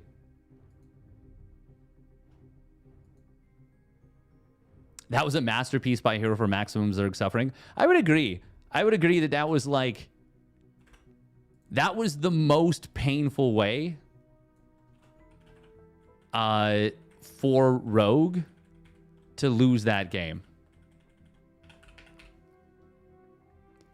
So we're going to put the T/P in the prediction and in the whatchamacallit. All right, who will win this best of 5 grand finals? PVT/P. herO versus Clem.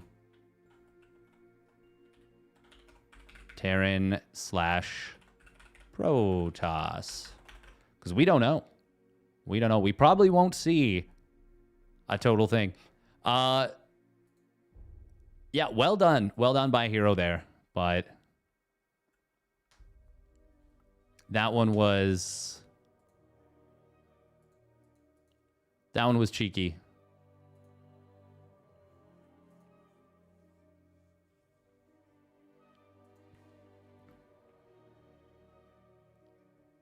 Bum bum ba-dum. Ba-dum ba-dum.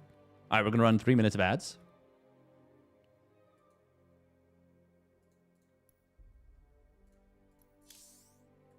Oh.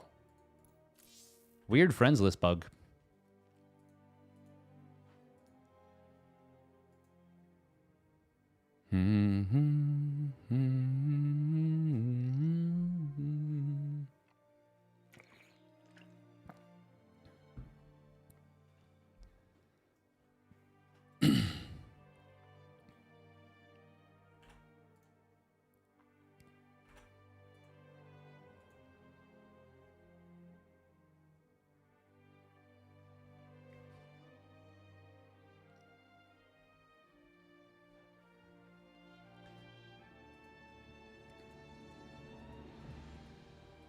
I mean, I wouldn't say... yeah, I don't think you're really necessarily right about that one, Mango Mosh. I just think herO was so insanely far ahead from the early game that he was able to... he was able to play like a, you know, a very fast and loose style. A goofy setup.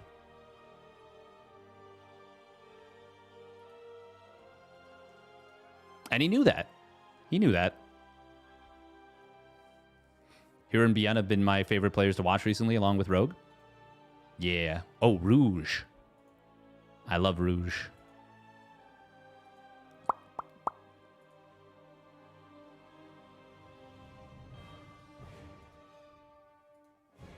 Fast and loose, even by herO standards. Yeah, I will say... I will say splitting the army, that legitimately felt like he was trying to give Rogue hope. Because if he just like F2s with everything, I don't think he can lose. Okay. I'm going to be right back. I'm in the lobby already. But I'll be right back.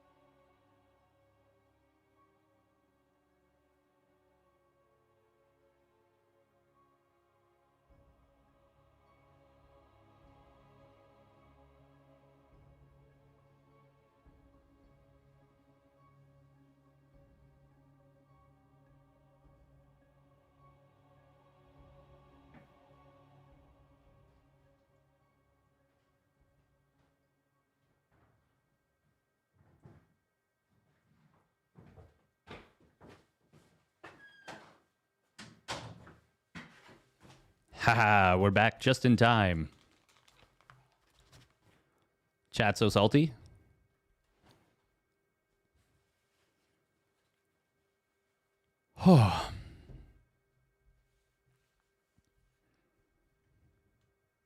People will judge someone's decision, but then will lose that position if they took control?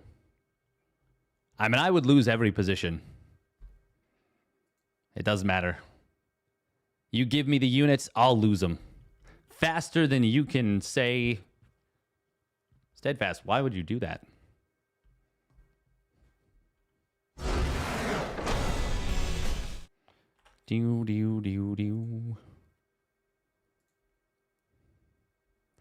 The thing is, like, if you know the game well, as obviously, you know, herO does,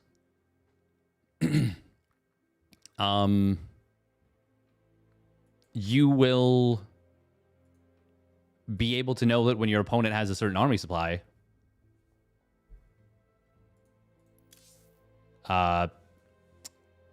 they can't have anything else. Like if you have, let's say, 30 roaches, 30 hydras, I mean, that's your whole army. That's pretty much just going to be it. So either they have a little bit more army, and that means they have less eco. So as long as you don't die, which herO was not going to die. He had a ton of cannons, batteries, bases.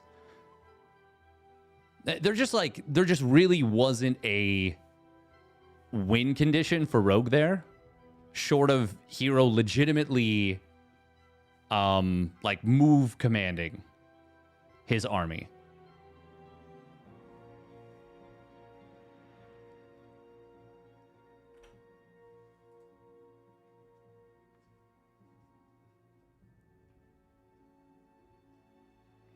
I think it depends on the matchup. I think MaxPax is... I don't know.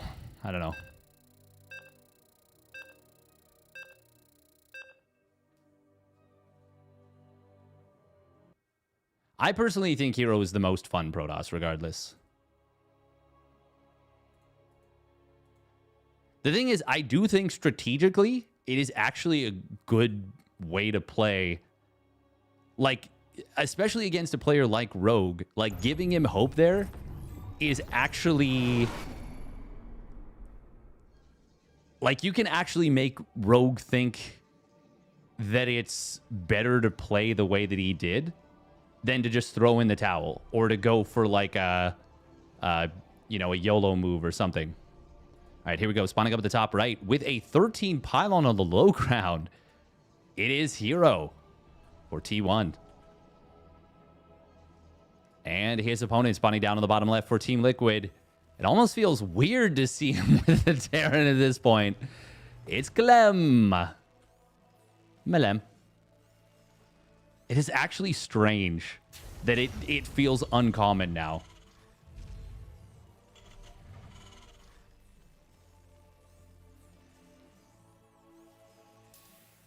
But yeah, no, honestly, it is a good way of putting it. It's like yelling at the TV during a sporting event. The difference is, it's like there's kind of a chance it will be heard. Or at the very least acknowledged.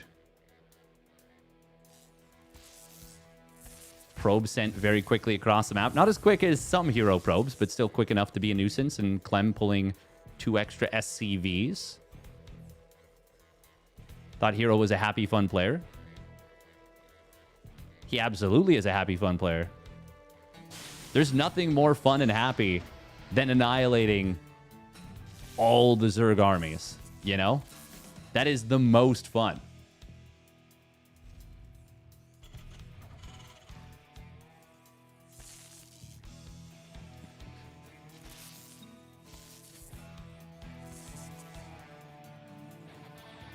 To this day, I do think the best matchup in StarCraft 2's history, player versus player, is herO versus Dark. I don't think there is a single matchup that has been more entertaining in almost every game, every series they play. And you literally don't know what you're going to get ever. Oh my god, how'd that probe survive? Insane. Insane. Nice. Meanwhile, it's a Zealot. It's a Zealot off the low ground. And it was a very awkward scenario right now for Clement. He did go for a Tech Lab. It was going to be a quick Cyclone, I think. But now it's going to be Marauder because, well, he feels like he needs it, perhaps. Started up the concussive shells. Adept will shade forward. We are going to see the Marine getting taken out. Actually, maybe a good thing for Clem that it does, because if it was on the depot, and there might have been a chance for the Zealot to get in otherwise. Now, with this, Clem is committing to defending the command center. If he had gone for the Cyclone, that would not really be an option. As it is, he does have to be a little bit careful. It's Hellions trying to come through. Ah, that SCB is going to get sniped. Zealot will be a nuisance. Going to provide high ground vision as well.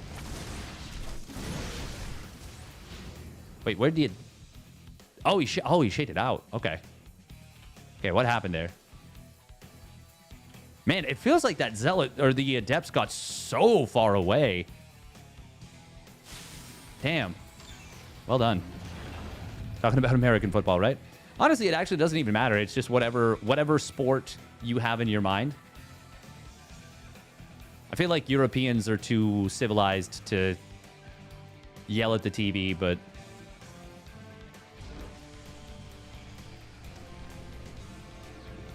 Actually, sorry, that's not true. People from Britain would certainly, during a football match... Oi! You call that defense, Stevens? I'll mog you, I will.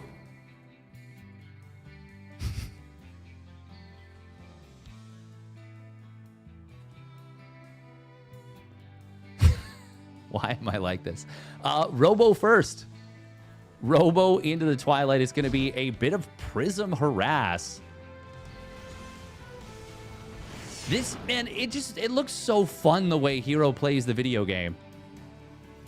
He's like, I see concussive shells Marauders. You know what's the counter to that? Stalkers. You know why? Because I can dodge the shots. You know what I'm going to do? Not care. I'm going to warp Zealots in on top of your SCV pull. The Widowmine drop is going to have to get some crazy damage done. Oh, uh-oh, uh-oh. It won't get crazy damage done, but on the other side of the map, we've got the YOLO in here. He broke the wall. He gets the tank. Does he get the tank? Does he get the tank? He does get the tank, and that's game. That's game. Oh, my God. We're going to get PvPs, aren't we? I'm going to rewatch the break because I was looking at the Widowmine drop probably longer than I should have.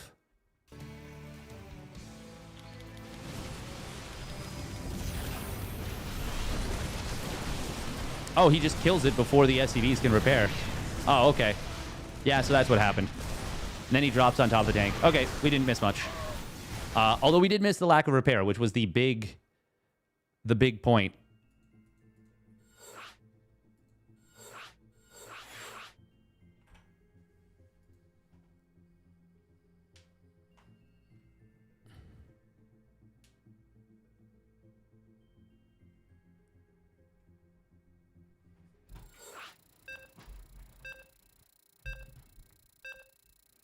What about Germans? Do they drink beer in complete silence while watching sports? Probably. I don't know. I'd love to generalize about an entire, you know, country's habits, but I just don't know enough to be confident in my generalizations.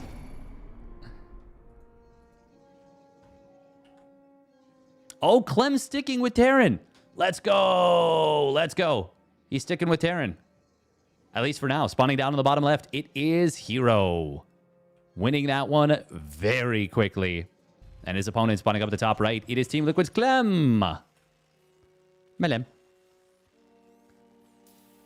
Will he be able to get it done?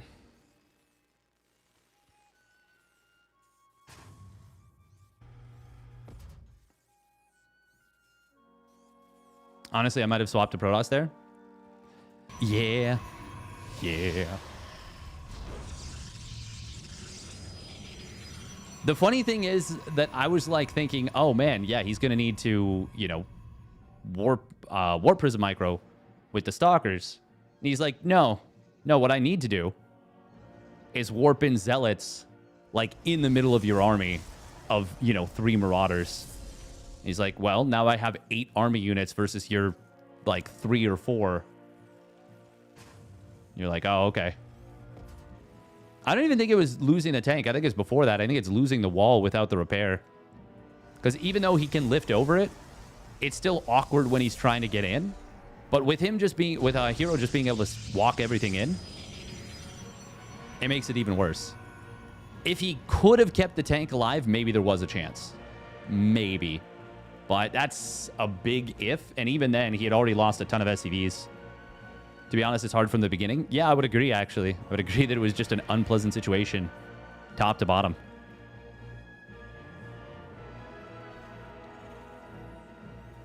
I do wonder if the Marauder opening was an audible call, or if it was a, yeah, I really want to keep the natural alive. Either way, it ended very poorly for him. He's going to go for the Marauder opening again. But this time, no factory. Oh, we're 3-raxing. Hang on. What?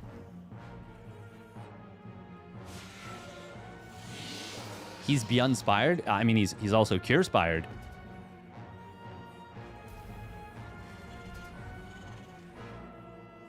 But unfortunately, herO is opening up with the Twilight Council. We are going to see the Zealot being kited around very nicely so far by Clem. Really, really nice micro with this. Here comes the Adepto. Zealot going to be kind of juking back and forth. Oh, keeps the SCV alive. Fancy Pants micro. Mr. Fancy Pants himself.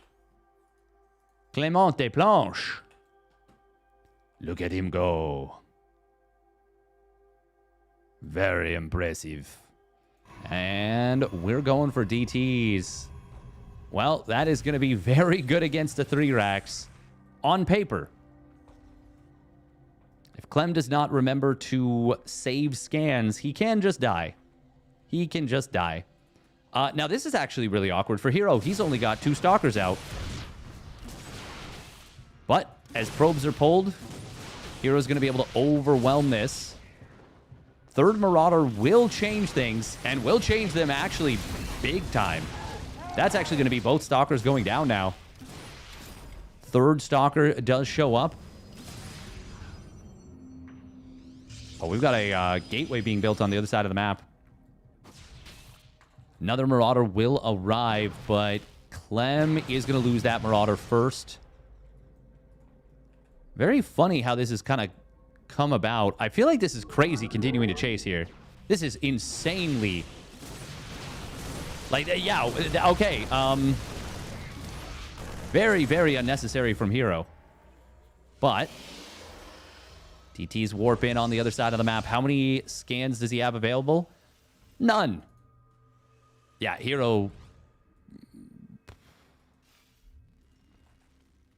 If the DTs split up, one into the main, one into the natural, the game is over. Oh. Our SCVs are under attack. Okay. Okay. We're pulling the boys. Unfortunately, a mule was dropped. And yeah, there's a DT just clicking in on these units. Stim coming in. Another DT was warped in. I mean, these units are just... yeah, he's so dead. He's so dead. There is a scan available, but that does not matter. Now, if he could kill all the probes in the main base... But even for Clem, that is an impossible amount of micro. Hang on, hang on, hang on. Let's look at the worker count. Factory's done. Starport starts. Reactor as well. Even in workers, or close enough as makes no difference. Clem actually did a good amount of damage. I am blown away by that. How many DTs died? Just the one. Wow. That's why they call him the kid. This is going to be real awkward, though, because 2 Archons is pretty scary for a bio army without healing. Guardian Shield going to make it so those Marines are doing so little damage.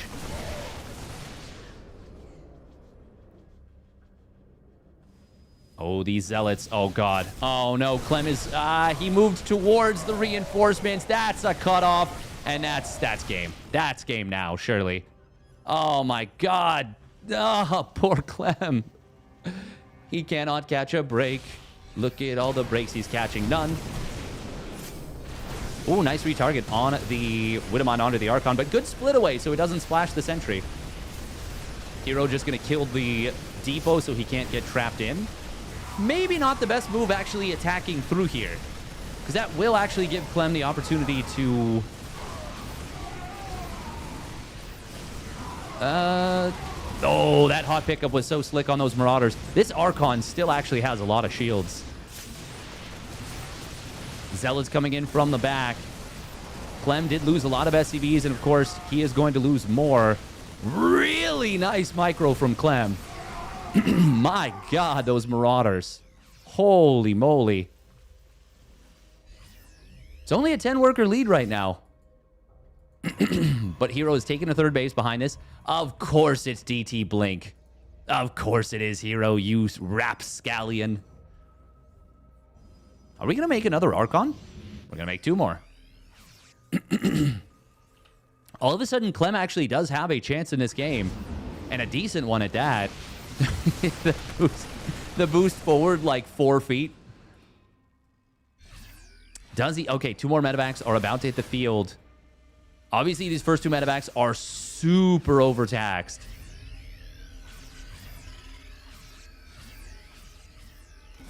Archons are actually super scary right now for Clem.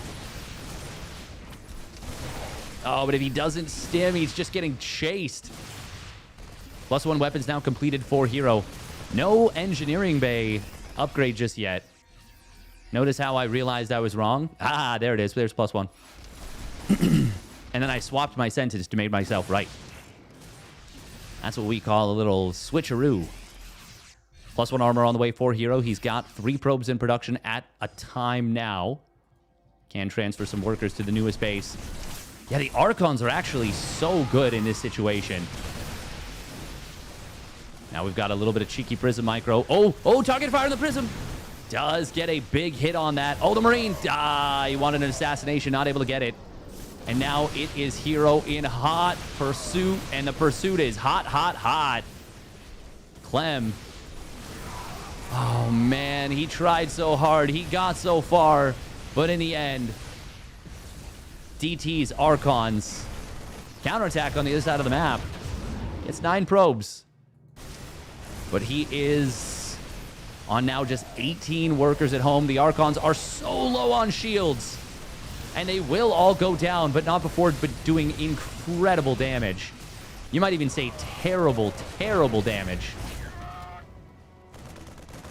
The chase down on this Stalker is very nice. Gets the kill on that. Clem, even now, like, he's got an army supply lead. herO is not having the easiest time of this, but DT's warping in on this setup. Oh, I love that he targets down the Widowmine. DT Blink is available. We got a depower on this. Problem is, it is a very large worker lead for herO. That's one of the problems. There's many problems. DT's blink away, and they're out. God, that is actually... I am tilted watching that DT escape. Oh. I felt it in my shoulders. That's the only way I can describe this. I felt that in my shoulders. And herO is even, like, continuing to just nitpick away at his opponent. Clem is doing everything he can with the multitask. But herO's got what he needs to defend in multiple locations. Now even starting up his next set of upgrades. +2 weapons on the way. Surprise, no Blink. Blink would be very nice for him. Pylon going to try and be targeted down. It will depower a Robo and a Gateway. Oh my god, herO once again is just being a huge pain. Raven is going to try and chase this down. Scan having to be used. Scan when you've got a Raven doesn't feel good, but killing 2 DTs is worth it. Now this army is big for Clem. I am so impressed that he has managed to make something happen here. Here we're going to pop the Guardian Shield, Widow Mines. Oh my god, the splash damage on the Prism. It's on 1 HP, but it survives. It's going to be able to warp into the fight, pick things up. Anti-armor missile was used. It's not enough. Zealot's going to warp in directly on top of this. Widow Mine burrows up. It's a good shot. There's a lot of firepower in this army for the Terran. But not enough, I don't think. It's close. Hang on, hang on, hang on. Wait. Did Clem do it? Look at the army supplies. Did Clem do it? Oh, he had to stim again. And that actually does so much damage. Now the Stalkers are probably going to be enough. Oh, God. It was... Oh, it was so...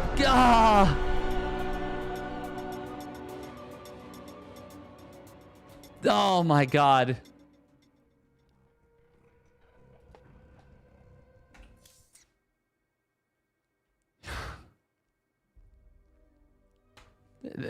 This close. Oh, man. The funniest thing of that whole,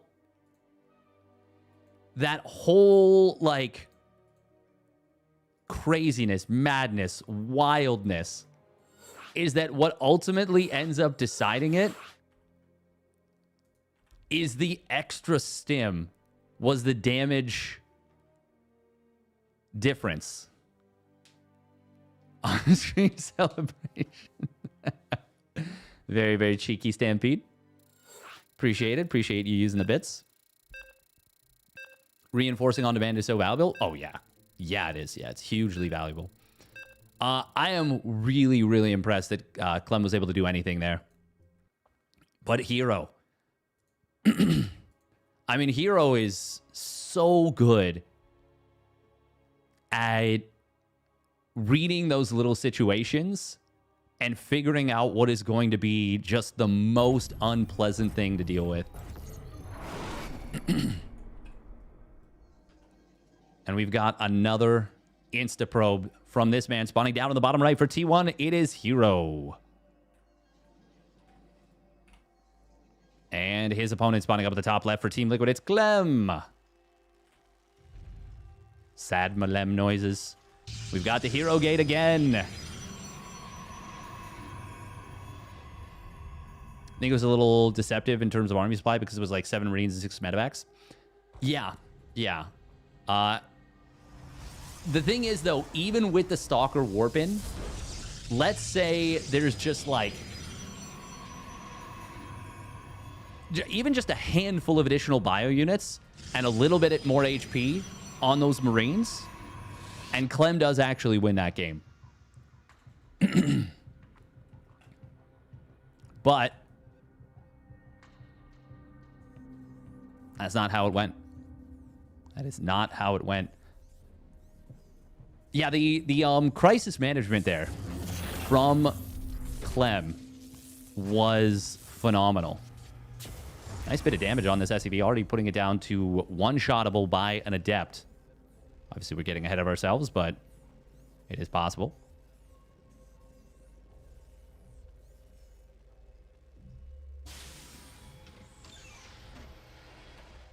Now, Clem did not SCV scout. He's moving out for a scout now. But he is not going to see the gateway. Probe is being a nuisance. And it's being a big nuisance. By the way, we usually think about does the probe get, enough shots to knock it down to a certain amount of HP? Oh, he could have dropped the Nexus here. But, of course, he wants to start the units instead. Here comes the Zealot. What I was going to say is that if you knock the SCV down... Oh, my God. The probe's going to kill. We've got the concussive shells opening now for the 3rd game in a row. But, oh, he killed the SCV with the Zealot. It RNG'd to the wrong side.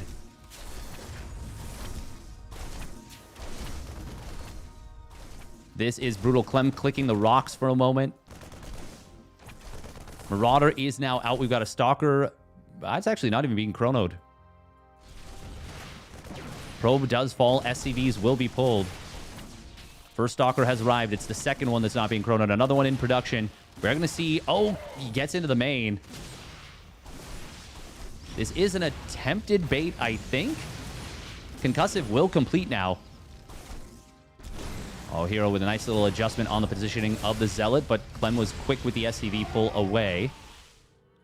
Command Center dropping lower and lower on HP. Clem really wants to keep this alive, it seems. SCV did fall. Another one now being sent down. The thing is, I think Clem actually is going to keep this Command Center alive.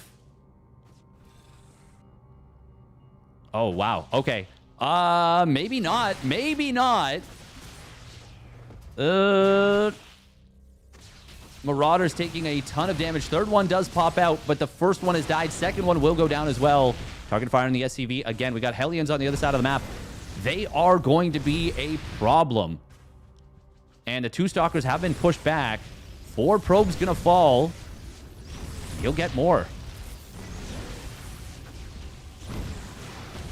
That is actually really good for Clem. Marauders will take down the Stalker, and that means this other Marauder can 1v1 this Stalker and will kill it. The micro from herO there was just kind of funny. Clem has to keep building Marauders, though. And now with 3 Stalkers, he actually gets outweighed. herO is going to have a very strong opportunity here. Now a fourth and fifth stalker. Well, fourth stalker has already arrived. Fifth stalker getting close as well. Command center is actually going to get set on fire. This is going to force a big repair. Siege tank is getting closer and closer to completing. Now, once the tank pops out, there is a chance. This is a little bit of bait. Tank should be sieging up somewhere. Boom. There it is. Oh, that is a lot of damage on these stalkers. Tank unsieges, though. herO doesn't see it. Where's the tank shot? Oh, he sieged, unsieged a couple times, I think. herO is getting blink. It is nearly done. So while this may seem okay for Clem, he's actually falling behind in tech during all this. Like, significantly, I would say. And with Hallucination and Blink coming online, Clem is going to lose a lot of workers right now. I wouldn't be surprised if he taps out, actually. It may seem crazy to say, but this is going to put him so far behind in workers, and I think he knows it. He will get a kill on one of those stalkers. herO sniping down multiple Marines. Clem is not going to tap out right now, but he did just die. That did just put this game out of reach for him, I think. God, Clem, herO is playing unbelievably against Clem. Like, he is just so in his head. He is making all the moves. We got a Robo Bay on the way. We've got a third Nexus ready to be made pretty soon. Little supply block here for herO, but it's not the worst thing in the world.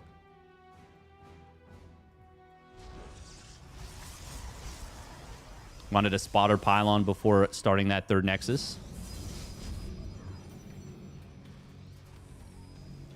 There are a lot of tanks. That is something I will say. Okay. Oh my god. herO, what? It's fine. It is going to be just fine. He kills the two tanks, gets out of range of the third one. The fourth one wasn't sieged.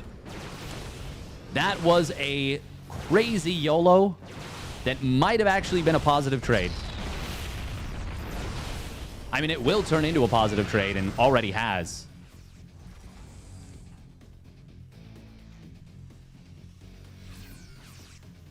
herO just makes moves that no one else would. Stalkers blink back out. There is vision now on Clem's natural. Prism is going to be attempted to be targeted down. Stalkers blink forward. That's a very messy little setup here from herO. About as messy as it could have gotten. What? Wow, that was really well handled from Clem, actually. Really well handled. But even with that, even with the SCV pull, he still loses 5 SCVs. It is still a Protoss player that is about to be on Colossus tech. And the tank count, the only answer currently to those Colossi, has been cut down very much to size. Ward Prism does get taken out. And this does get cleaned up. Colossus very much lost. But we'll just walk back home. Now, things we got to say. There's no charge. It just started. There's not a lot of gateways. But there's 3 gateways finishing. There's also +1 in extended thermal lands finishing. And charge does not take a crazy amount of time. All right, there's the SCV pull. It is a last-ditch effort here for Clem. And it is going to be a decent effort. But... oh, Sentry does get taken down before it can drop a force field. The other 2, though, will bottle up those SCVs, which is probably better for them. Kept them out of range of the Colossi. There's now 3 tanks here. God, this is such a small amount of bio. Not prioritizing charge for herO was not exactly ideal. Oh, the Colossus was shooting the Marauders instead of the Marines, which is not great either, but there's only one Viking there. It was not able to take that down. Charge is now completed, and that is going to be herO's go time moment. One Colossus does get taken down. The entire army of Clem does, though. It's a good concave of Colossus. Let's rewatch that one. Good concave, good patience, and just an overwhelming army supply. Like, it's already an army supply advantage, and that's with some of it crossing the map. Yeah. Yeah, I mean, the Colossus just shredded everything that wasn't the siege tanks. herO, holy. He has absolutely no chill versus Clem recently.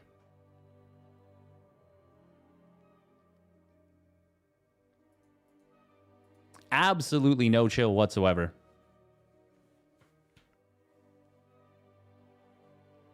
Imagine feeling so bad for the top 1 to 2 Terran in the world. I know, right? Imagine being a player that can make you feel that way. herO is kind of just built diff, isn't he? What are the results between herO and Clem in recent history? It's crazy.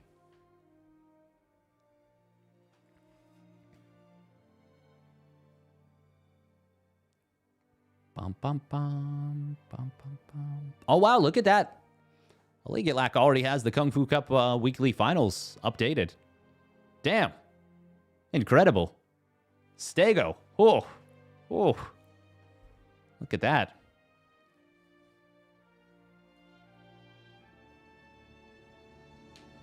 Yeah, herO's won 5 in a row. Series. And then 10 of the last 12. And what? 14 of the last 17?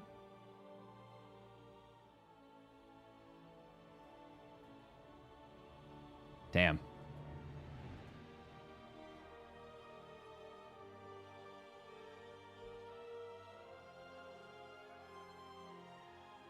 Six more matches for herO and they'll be 50-50. Wow. That is crazy. Yeah, herO has been on a tear. He really, really has. He is just like... Yeah, he's ripping it up. This reminds me of Artosis struggling as a Brood War Terran versus Protoss.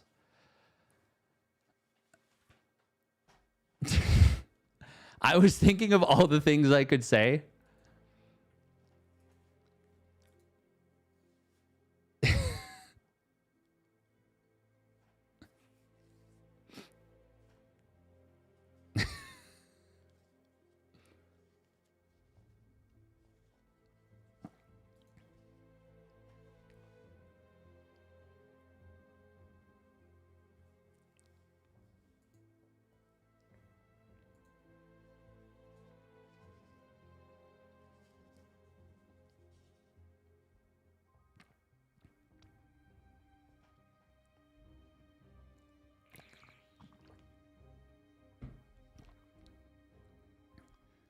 Oh, man. God, that was crazy. But then he'll lose to, like, ByuN and Cure the next day. Wonder how Maru would do against herO. There's actually a few games on the old YouTubia that I would recommend you check out. Maru and herO have had some really good games against one another. Like... games where you're like, wow, this is dumb and awesome.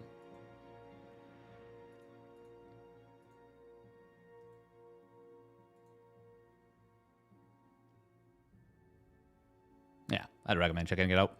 I'm going to see if I can bring them up. By the way, if you guys are enjoying the stream, make sure to follow if you're on Twitch. Subscribe if you're able to. That would be really helpful. And if you're watching on YouTube, you can subscribe to the channel. Like the video would be super helpful. That's going to do it for me on YouTube.